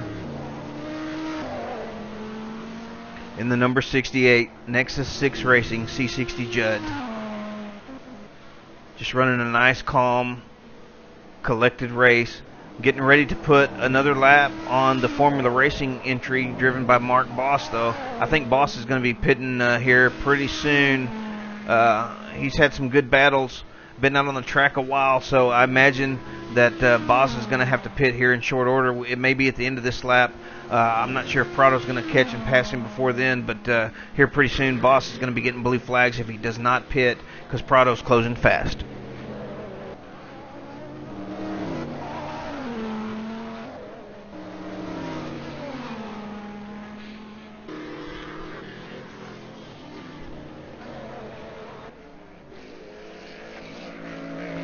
see Boss staying out.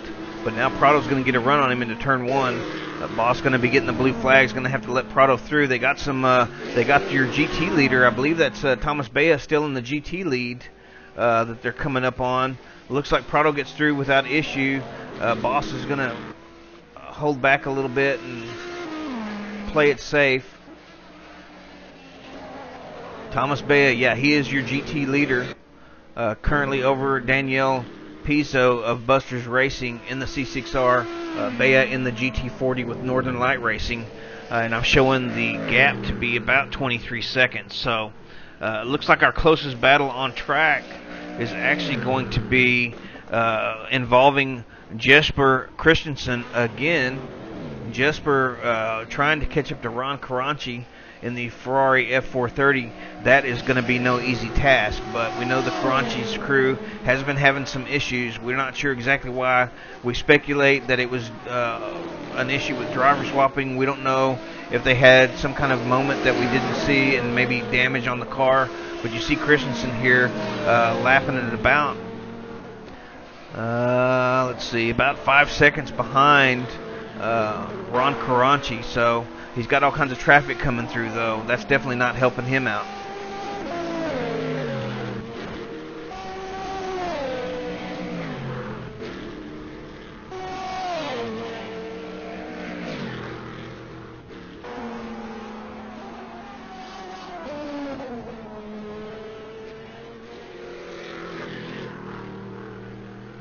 And it looks like we have yet another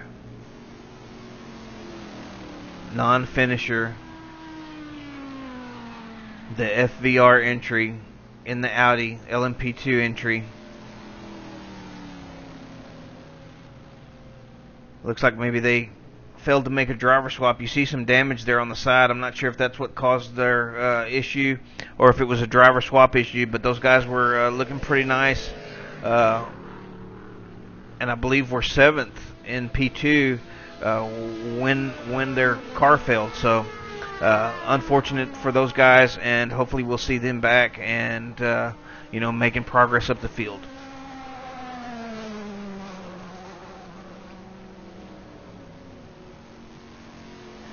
Oh no, and we've also got one of our Deuces MC cars also out.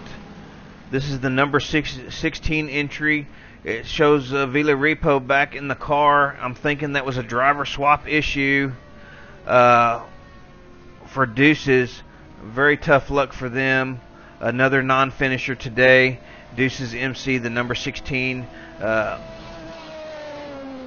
Really sad day for those guys, but they still have their number 15 entry driven by Adam Baldwin and Dave Jordan up in the P2 spot currently.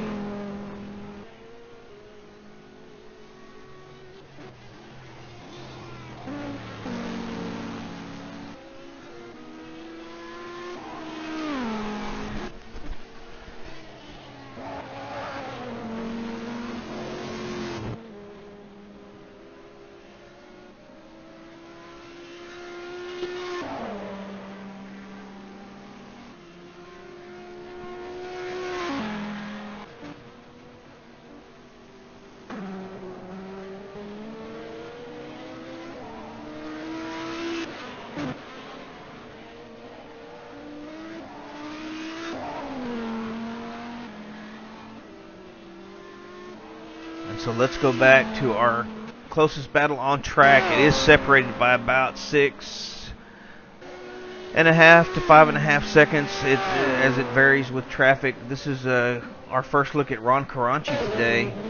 The Caranchi's Cobra crew, of course, falling from the lead down into P4 for a while, then P5. I think they've been as low as P7, and I think they've been back up as high as P3 through some of the pit rotations. But really tough day for the Caranchi's crew. Been running solid all day, but had some kind of issue that we didn't see, and we haven't heard anything from anybody in their team. So we're thinking it was a driver swap issue and maybe a double pitting to get the driver swapped, but we're not 100% positive. The car looks fine. They're running pretty good lap times from what I understand. So There's still a lot of racing left. We have over 4 hours of racing. We're not even at the halfway distance yet, so anything could happen, and they could work their way back up into the lead if they just keep plugging away here. But currently, Karanchi, well, now he's got about 8 seconds on Christensen, so he's pulling away a little bit and maybe closing in on Woodbury, but the gap between him and Woodbury is about 17.5 to 18 seconds. So as I look through the field at some of the other gaps, looks like we're getting some more pit stuff going on, pit rotations. Hopefully we won't lose any other teams due to driver swapping. Let me refresh my monitor once again.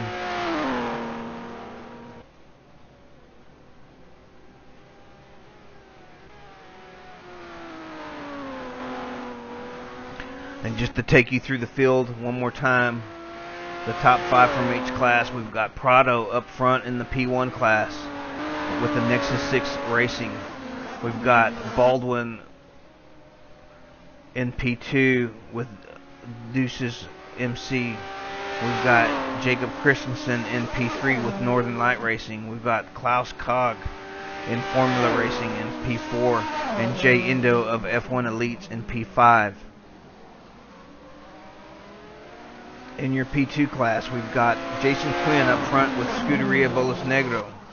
Andrew Werner in P2 with 05 Motorsports. Mike Smolczewski in Satellite Racing in P3. Jimmy Allison in P4 with Northern Light Racing in the Mazda. Kevin Bannock in Nexus 6 in P5.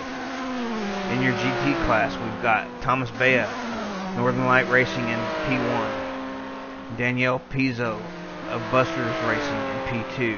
Noel Hibbard of Lost Wrench Racing in your P3. Nick Woodbury in P4 with GT World Racing, and Ron Karanchi of the Karanchi Cobras Racing in P5.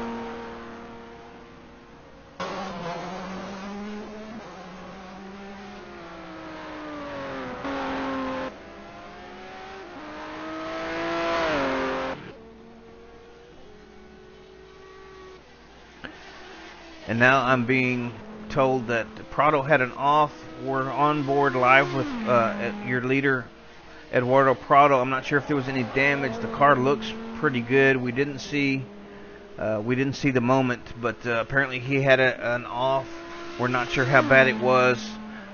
He is on track and looking pretty decent. The Nexus 6 racing crew, they have a lap over P2. Currently held by Deuces MC driver Adam Baldwin. Jacob Christensen of Northern Light Racing currently in P3. So Prado out front with a comfortable lead. Baldwin has about 70 seconds over Christensen, so they're comfortable. Everybody's pretty spread out at the moment. Quinn looks like he's got about a lap over the rest of the P2 field.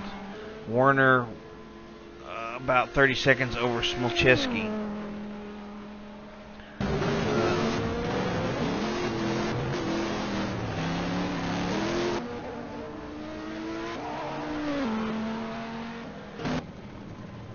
Thomas Bea with about 16 seconds over Pizzo, and Bea is on pit road. Let's see where Pizzo is at. Pizzo coming up the hill. Pizzo is going to take over the lead in your GT field.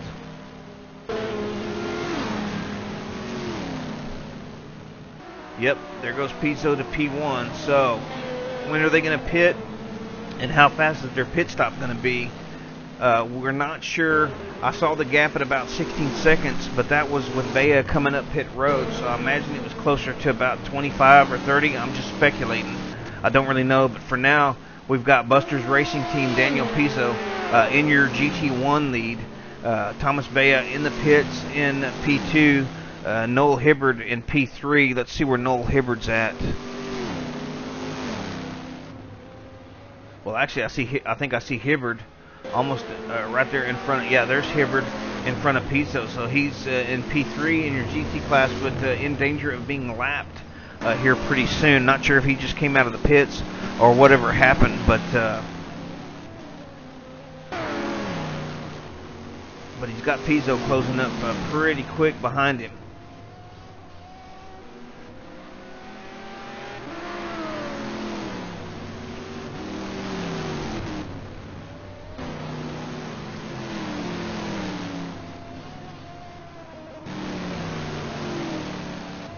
We've got all kinds of driver swaps going on, pitting and whatnot. Let me refresh my monitor once again. Haven't had any nose-to-tail racing for a little bit now. Of course, that's what happens with these endurance racing and multi-class racing. There's so much traffic, it's hard to get a good line. It's easy to get separated and hard to get it back. So, of course, usually it all comes good at the end through pit strategy, tire strategy. A lot of the teams changing out their strategy on the fly, maybe. And you see Pizzo there coming through the final corner. Let's see if he pits this time. Oh, well, if he was thinking about it, he's got Orco right there on the inside of him, so he's going to stay out again. Now let's see, Bea still is holding the P2 spot. We've got Hibbard right up in front of Pizzo, but he's in danger of getting lapped. Of course, I didn't really see Hibbard that time, so maybe he was just coming out of the pits and maybe getting away now that his tires are warmed up. Here you see Bea behind Pizzo. Pizzo electing not to pit this lap, so Bea is about half a circuit behind Pizzo, and we'll just have to keep an eye on that. I think Bea probably had maybe a 25 to 30 second lead on Pizzo when he came into pit. I'm not 100% positive though.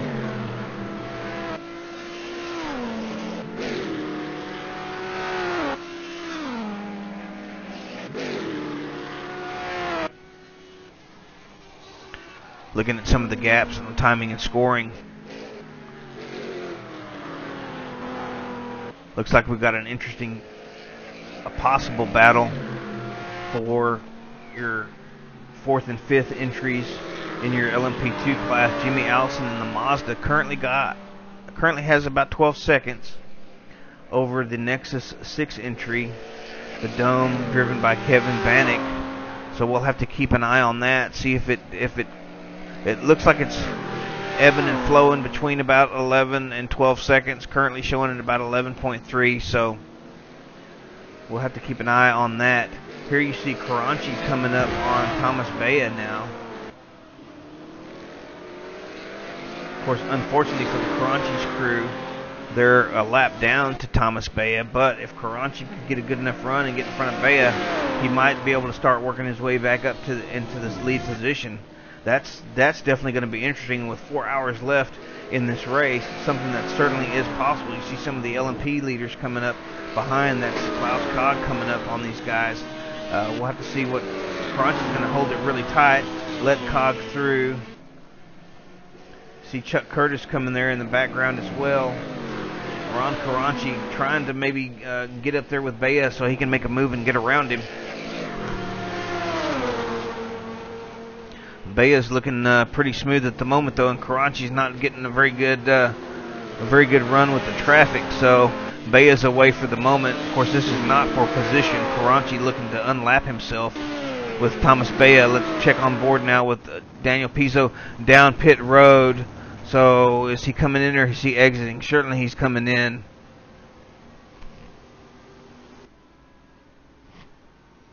Yep, Pizzo in the garage. That's going to put Bea back up into the lead, but Karanchi is going to unlap himself here on both Bea and Pizzo, I think. So Karanchi's definitely looking to move forward and get, they've gotten their lap back. They're currently sitting in P5. Karanchi's going to try to get away from Bea here now and see if he can keep from getting any blue flags. If he can do that, then he's going to be on the same lap, I believe.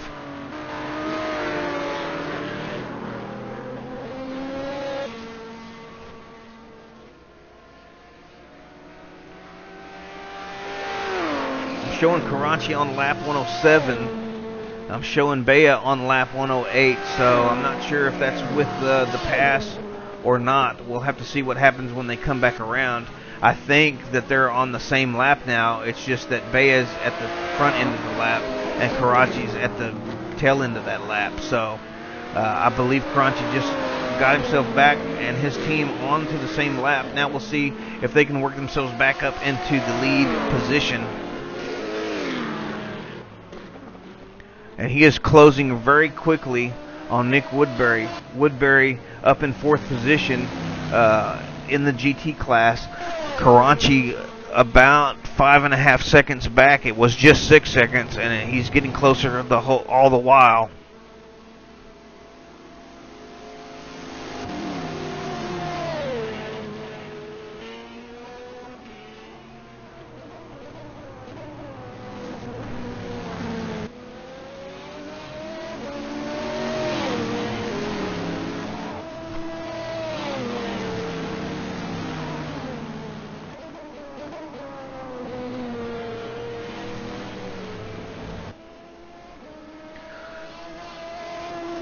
You see Prado coming through. We just saw Smolczewski come through just a little bit ago. Woodbury trying to stay in front of Karachi. The gap has closed to within, well, now it's back up to about 6 seconds. So once again, the traffic playing with the gaps there.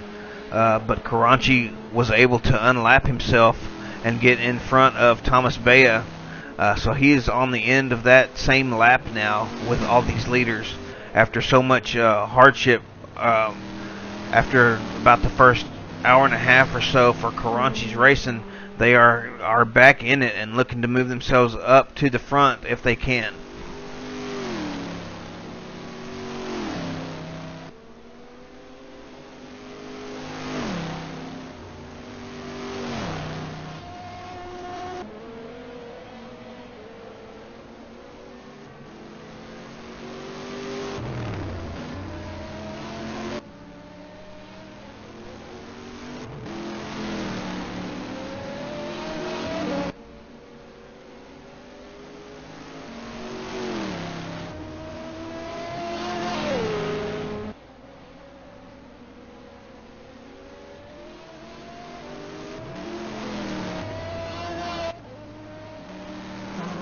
Now as we take a look at Jimmy Allison, currently P4 in your LMP2 class in the Northern Light Racing C60 Mazda.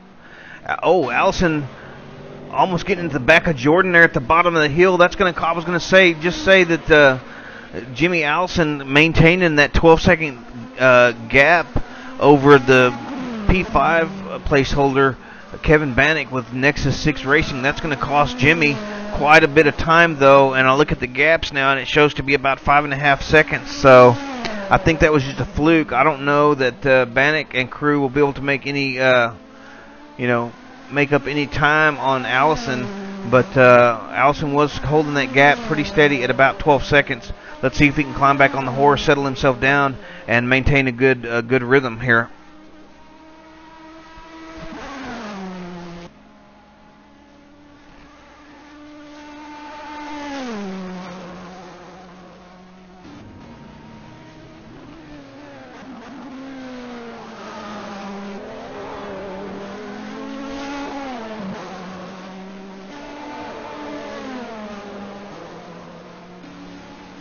And now we're about the halfway distance. And in case you're just joining us, we've had some good racing. Oh, there's Dave Jordan going off down the pit road. We've had some pretty good racing. We've had some typical issues for the series. We saw Klaus Kog leading from pole for the first 2 stints, I guess. About an hour and a half or more of racing in the Formula Racing Audi R10. And then suddenly their team dropped to about P3 or 4 with the driver swap. They haven't quite been able to recover, although Cog back up into 3rd now that Jordan has pitted, so passing the Deuce's MC entry in the pits. But we've seen him back as high as 2nd position, and then we've seen Formula Racing as low as 5th or 6th position. So a little bit of drama there in the P1 class. In the P2 class, similar issues, but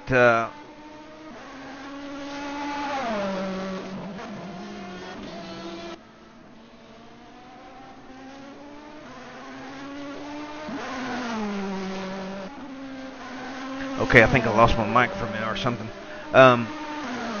In the P2 class, we had similar issues. We saw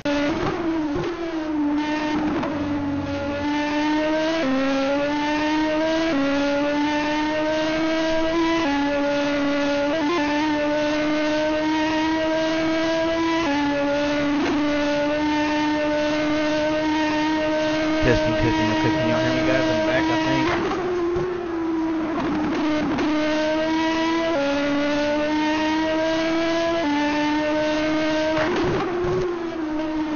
Everything's kind of low. Okay, hang on just a minute. Let me adjust all that stuff. Is that any better?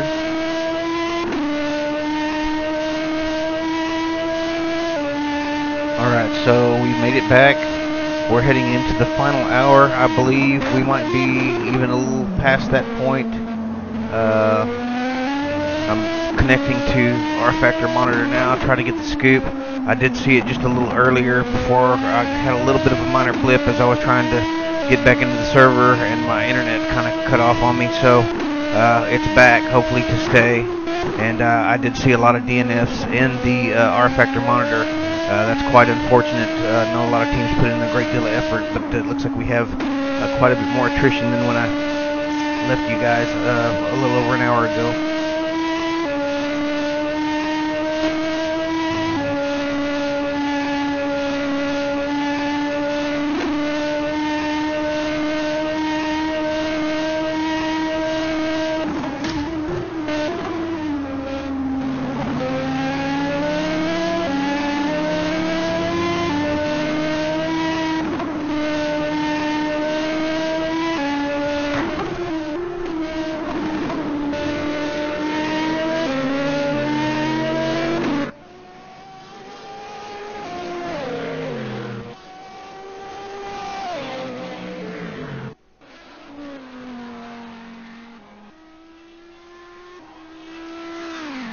Alright, fellas, I'm just trying to get everything situated here.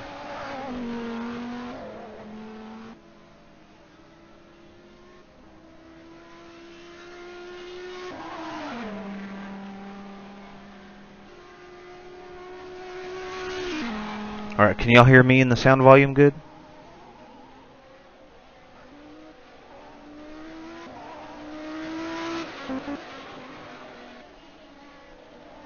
Alright, so we're back here at the ILMS ERL race at Road America. This is the next to the last event of the season. And up front we have Alec Baldwin in the number 15 Deuces MC Dome. Apparently we've had some more attrition in the P1 class as the Formula Racing entry of Mark Boss and Klaus Kag have unfortunately disconnected. I believe their second entrance involving Phil Roberts has also lost its connection to the server, and it's just an unfortunate day for them. Nexus 6 is another crew that have had just a terrible outing as far as the connection issues go. And but anyway, we've got about being told 16 on track.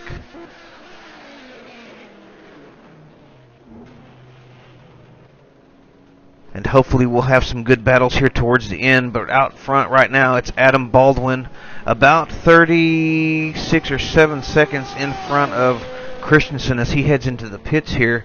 Let's take a look and see where Christensen is at. Christensen in the number 5 Northern Light Racing Acura entry, coming up through the final couple of corners here. Oh, swings it a little bit wide there and dips a wheel. We've seen that happen a few times today. Fortunately for Jacob Christensen and the Northern Light crew, they did not meet their demise there with that little bit of an error from Jacob. Fortunate to be able to keep it on track. That has not been the case for a lot of the other drivers here in this event. So Christensen will now take over the lead from Adam Baldwin as the Deuces MC Dome is in pit road, getting some tires, getting some fuel, and preparing for this final run to the checkered flag.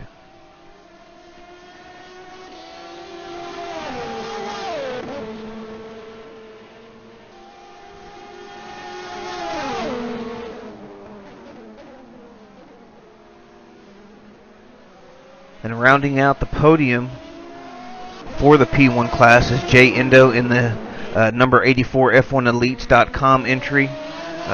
Jay been running some really good laps throughout the course of the earlier part of this event. When we saw him earlier, was making up a lot of ground, and now thanks to some attrition from some of the other teams, is in line to bring home a podium for the F1 Elites crew, and I'm sure they're going to be happy about that. Down in the P2 class, we have Ryan Mayfield in the number 83 Scuderia Bolas Negro Acura, currently in P1 in the LMP2 class. Ryan has about a 60-second lead over Kamran Chowdhury in the number 111 05 Motorsports RS Spider entry. So we saw that 05 car leading early on, but ever since about maybe the 3-hour mark, I'm guessing, I'm trying to remember, I think about maybe the 3-hour mark, the Scuderia Bolas Negro has taken over the top spot in the P2 class and has pretty much been there the entire time, minus some pit rotation changes. In the number 3 spot in the LMP2 class is the Northern Light Racing Mazda, currently driven by Steven Carlson. Those guys have made an outstanding effort. We saw Jimmy Allison in that car early on, making some really good moves on Mike Smolczewski to take over the number 2 spot briefly before he had to pit. And of course, that was all earlier in the race, maybe sometime between hours 5 and 6 of this 8-hour event.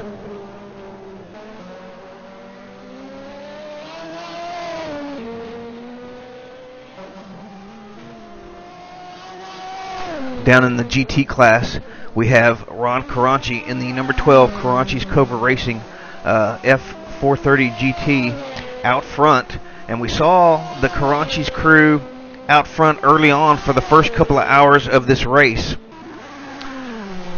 Then they ran into some kind of issues about 2 hours in, either with a driver swap or maybe an off that we didn't see, where they had to take a lengthy pit stop for repairs. But the Caranchi's crew has fought their way back, currently in the number 1 spot in the GT class. And what a great effort from those guys. I wish I'd have been here to see it. Ron Caranci and the Caranci crew back up into the number 1 spot in the GT class.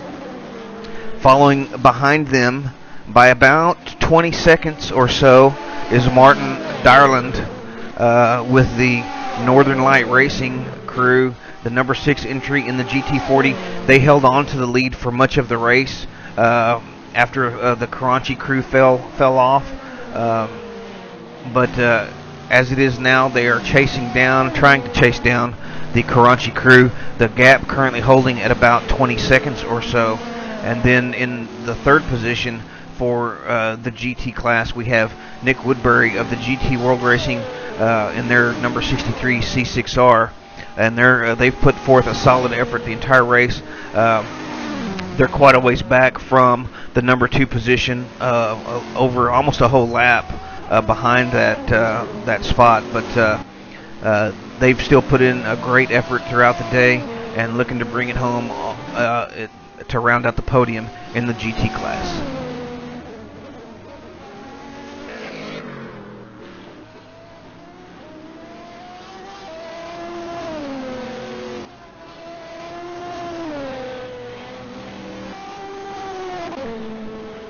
And as I go through and look at our RF monitor here,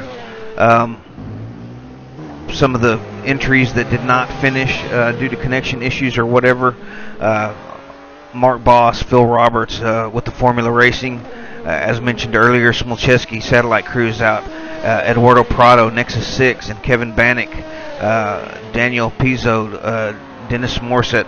A lot of these guys disconnected before I left, save for Smolczewski, Roberts, and Boss. I think are all the last 3 that have disconnected since I had to step away. But here we're looking at Jacob Christensen in the lead spot for Northern Light Racing. Now let's go check out the LMP2 leader, Ryan Mayfield. Mayfield currently holding, let me see if I can get it real fast. Ryan Mayfield with about a minute lead over Kamran Chowdhury in the second spot for the LMP2 class. And we've had a lot of attrition, so the track might seem a little bit thin, but as we've dropped about half the entries in this race, but all these guys putting forth a great effort.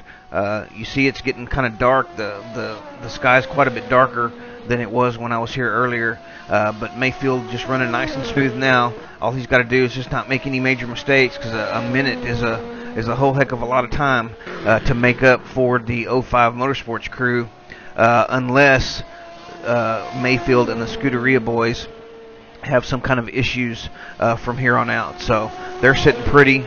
Christensen sitting pretty good too, at a 20-second lead over Adam Baldwin in the second position in P1, but not quite as secure as is the lead that Mayfield has over Chowdhury. Now, as we look back at the GT class, the gap between first and second holding pretty steady at about 20 seconds. Let's go ahead and take a look at Ron Caranchi and the Caranchi's Cobra Racing. And these guys really just kind of kept their heads down, didn't lose their cool. They had those moments earlier on in the race when they dropped from first all the way down to fourth, and then shortly thereafter down into a pretty steady fifth for a while.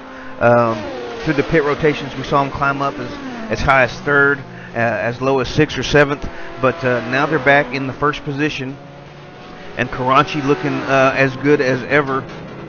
These guys trying to bring home the victory after a great hard-fought battle throughout this entire event. And you know, if they pull this off, I got to say that this is one of the best drives that I've probably seen, you know, since I've been involved in sim racing. It's just a really outstanding effort from everybody on this team to get this car back up into the front spot.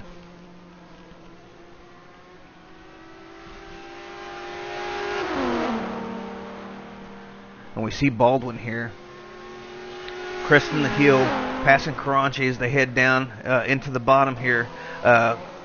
Jacob Christensen in the pits. So Northern Light Racing pitting. I'm not sure on the exact how much time we have left since I had to reconnect. Maybe we'll get an update from that from the guys in the booth. But Adam Baldwin taking over the lead. Christensen pitting probably for the last time. I don't know when Baldwin pitted, so he may have to pit again as well. We'll know shortly, because if he's going to have to pit, it's probably going to be pretty soon. It could be at the end of this lap. I'm being told 53 minutes left in the race. So if you've been keeping tabs on how long these guys take to run each fuel run, you may have an idea of whether or not he's going to have to pit and when.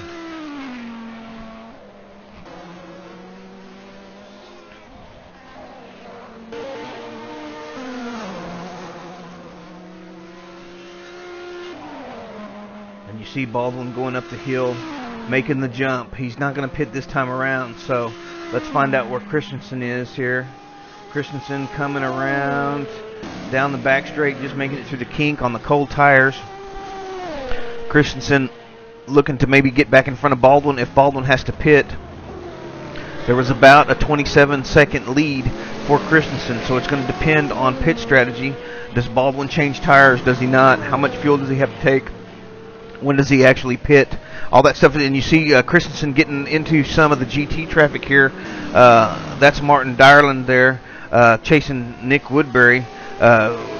Woodbury in third position, Dyerland in second position, so Woodbury fixing to go a lap down, but Woodbury fairly secure in his third spot if he can just keep it on the road, as is Martin Dyerland looking to increase his blanket of security there if he can put the third place person behind him on track. So here we're looking at Christensen. Let's see if Baldwin's coming around now. He just made it through the kink. It looks, or here he goes right here through the kink now, heading onto the back straightaway. And we will have to see if they are going to pit this time around and what kind of battle that sets up for the run to the checkered flag.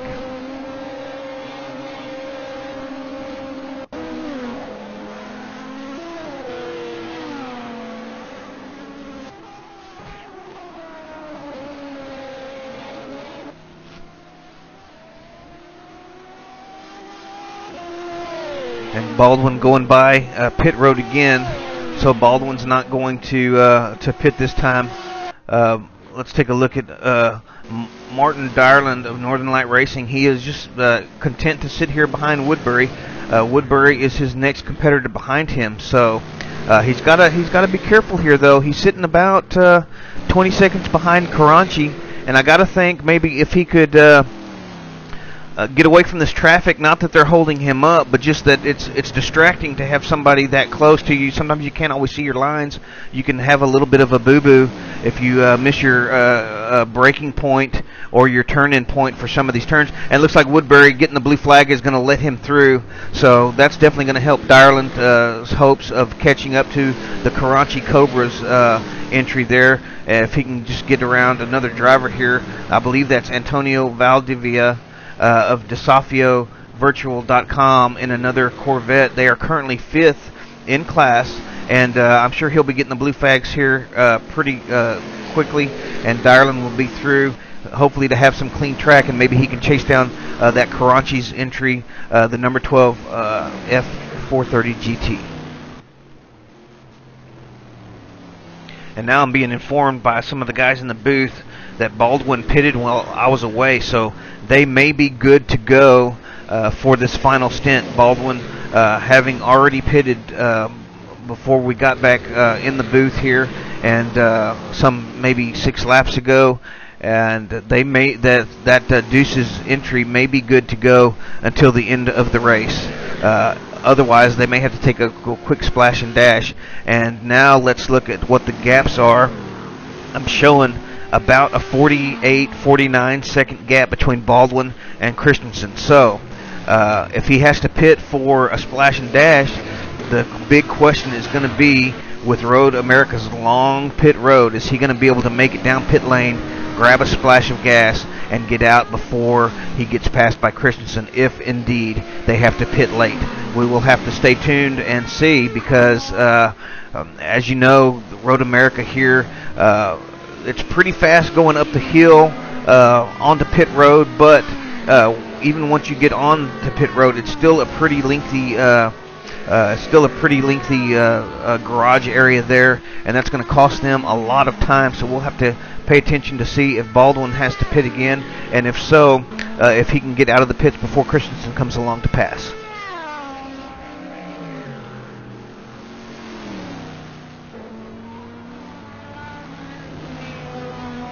And here we're looking at Martin Dyerland, currently P2 in the LMP, or I'm sorry, in the GT class, excuse me.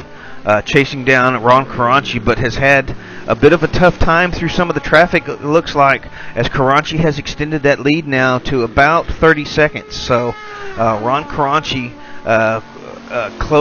extending his lead over Martin Dyerland, and that's what I was referring to earlier with Dyerland being behind some of the traffic a little bit, even though they weren't really holding him up per se, but it still throws your focus off a little bit, and you may not run as good a laps as you could otherwise in some clean air. So it looks like Dyerland has dropped back just a little bit from Karanchi.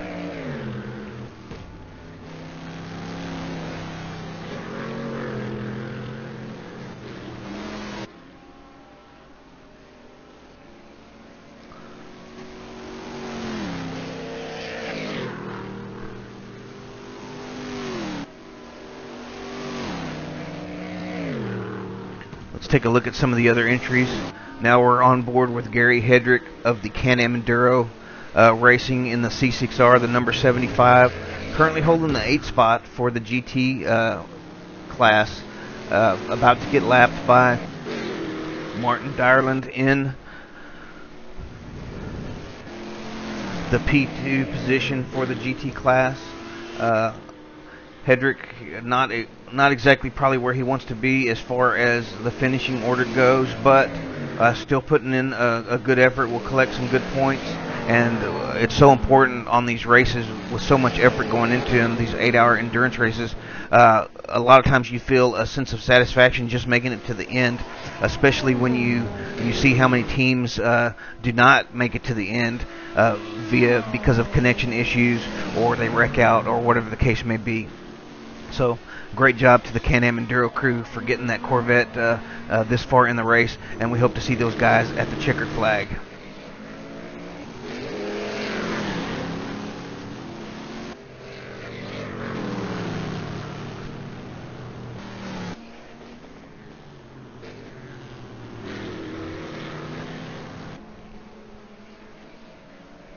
As I'm looking at some of the gaps on the R factor monitor, we've got still holding at about 49 to 50 seconds.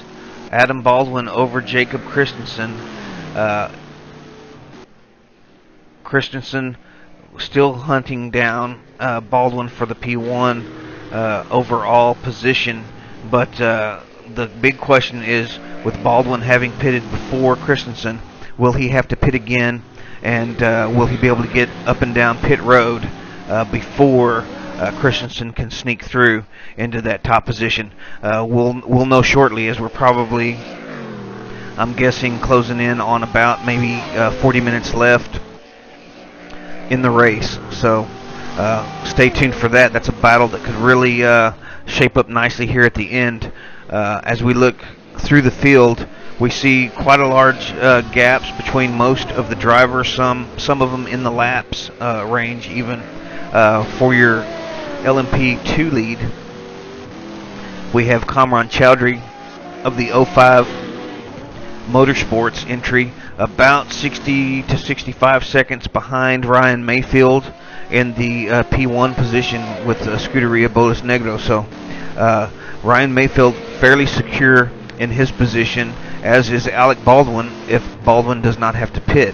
Now, we're not sure also on the LMP2 class, as I just rejoined about 20 minutes ago, where everybody has pitted and who's going to have to pit again. So these races might actually be a lot closer than what I'm telling you, but for now, on timing and scoring, that's where they stand.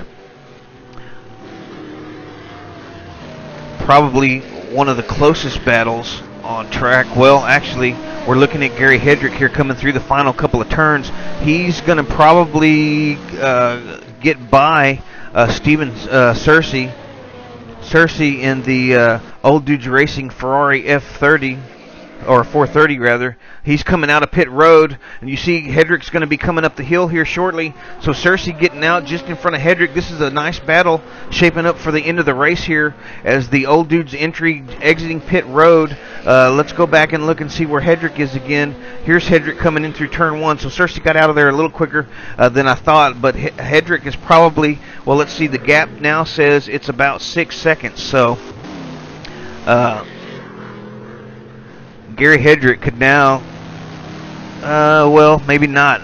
Now I'm looking at the timing and scoring, but there's actually one of the DNF cars in between them that's throwing me off, and it looks like Searcy has about a lap on Gary Hedrick. So it looks like that Old Dudes Racing is secure in their 7th position, and we don't have a lot of the individual races that are very close at the moment. We've got a couple that could possibly be shaping up nicely as they head into this, as we close out this final hour of the race.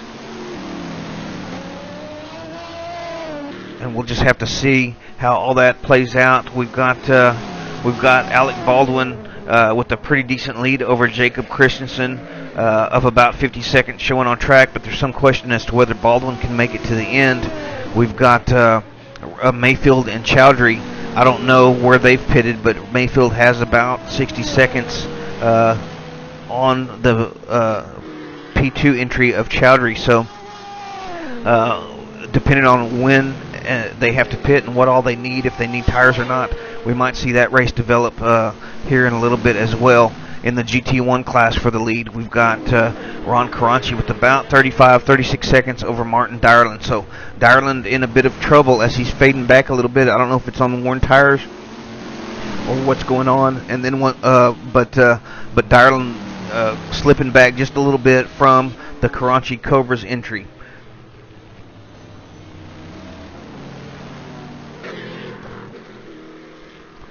And once again, I am on TeamSpeak. There is a broadcast booth. Some of the guys messaged me earlier on during the race, and I did not see your messages. If you want to hop in the booth, or if you want to talk about your race or what's going on with the with your team, feel free to either message me or even just feel free to hop in the booth. And if I don't acknowledge you in in a pretty quick time frame, go ahead whenever I make a pause in my speech to go ahead and jump in and say hello, because we welcome all the drivers here in the booth. We'd like to hear about your race and how your race is going, and that would be a great addition to this broadcast. So feel free to jump in and say hello whenever time permits. And of course, we will be here for a few minutes after the race to catch some comments from some of the finishers. Whoever wants to stick around can join me in the broadcast channel, and we can talk about some of your race in the post show.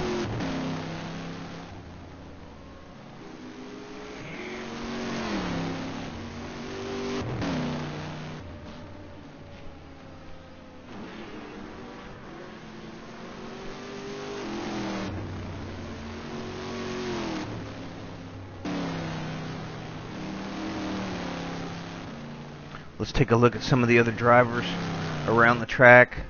We haven't seen Eddie Layton much today. We have seen the Lost Wrench Racing crew currently sitting in 6th. They were up as high as maybe 2nd or 3rd, somewhere around the mid point of the race. I don't remember if it was due to pit rotation or some other events that led up to them getting up there as high as 3rd or maybe even 2nd position, but they're currently in 6th spot at the moment. They've had a pretty quiet race, other than a few times that we've seen them in some battles, but putting forth a good effort, the Lost Wrench Racing crew in the C6R.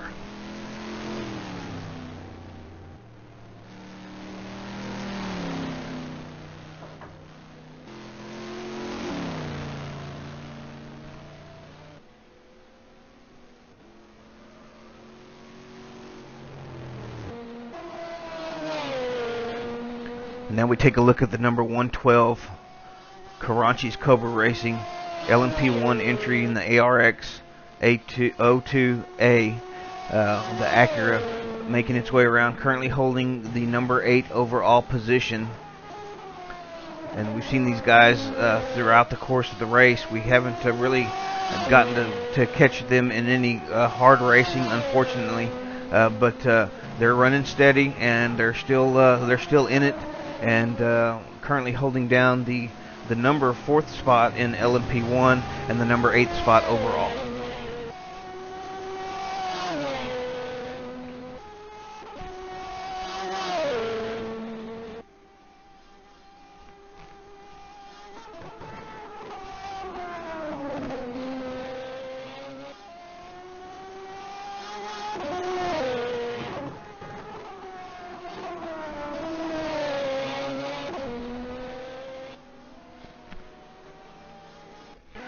And just in front of Fiorino DeLoro and the Karachi's Cobra entry that we were just watching is Nick Newcomb in the number 71 Oracle Racing S101J, one of the LMP2 entries, currently holding 4th in that class, 7th overall position.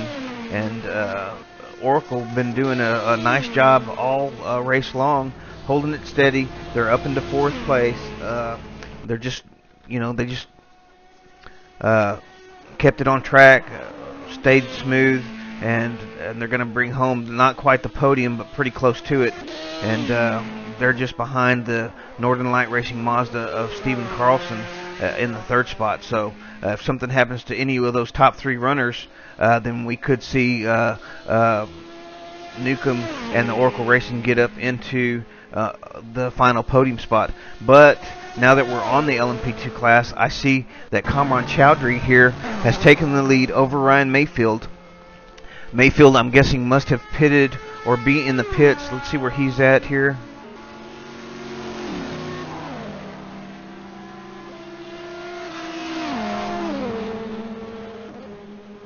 Mayfield may have come out of the pits. Hopefully somebody in the booth knows exactly what happened to Mayfield, but it looks like Mayfield may have pitted one more time, and Chowdhury now out in front with about an 8-second lead. So this is the battle shaping up here. We're not sure if Chowdhury is going to have to pit again, but if he doesn't, you got to wonder if Mayfield's not going to be able to catch him on fresher tires. We assume he has fresher tires. You see him getting by Eddie Layton there. Now he's chasing Jay Endo. He's not going to really catch Jay in the P1 car, but if he can just follow him around, Jay may help him get on up to Chowdhury there. Looking at the gap, it is about now it's about 9 to 10 seconds. So I'm thinking that Mayfield must have pitted. He's still getting his tires up to temperature, and in the meantime, Chowdhury is making good on it and trying to get away.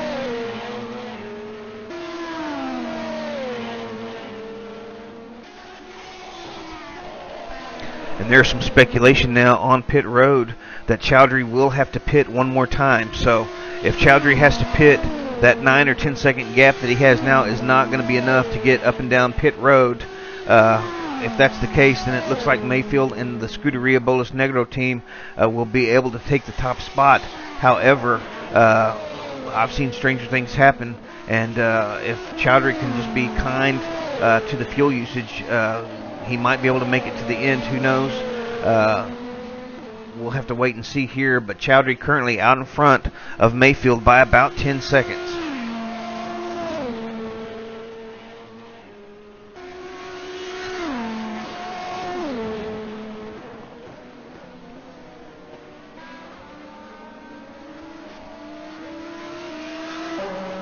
As we take a look on board Chowdhury there, there's Baldwin going through. Baldwin, of course, the overall leader over Jacob Christensen.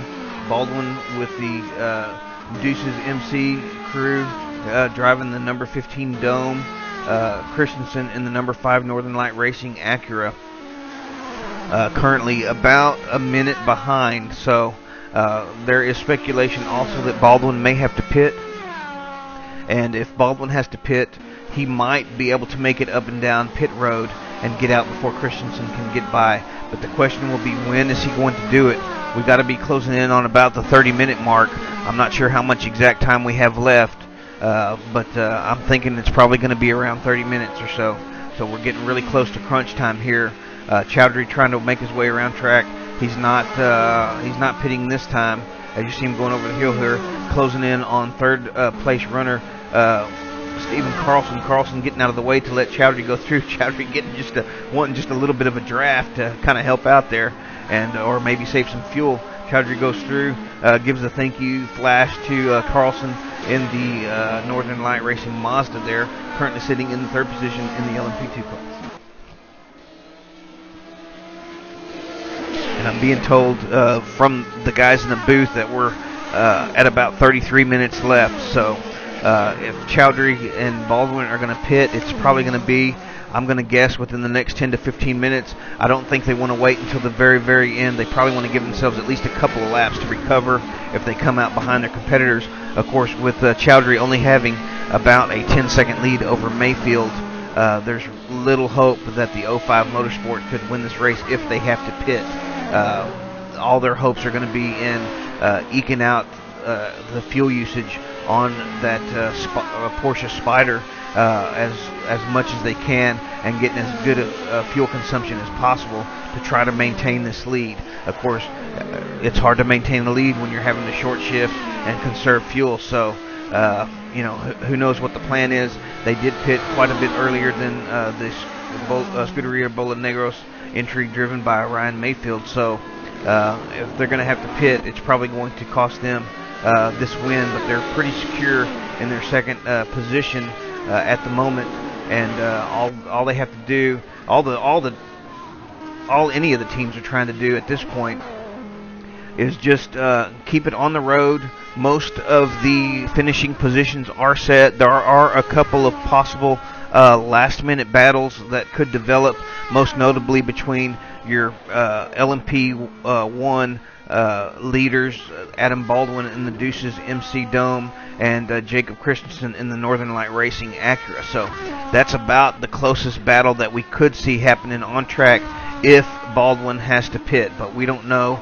Let's take a look up front with Baldwin now and just see what's going on with that team here. We've seen them all day long running pretty steady. Dave Jordan started in the car, I think, in 4th position, or maybe 3rd position, dropped back to 4th and then 5th within the first few laps, but he just kind of remained calm, kept his cool, and this crew has fought back and all race long.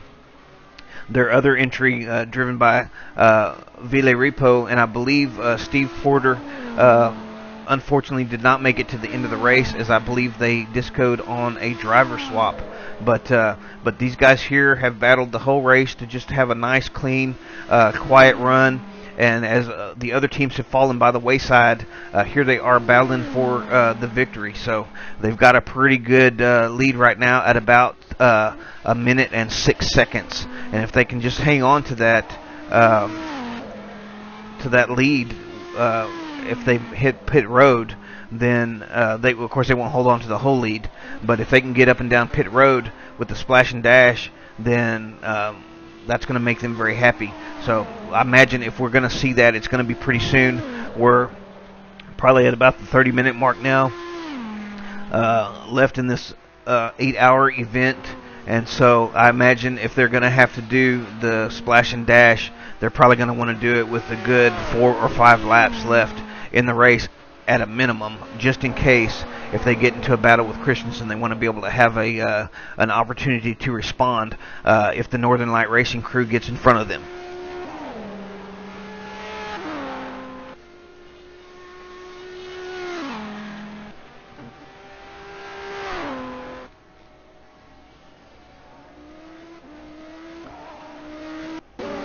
As we take a look now at your P2 entry in the LMP2 class, your second place runner, the number 83 Scuderia Bolas Negro Acura, driven by Ryan Mayfield, currently at about 14 seconds behind the first place runner, Kamran Chowdhury, in the 05 Motorsport RS. There is some speculation, though, that Chowdhury may have to pit, and with a 15-second lead, that's not going to be anywhere close to enough to keep Mayfield behind if he does have to hit pit road. But even if that is the case, they've got a couple of laps lead over Stephen Carlson in the Northern Light Mazda, currently in 3rd position in your P2 class.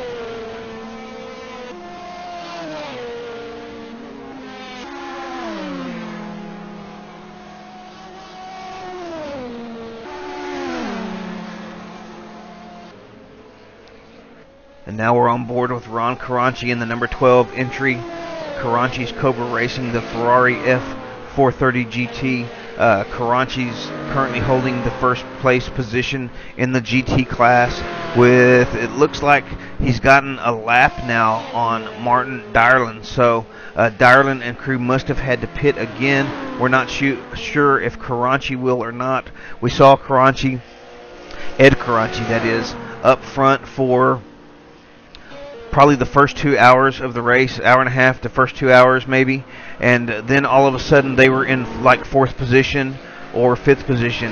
Right about the time that they did a driver swap, there was some speculation that they might have had issues getting the driver swap to work and had to go around and re-pit to get Santino in the car. And oh, you see Caranci with a little bit of a moment there, doing the I'm not sure what he's doing there, but a little bit of a sidestep there out of the final turn. But we saw them drop down to 4th and 5th position. They fought their way back. They're in first place. They've got a lap lead now over the P2 runners, Martin Dyerland of Northern Light Racing.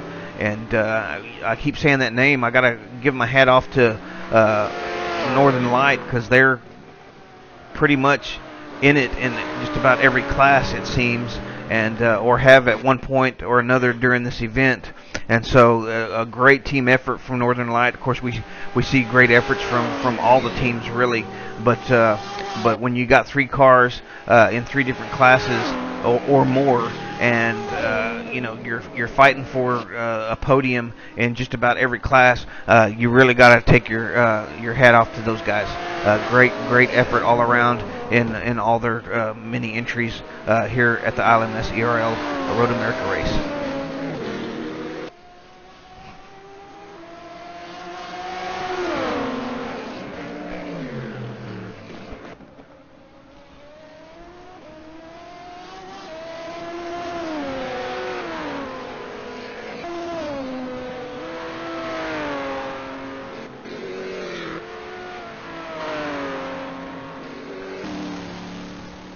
Now let's take a look at the number 63 GT World Racing entry, Sean Campbell, currently driving this car.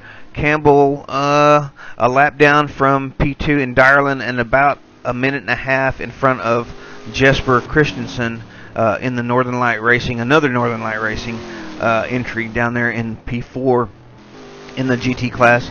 Sean Campbell and the GT World Racing crew have really done an outstanding effort this race. They've been up fighting for the lead early on and just hounding whoever's in front of them just about the entire race. It looks like they're going to be able to bring it home here in this final podium position in the GT class, but they've had a hard-fought battle this entire 8 hours, and bringing it home in third place is quite an accomplishment. So congrats to those guys, as it looks like they're going to be able to bring it home. They've got a comfortable lead over fourth. They don't really have a shot at second unless something really disastrous happens to the Northern Light crew. But great effort from the GT World Racing crew, and I hope to see them at the checkered flag in third place. You saw Adam Baldwin go through in the Deuces Dome. Still speculation over whether or not he's going to have to pit. We see Baldwin going around. Still, we're looking at about maybe 25 minutes left in the race. So if Baldwin's going to pit, it's going to be within, I would say, the next 2 to 3 laps.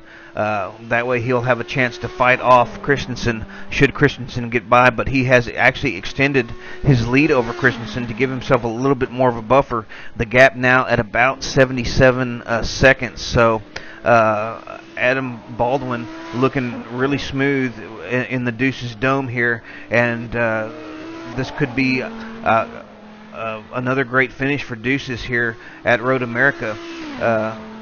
Even if he has to hit pit road, he might be able to make it up and down the lane without losing that spot to Christensen. The other speculation we have regarding pitting late is going to be Kamran Chowdhury in the 05 Motorsport RS Spider.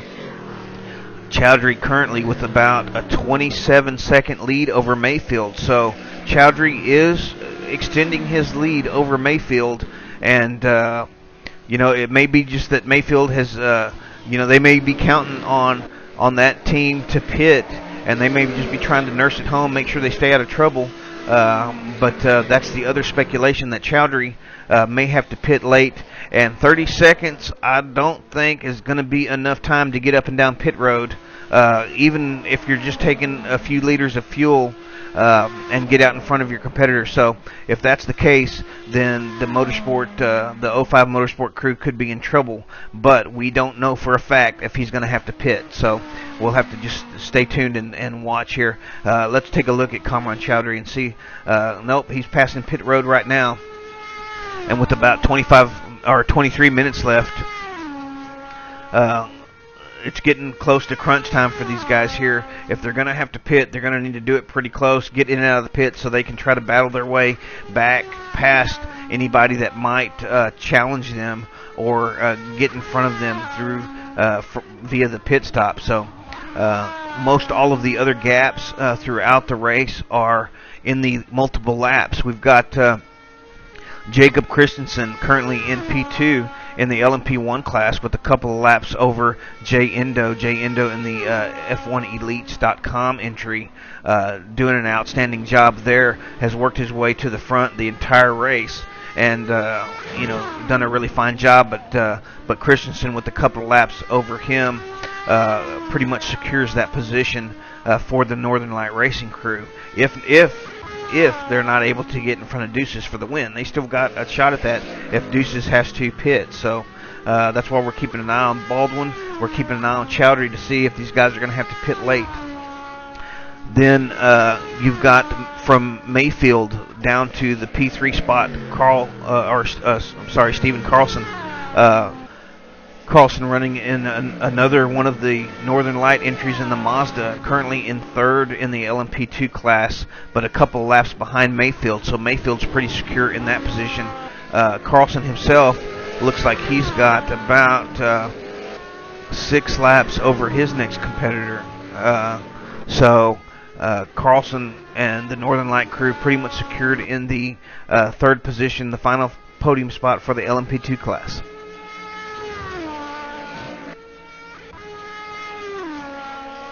And now it looks like we've had a driver swap in the Oracle Racing S101J Dome, the number 71 entry. This is Bill Brim taking over. I'm not sure who was. I think it was Nick Newcomb in the car before Brim there, and we didn't get to see Brim a whole lot today. Oracle's kind of had a quiet run of it, pretty steady run. They're in P4 in the LMP2 class, so great outing for Oracle Racing, and they've just been keeping their nose clean, or trying to. And you see Mayfield coming through now. Mayfield still dropping off of Chowdhury a little bit, about 32 seconds behind Chowdhury now. So we saw Mayfield pit late. As if Chowdhury's going to have to pit, I'm thinking 45 seconds maybe is what he's going to need to get up and down pit road and come out in front of Mayfield. I really don't know. I haven't paid that close attention to it throughout the course of the race, so we normally like to bring you the action and not the pit stop, so I haven't really been timing it at all. But Mayfield dropping off of Chowdhury just a little bit now.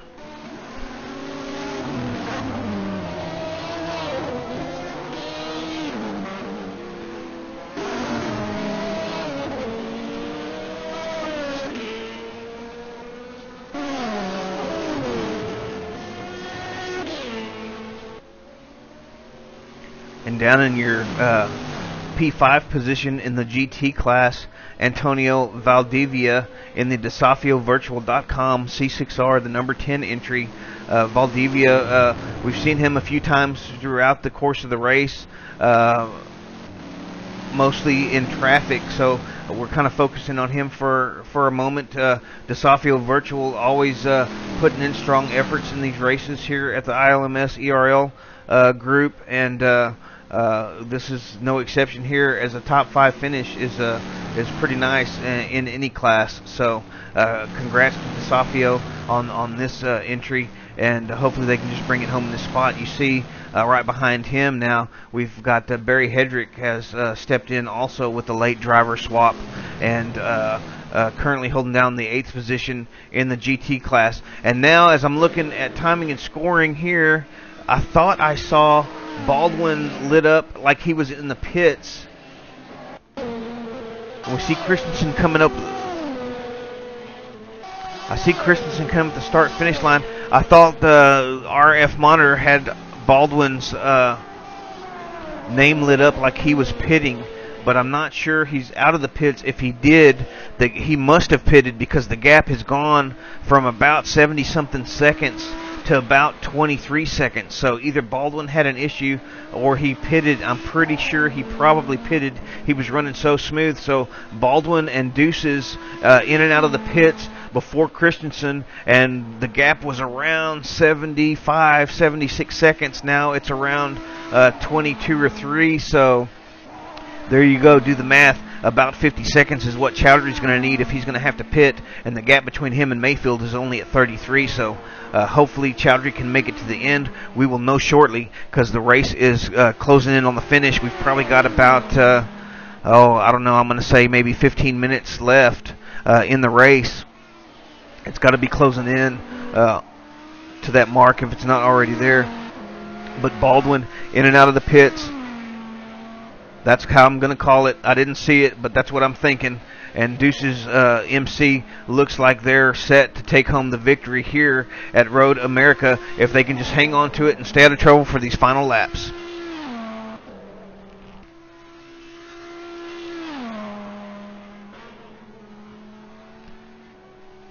And I'm getting a confirmation from the guys in the booth, timing and scoring booth, that Baldwin has indeed pitted, and that was his first lap out of the pit. So Baldwin in and out in front of Christensen, and they are telling me that Chowdhury will have to pit. Chowdhury with a current lead over Mayfield in P2. Well, now somebody is saying that Chowdhury won't have to pit, so it's going to be very exciting for sure. Chowdhury with about 32 seconds over Ryan Mayfield. Let's go ahead and look at Chowdhury and see if he is indeed going to hit the pits or not as we close in on the last 15 minutes or so in this event. It's been a great 8 hours here at Road America, and we've had some exciting racing. Now everybody's pretty spread out, but we've got a little bit of drama here late as Chowdhury kind of backing it in sideways there at the end of the back straightaway, getting on the brakes a little hard there as he closes in on Eddie Layton in the Corvette there.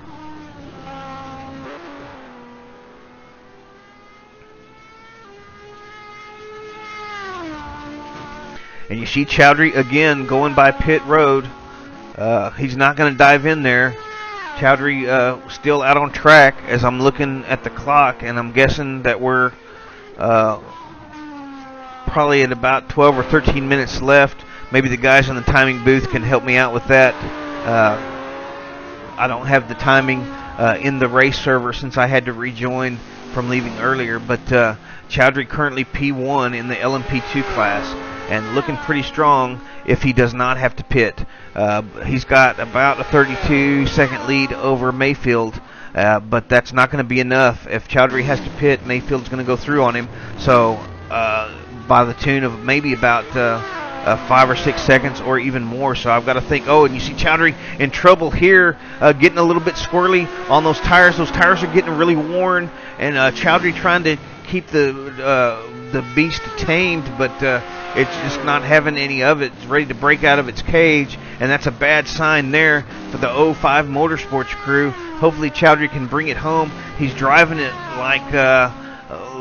like he needs to make up time, which makes me think that maybe he will have to pit. I don't think he's being very conservative as far as fuel, at least not from what we can see. Of course, we don't know how he's shifting or how he's attacking the corners and stuff, but Chowdhury here, let's see what the gap now has gone down to under 30 seconds after that little mishap by Chowdhury.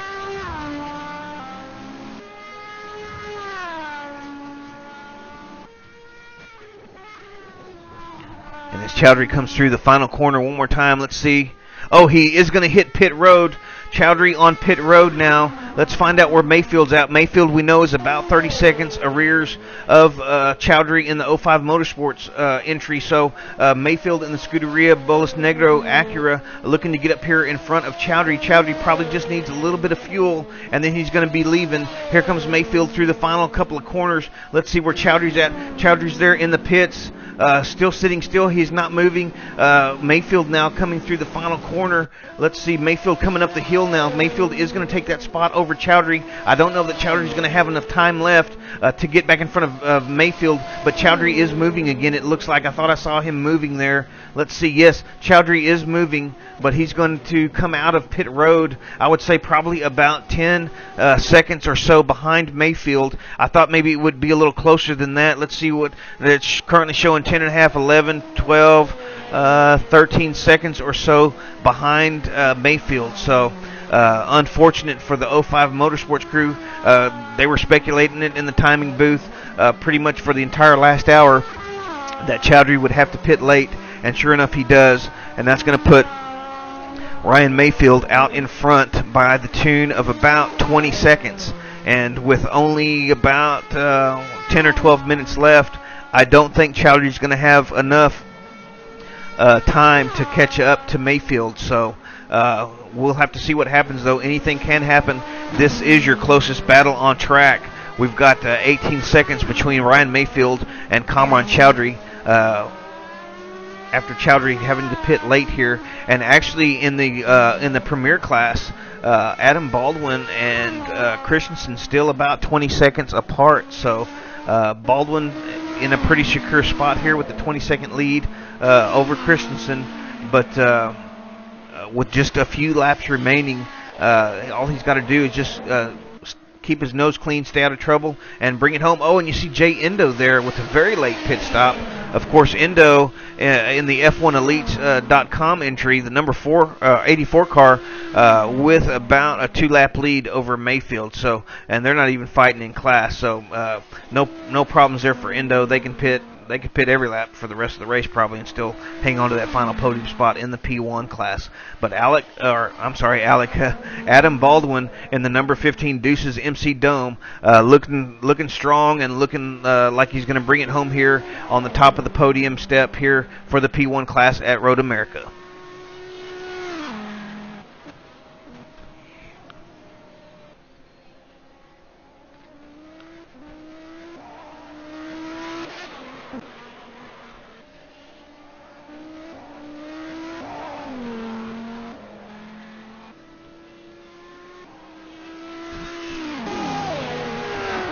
Take a look now with Jacob Christensen in the Northern Light Racing entry, currently about 20 seconds down from Adam Baldwin. Great effort from both these teams today. Looks like Deuces is going to bring home the trophy, though. Christensen and Northern Light will have to settle for the silver. Indo and F1 Elites settling for the bronze here at Road America, but Christensen doing a fine job hanging on to this Deuces entry here and making it interesting even to the end. Adam Baldwin having to pit late, of course. That closed the gap up quite a bit, as did Chowdhury, had to pit real late. So that handed the lead back over to the Scuderia Bolas Negro Acura entry driven by Ryan Mayfield. And Mayfield's been running a really strong race the entire time, been real steady. Chowdhury's been fast. He's been up there in the lead with the 05 Motorsports, but they've had some issues throughout the race, and my understanding is they've made quite a comeback to get up even into a spot to maybe challenge for the win. So great effort from the 05 Motorsports as well. And then, of course, the mother of all comebacks, at least in this race, has got to go to the Karachi's Cobra Racing effort with Ron Karachi closing out the race for that crew. In the number 12 Ferrari F430 GT, Karachi's started from pole, ran the first couple of hours in the lead, had some issues in the pits, and fell down to fifth, as low as fifth position for, oh man, probably 2 or 3 hours there in the middle of the race, and just kept clawing and clawing and clawing, and came back, unlapped themselves, and managed to crawl all the way up into the lead. So great effort there from Karachi's Cobras.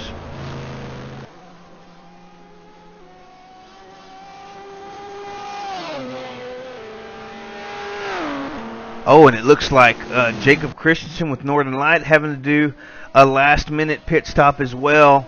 But, of course, they have no fear of losing that spot. He comes out of the pits with another 70 seconds over the third entry of Jay Indo. So, or actually, I'm sorry, he falls to 7 seconds behind Baldwin in first. So he's still got a couple of laps on Indo there. But the closest battle on track is going to be between Ryan Mayfield and Kamran Chowdhury, and I'm not sure what kind of time we're looking at left in the race. I'm thinking it's got to be around 8 minutes or so. Maybe let's see what the guys in the timing booth have to say. But Chowdhury is closing up on Mayfield. I don't think he's going to have enough time, but the gap is down to about 16 seconds now. It was around 20 seconds, I think, at its max after Chowdhury's late pit stop, but now it's about 16 seconds or so, and all Mayfield's really got to do is just stay clean and keep it on track, and he'll bring it home in first position. But Chowdhury has definitely not given up and is pushing hard.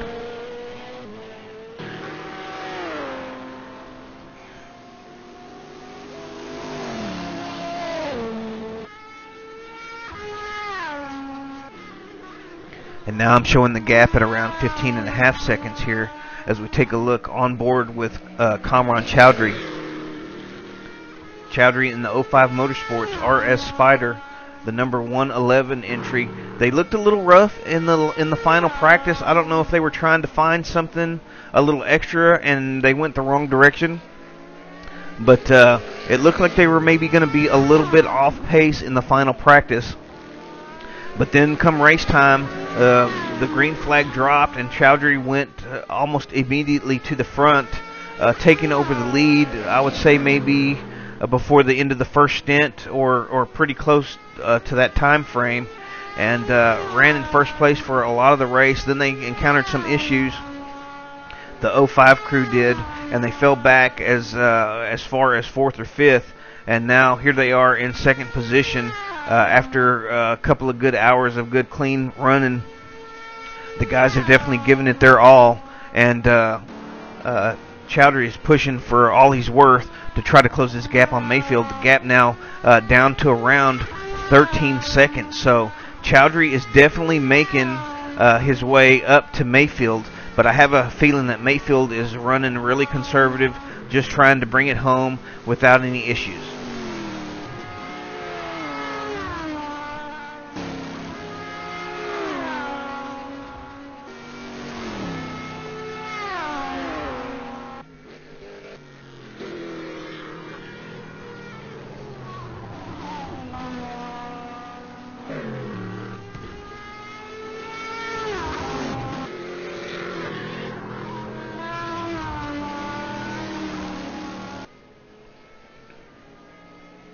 And as we close in on the final 5 or 6 minutes of this race, I want to again invite the drivers to step into the broadcast channel on the TeamSpeak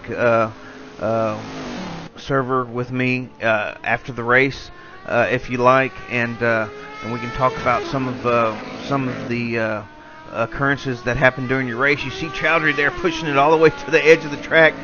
Kamran Chowdhury not giving up in the least. But, yeah, I would like to invite all the drivers and crews to join me in the booth for some interviews after the race is over. And we'd like to talk to some of you guys and find out, some of the hardships that you faced, what you had to overcome, and just kind of get a general feel on how your races went. But we are on board with Kamran Chowdhury now. We're within about the 5-minute mark, I believe.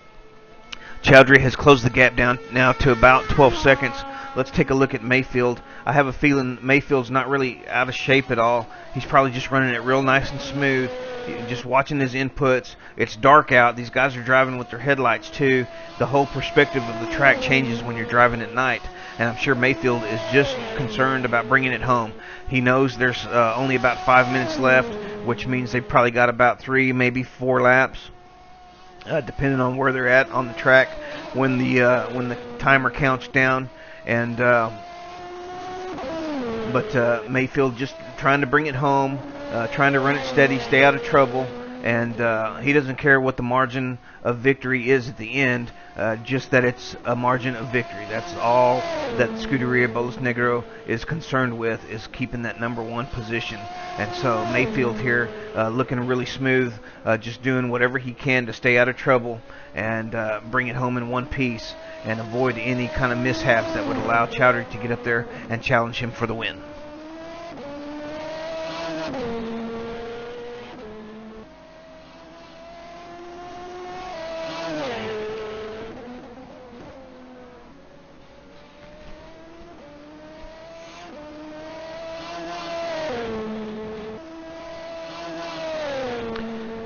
We've just heard from the guys in the timing booth there. 3.5 minutes left, so you can see where Mayfield's on the track here, coming down the back straightaway, just going through the kink. He's probably got 3 laps left in him. He'll probably cross the line before at the end of that second lap, before the timer runs out, and get in another lap. So Chowdhury might not, though, being 10 seconds back.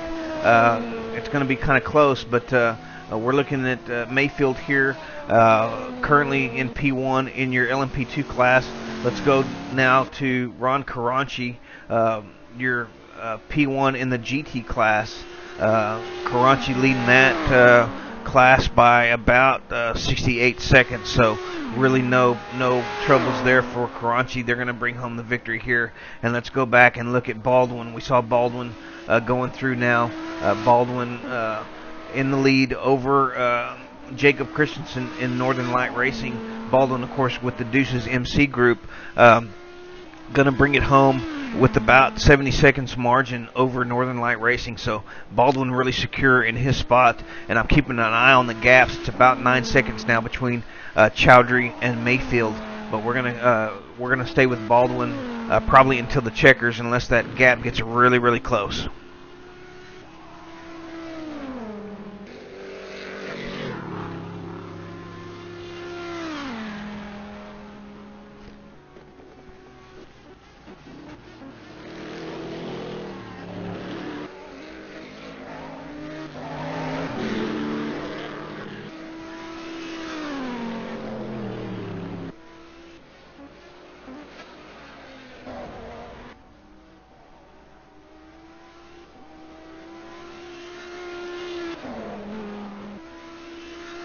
See Baldwin crossing the start-finish line here. There's probably about 2 minutes left. He's probably got 2 more laps after this one. Well, now I'm being told about 1 more minute, so this is probably the final lap for Adam Baldwin in the number 15 Deuces MC Dome, the S101M. Great effort here today from the Deuces MC group. Dave Jordan and Adam Baldwin doing an outstanding job. Fighting some adversity early on, and then just calming themselves down and driving steady throughout the entire event. And now they're going to bring home the checkered flag. He's got just a few corners left here, and Adam Baldwin and Deuces Motorsports Club will bring home the checkered flag in the P1 class.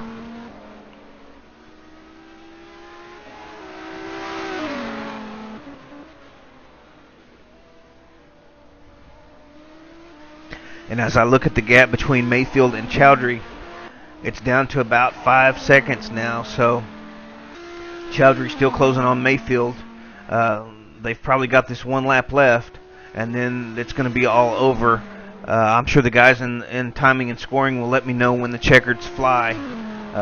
But Adam Baldwin here coming at the end of the back straightaway. He's got 3 more corners to negotiate here, and he's going to be home free as the Deuces MC group will bring home this dome in the first position in P1. And there it is. I'm being informed time is up, and congratulations to Deuces Motorsports Club and Adam Baldwin and Dave Jordan for bringing home this dome in P1 position. Great job, guys. Now we're going to go to the battle, or to the LMP2 leader, Ryan Mayfield. And you see Mayfield coming down at the end of the back straight, and you see the GT leader Karanchi there. Kamran Chowdhury there, surprisingly close to Mayfield. The gap now is only about 3.5 seconds, but Mayfield doesn't care. He just wants to bring it home in first position. And Chowdhury's pushing for all it's worth, but it's not going to be enough. He needed another 3 or 4 laps maybe, and he could have done something, although I kind of have a feeling that Mayfield was just driving real conservative and making sure that he made it to the finish. But Ryan Mayfield in the number 83 Scuderia Bolos Negro Acura is going to bring it home in P1 for the LMP2 class, and a great effort from them, and a great effort for Kamran Chowdhury and the whole 05 Motorsports crew to bring it home in second place and to really challenge at the end. And now we look at Karanchi's Cobra bringing home the trophy in the GT1 class. Great job from Karanchi's Cobra Racing and the Ferrari F430 there in the GT class. They fought probably the most adversity and had, you see a little see a little action there between Chowdhury and Mayfield giving each other little love taps down the back straightaway there, and that's definitely those guys are having fun. They had a good clean race. Now they're just letting it all out. You see Chowdhury there stopping at the end of the straightaway. Karanchi gonna go around here. But great effort from Karanchi's Racing. Great effort from Northern Light Racing, placing second in the LMP1 class, third in the LMP2 class, and second in the GT class. So great effort from Northern Light Racing as well. Karanchi's Cobra in number 1, the GT World Racing rounding out the podium for the GT class. Northern Light, third in the LMP2 class, driven by Stephen Carlson. And then, of course, the number 84 entry, F1Elites.com, driven by Jay Endo, in the third and final podium spot in the LMP1 class. So it's been a really exciting event, and I hope you guys have enjoyed it. We've certainly enjoyed it here. Maybe we can get some of you guys in the booth to comment on your race and let us know how everything went.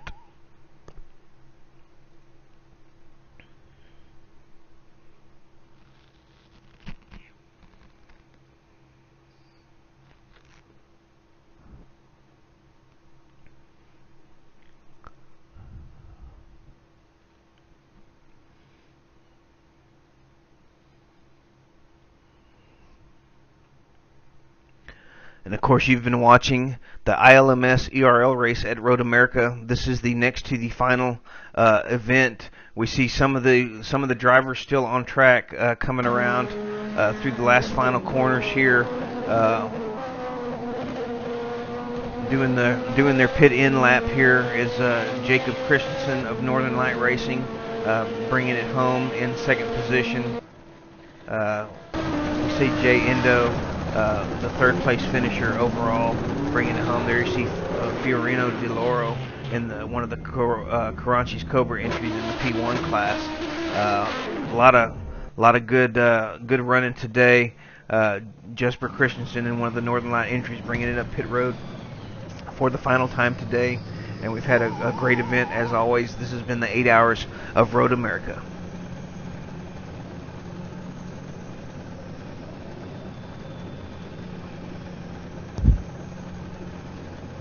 And I've got a couple of guys in the booth. I'd like to welcome Adam Baldwin and Kamran Chowdhury. Adam, if I may, I'd like to start with you. Tell me about your race early on. I know I think Jordan fell back just a couple of spots there early on, but it looked like he just kind of kept his cool, and you guys just kind of kept clawing your way to the front and just running a nice steady race. Tell me how your race went. Well, it wasn't easy. Definitely a lot of adversity in this race. Dave put in a lot of good stints, but unfortunately we had a little issue on his first pit stop where he lost force feedback and caused us to have one more pit stop than we should have had. And additionally, I had some issues in traffic to where I got some damage, knocked the front end off. But thanks to some good race pace late in the race, as well as through a few disconnections, we were able to pull it out. Well, congrats to you guys. It was definitely an outstanding event. I know some of that can be attributed to attrition from the other teams not being able to finish. However, that happens to everybody. It's happened to Deuces in the past as well. How does that make you feel, though, at the end of the race when you kind of feel like, well, maybe we weren't the fastest, but does that make it any less spectacular a feeling? Well, a win is a win. We knew all week that we were a little down on pace compared to the other cars. We really worked hard on the setup to close the gap a bit, but in the end, it seems like throughout the race, people's race pace was pretty far down on what they practiced at, so we were able to be a lot more competitive. Towards the end there, regardless of whether other people disconnected or not, we thought we could be competitive, and we thought that we could take the fight to them. And you guys did. Y'all stayed steady and stayed true, and were able to bring it in front of everybody else. A little bit of drama, and I'm going to touch base with Kamran on this as well. At the end of your race, you had about a 75-second lead or so. There was some speculation in the timing booth that you guys were going to have to pit late for a splash and dash, and sure enough, you did. But you managed to come out about 20 seconds in front of your competitors in P2, Jacob Christensen in the Northern Light Racing entry. And so, had y'all kind of already figured out exactly how much time you needed or didn't in the pits, or were you kind of sweating it there at the end? Well, due to Dave's force feedback issue, a couple laps in, I'd say about, a fifth of the way into the race, we had to make some decisions regarding what sort of strategy we'd like to do, and we calculated that it'd be much more profitable really to run quickly rather than save the fuel that we need to make it to the end. So we elected to do the splash and dash. However, we also calculated that our closest rivals were on the same strategy, so it wasn't really an issue. Yeah, and you calculated correct because I believe Christensen did have to pit a couple of laps after you did as well to take a splash and dash of their own. So looks like y'all guessed right in that regard, and that was just great strategizing by you and Dave Jordan in the Deuces Motorsports Club pit. Well, gotta throw it up, gotta say a great race to my teammate. I'm actually filling in for this race for Eric Schmeider, so hopefully representing well for Deuces, and I look forward to running with them in the future. Yeah, and I think you did an outstanding job, and I guarantee you they're going to be looking forward to having you in the car again sometime soon. Well, congratulations to you and Dave, and to Deuces MC. Great effort from you guys, and a great victory. And thank you for stopping by in the booth and letting us know how your race turned out. And we will see you at the next round. Appreciate it. Great job on the commentary. Thank you, sir. Now I move on to Kamran Chowdhury here. Chowdhury finishing in the second position in the LMP2 class in the 05 Motorsports Porsche RS. Kamran, a little drama with you guys at the end as well, with having to pit late. The guys were speculating, and we saw how much time it took the Deuces entry to get in and out of the pits. You had about 32 seconds, maybe, give or take a little bit, and we knew it wasn't going to quite be enough. And then when you dove into the pit, sure enough, you came out and you were about 20 seconds behind. But you really closed the gap at the end and made it interesting. I think you finished probably within about 3 seconds of Mayfield there in the Scuderia Bolas Negro entry. So kind of take us through your thought process. What were you thinking kind of when you had to hit pit road? Did you try saving fuel at first, or did you just kind of outright know, hey, I'm going to have to pit, so I just need to go all out? I knew I needed to pit because it's too far to save fuel, because I think I pitted with 15 minutes left. The only mistake I made was I took the wrong tires. I should have taken the LM medium tires, because as the track temperature started to drop, I started to struggle for pace. So I was doing 47s only with clear track when I was able to do 46s with clear track. So I was a little disappointed with myself for making that mistake, but I think Ryan was probably just cruising around, so this made it interesting. Yeah, we kind of had that idea that he was maybe just trying to bring it home there at the end, maybe save something for in case if you did catch up to him. But you never know. It could be that those guys had something more serious going on, and of course you pushed all the way to the end, as you should, and a great, outstanding effort from the 05 Motorsports crew. Now, we saw early on, as some of your competitors kind of dropped back in the very beginning, y'all actually took the lead. Was it before the end of your first stint or so that when you took the lead, and y'all kind of held it for a good hour or two, didn't you? What happened kind of in the middle of your race that threw the 05 Motorsports crew back towards 5th and 6th place? Andrew Warner, he didn't get any practice in, so he was a little green, and just made a little offs here and there. It took some time to adapt to the car. So because it was my setup, so he wasn't used to it, and I think that contributed to our drop in position. But it's a team game, so gotta account for that. Well, you guys certainly kept your head in it and kept clawing your way back up to the front, and made a great effort of it, finishing in P2. And is it my understanding that ties up the LMP2 point standing now heading into the final race? I got no idea. Well, it's going to be pretty close. We'll have to wait and see, but I thought I saw somebody mentioning something about that in chat. Maybe I'm off on which class they're talking about, but regardless, a great effort from you guys for the entire 8-hour event, and congratulations to you on your second place finish. And we will see you at the next round at Le Mans. Yeah, thanks. I probably won't be racing at Le Mans because I got to race elsewhere. But congratulations to Ryan Mayfield and his team. They did an outstanding job. I mean, they're class of the field. And congratulations to I think it's Deuce Motorsports Club, and I don't know who won in GT, but congrats to them on the win. And that's Kamran Chowdhury giving his congratulations out to everybody, including the Karachi's Cobra group in the GT1, taking the GT1 win after falling back down as low as, I believe, 5th or 6th spot with what we speculate as being a driver swap issue.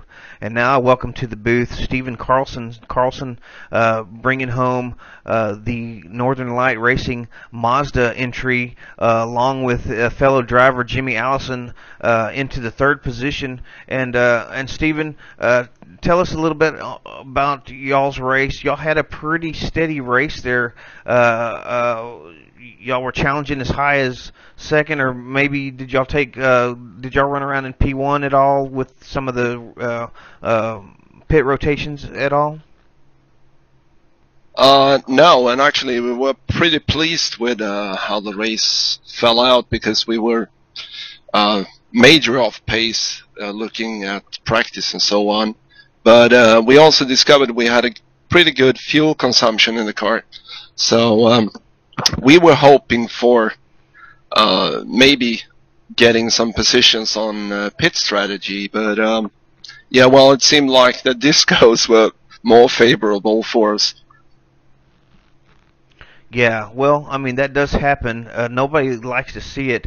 Everybody hates it when they disco, and you kind of feel kind of hollow when your competitors disco, but it happens to everybody, and it's just a part of sim racing that we have to live with, unfortunately, at this time. But I really want to talk about Northern Light Racing as a whole, not just the P2 effort, but you guys took, I believe you guys took P2 in the GT class, and you took P2 in the LMP1 class, and then P3 in the LMP2 class. So an outstanding effort from the entire Northern Light Racing crew.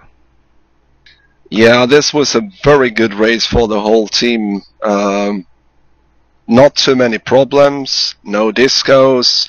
I had a crash in the snap-on bridge for some weird reason, but I think the rest of the guys had a pretty uneventful race in terms of accidents and stuff. So yeah, and we're starting to get it right finally.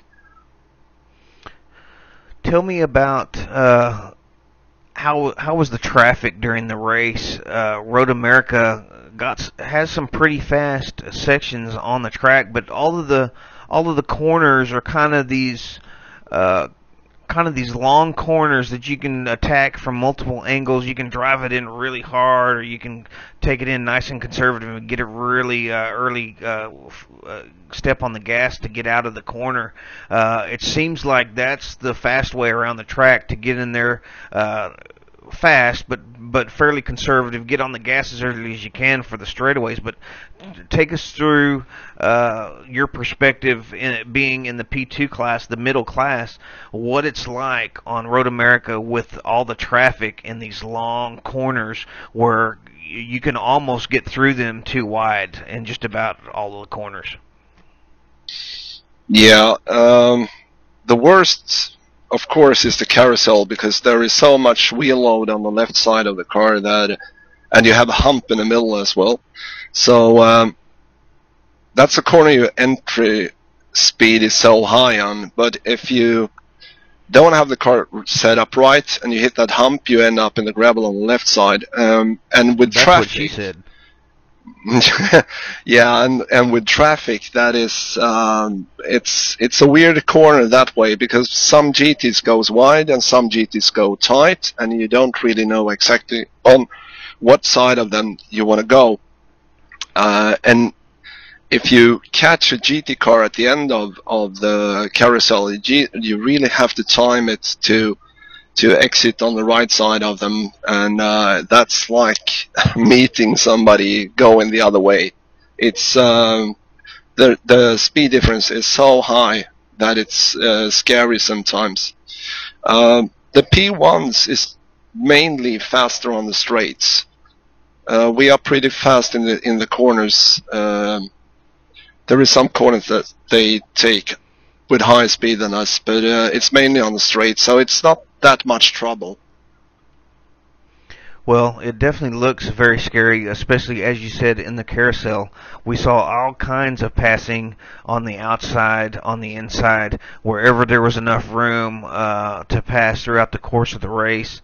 And of course, you being in the LMP2 class, like you said, y'all are pretty fast in the corners compared to the P1s, and especially compared to the GT cars. The P1s are mostly faster than you guys on the straightaway, so I imagine it's a little bit maybe easier for you guys than it is for the GT racers. We were kind of speculating early on in the race that the GT racers probably have to spend about 30% of their lap looking in their mirror while they're trying to go fast and maintain position on track, because they're just constantly getting swallowed from behind by not only the P2 class that you're running in, but also the P1 class, and it just makes it really tough to drive. But that's multi-class racing, and you know, that's just part of the challenge. Unfortunately, it leads to some unpleasantries on track, as people don't always guess where the other guy's going correctly, but still makes for some interesting broadcast and for some interesting racing. For sure, for sure. Yeah, well, as you said, it's a part of multi-class racing, and one of the biggest things with multi-class racing is to participate traffic and get by it, or let it by even the fastest way. So sometimes it's not favorable to catch a GT2 fast, so you have to catch it at the right place to lose the least amount of time passing. And it's a part of multi-class racing, and as I said to Jimmy during I think it was my first stint, that I was surprised that earlier in the season we had a fair amount of accidents because people were doing bonehead passes, but here it's worked better than I expected. And I guess it's because if you go off with one wheel on this track, you're screwed. And as we saw with Paolo Tadolini with a yellow vet early in the race, you are gone if you put a tire on the grass.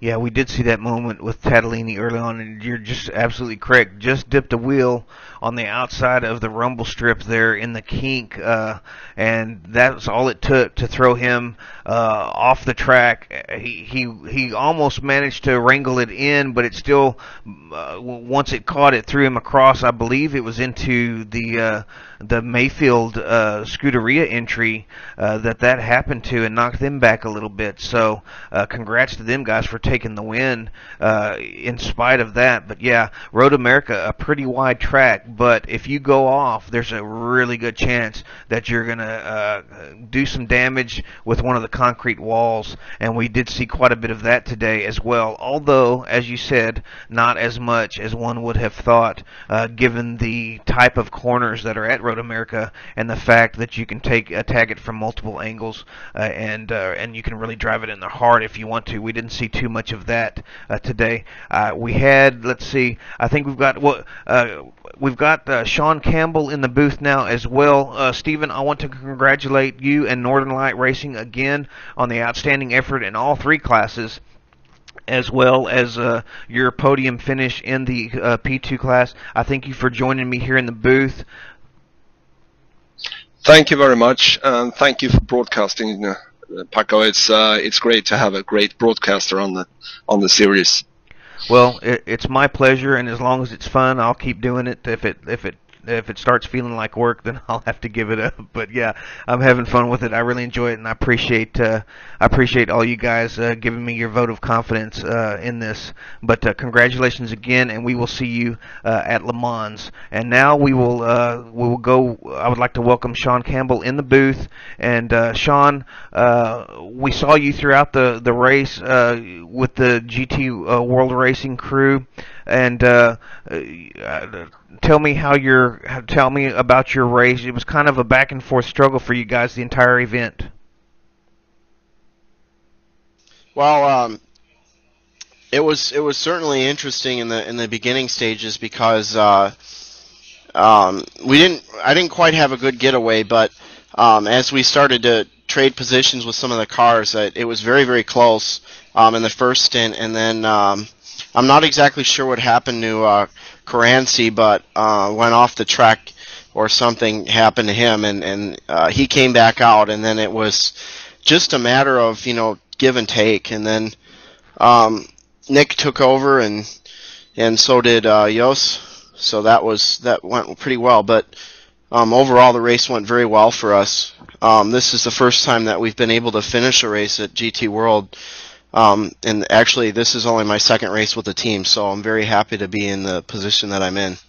Well, you guys did an outstanding effort throughout the entire race. For about the first hour and a half, 2 hours, we saw all of you top four guys, Karachi's Northern Lights, I believe, GT World, and for the life of me, I'm not remembering the other fourth entry, but the top four runners were all within about 10 seconds of each other throughout the first hour and a half, 2 hours of the race until the driver swaps started, and it was just really an outstanding effort. And in fact, I was speculating even in the final practice that you guys were going to have a strong effort, because I was noticing your practice times from the final practice session, and all three of you guys were within about 1 to 2/10 of each other as far as your pace goes, and so I knew that you guys were going to have a very consistent and solid race, and congratulations to you.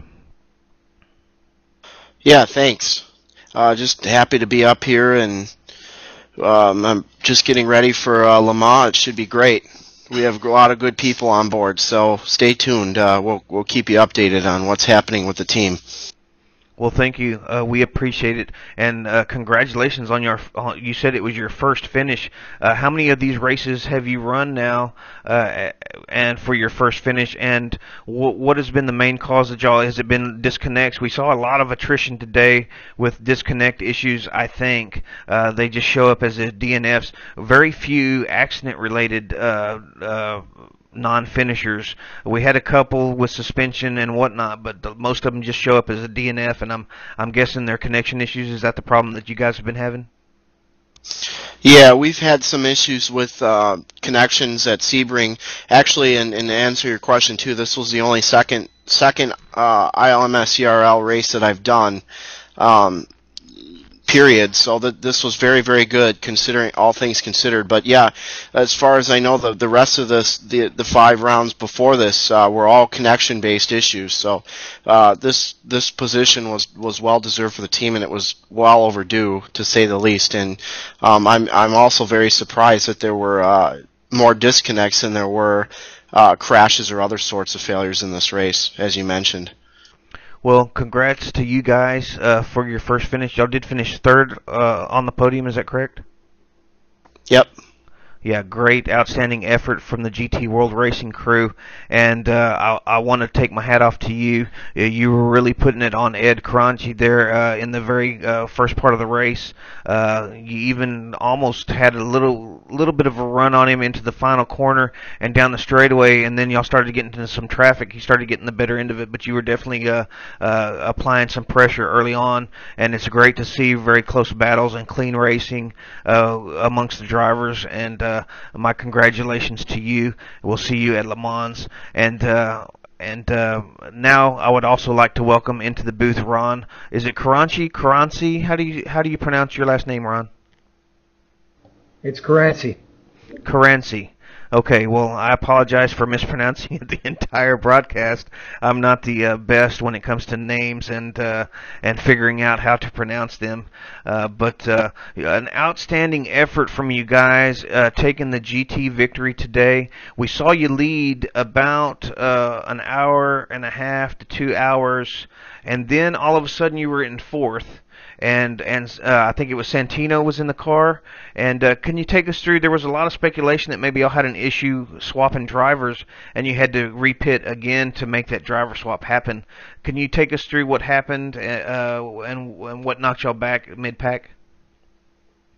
Yeah, briefly, what my brother told me when I got home, because I wasn't there for the first bit.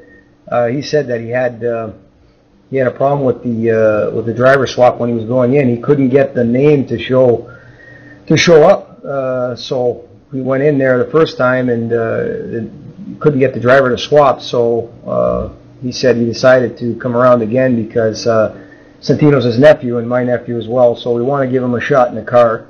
We usually give him one leg or so, and we jack up the downforce for him. We weren't really worried too much about what was happening. Tried to stay as clean as possible. We were surprised at actually what happened because we had a lot of competition out there, and it seemed to work out. We got lucky, I guess.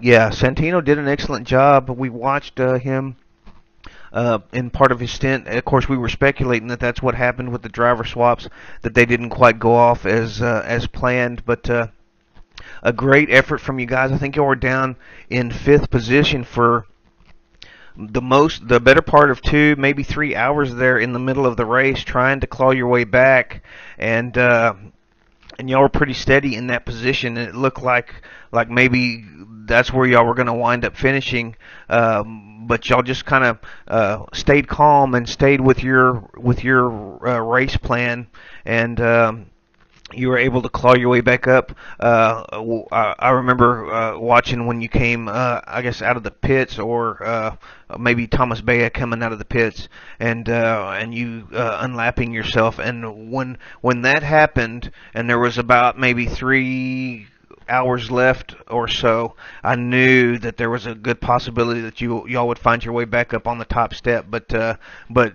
you kind of hold your hopes up for something like that, but then of course in sim racing when you got all these issues with connections and whatnot, and you kind of don't want to get your hopes up because you feel like you're gonna be disappointed. But a great effort from you guys today, and congratulations on your victory. Oh, thanks very much. It was good, and I know the competitors were top notch. I mean, it was tough for me to get by half those guys, and then they were fighting back, and I didn't know where that car was going to finish. To tell you the truth, we were just using a 3-tire strategy, ran a good fuel mileage, a low wing, then we jacked it up in the middle segment when Santino got in the car because he can't handle the lower wing, and then when we put the lower wing back on the car for myself, I actually did it because I didn't get him to change it when he switched with me because it would have been too much for him to do. So I actually ran that higher wing setup later, my first stint on medium. I think we used mediums that time, and I was on second leg medium tires, and then when I switched to hards, I knew that we probably would have a chance if I can keep the lap times up. We didn't get a lot of traffic, and it just got lucky. We got into certain spots on the track that there was no cars there, and I could run a few laps here and there to keep the laps consistent, and just chipped away little by little, and I guess it paid off.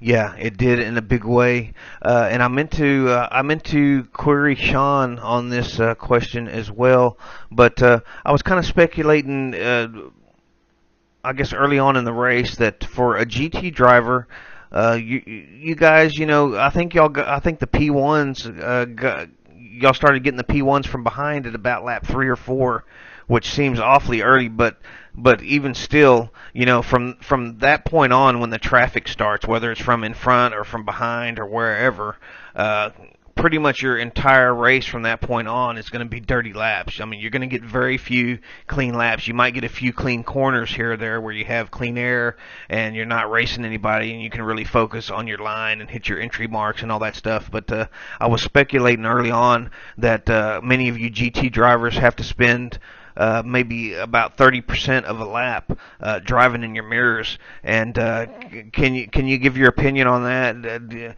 Do you know, how hard is that to drive, keep the car on track, race with somebody that's only about maybe a second and a half to 2 seconds, or even closer to you, all while watching your mirrors? Yeah, it's really tough, and I know all the GT drivers probably have the same problem with it because you know, you just for a high speed track, you just put your you know, you put your head down for a second, just look up for like just your eyes off just for a second, and then that's it. You miss a corner or you miss a brake zone. You see one there, and then suddenly there's another one and another one, and they're going and they're racing each other. So trying to pick through the GT cars, and all it takes is to miss one break point, and that car's going off the track. And that's why I locked it up quite a few times, and almost actually went off the track a few times too. Just trying to stay out of the way of other cars. I remember the last leg I was running, that I think it was one of the P1s. I don't know who it was, but I didn't even know he was behind me, and it was going up over the start-finish line, and I was weaving a little bit to the right to stay more in the center of the track because I knew my concentration was going. And as soon as I weaved to the right, he was there, and then I weaved to the left, and he was going there, and that could have been a big accident. I don't know what driver it was, but I'm sorry to him for doing that, because I just lost my concentration just for a second, and that was on the straightaway. Yeah, and it's so easy to do in the course of an 8-hour race, to lose your concentration. So hard to keep it. And then, of course, as you said, looking up into the mirror for just a second, and you're blowing your markers. And incredibly, the first hour and a half to 2 hours, you top four GT runners were all within about 10 seconds from first to fourth. You all had like a second and a half to 2 second gap on the next runner, and it was just it was like an accordion, you know, with the traffic coming through. You'd get a little closer, and then you'd expand, and then you'd get a little closer, and it was just really awesome to watch in the early part of the race. And you know, that's something that's always very exciting to see here at the ERL series. And but anyway, I want to congratulate you again on a great comeback for your crew, coming back up from what was a pretty steady and a pretty solid 5th position after those driver swap issues, to taking the top spot on the podium and victory here at Road America. Thanks very much, Charles. And with that, I'm going to welcome another character into the booth. I'm not sure exactly who this is. The username says Rhino. Hello, Rhino. That's one of our team guys. Reno. That's Reno. Here in the Laurel. Ah, okay. Which car were you racing in, Reno? I was in the LMP1. In the LMP1 class. Did y'all finish? Was it 5th in class? I think it was 4th. I'm not sure. 4th in class. Well, congratulations on that. That certainly took a lot of effort, a lot of competition out there today, and of course, you know, as always, we have some issues with teams not being able to finish for whatever reason. Unfortunately, that's life in sim racing. And take us through how your race, how did y'all's race develop? It looked like we didn't.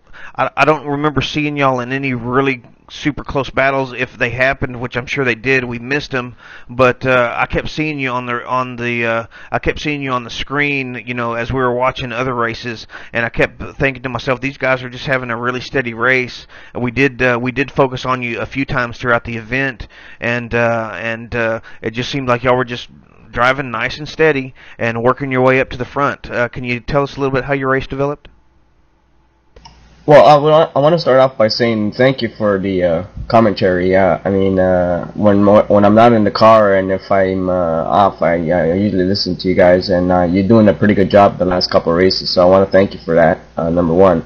The beginning of the race started off pretty good. I got out in front of Dave Jordan there because we set up our car for high speed, because we thought it was almost impossible really to pass somebody on the infield, and the only chance to pass anybody would be on the straights, and we had a pretty fast car in a straight line, so I used that to my advantage the first couple of laps, and I got past Dave Jordan, and then On the last corner, just before we go to the front straight, there was a Corvette in front of us, and I decided to go on the left side, and he decided to go there too. And I'm not saying it's his fault, probably my fault, but that put me into the wall, and I was already a lap down by lap 5 or 6, so that kind of screwed our race after that.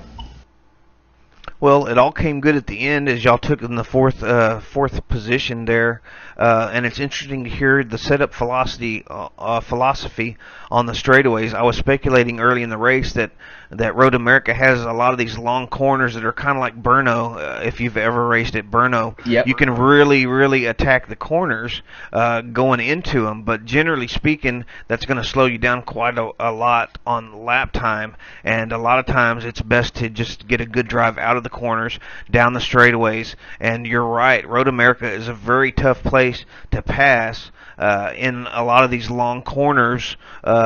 Even if you have the aero advantage over the car in front of you, and unless we're talking P2s versus G2s around the carousel, that was crazy to watch pretty much all day. But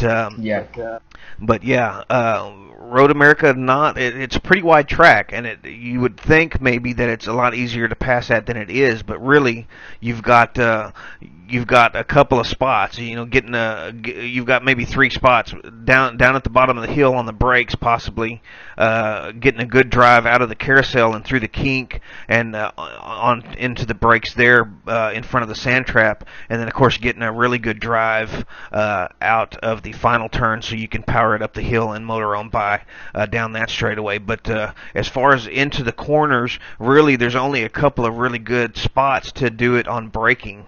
And interesting to hear y'all's philosophy on setup. It appears to have worked. As you said, you were able to get in front of Jordan early on, and of course those guys were able to climb back and take the victory. But congratulations to you guys on your 4th place finish.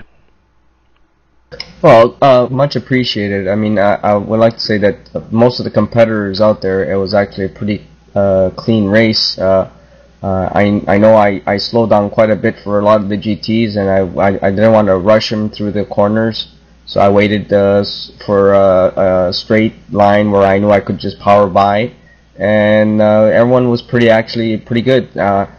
We just ran into a little bit of bad luck. Well, we still finished a half decent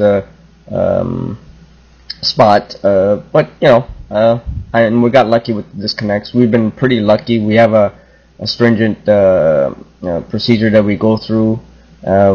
Basically, Ron set it all up, and he also did thought of the setups too, because he's the setup guy. He's a guru. He knows what he's doing there.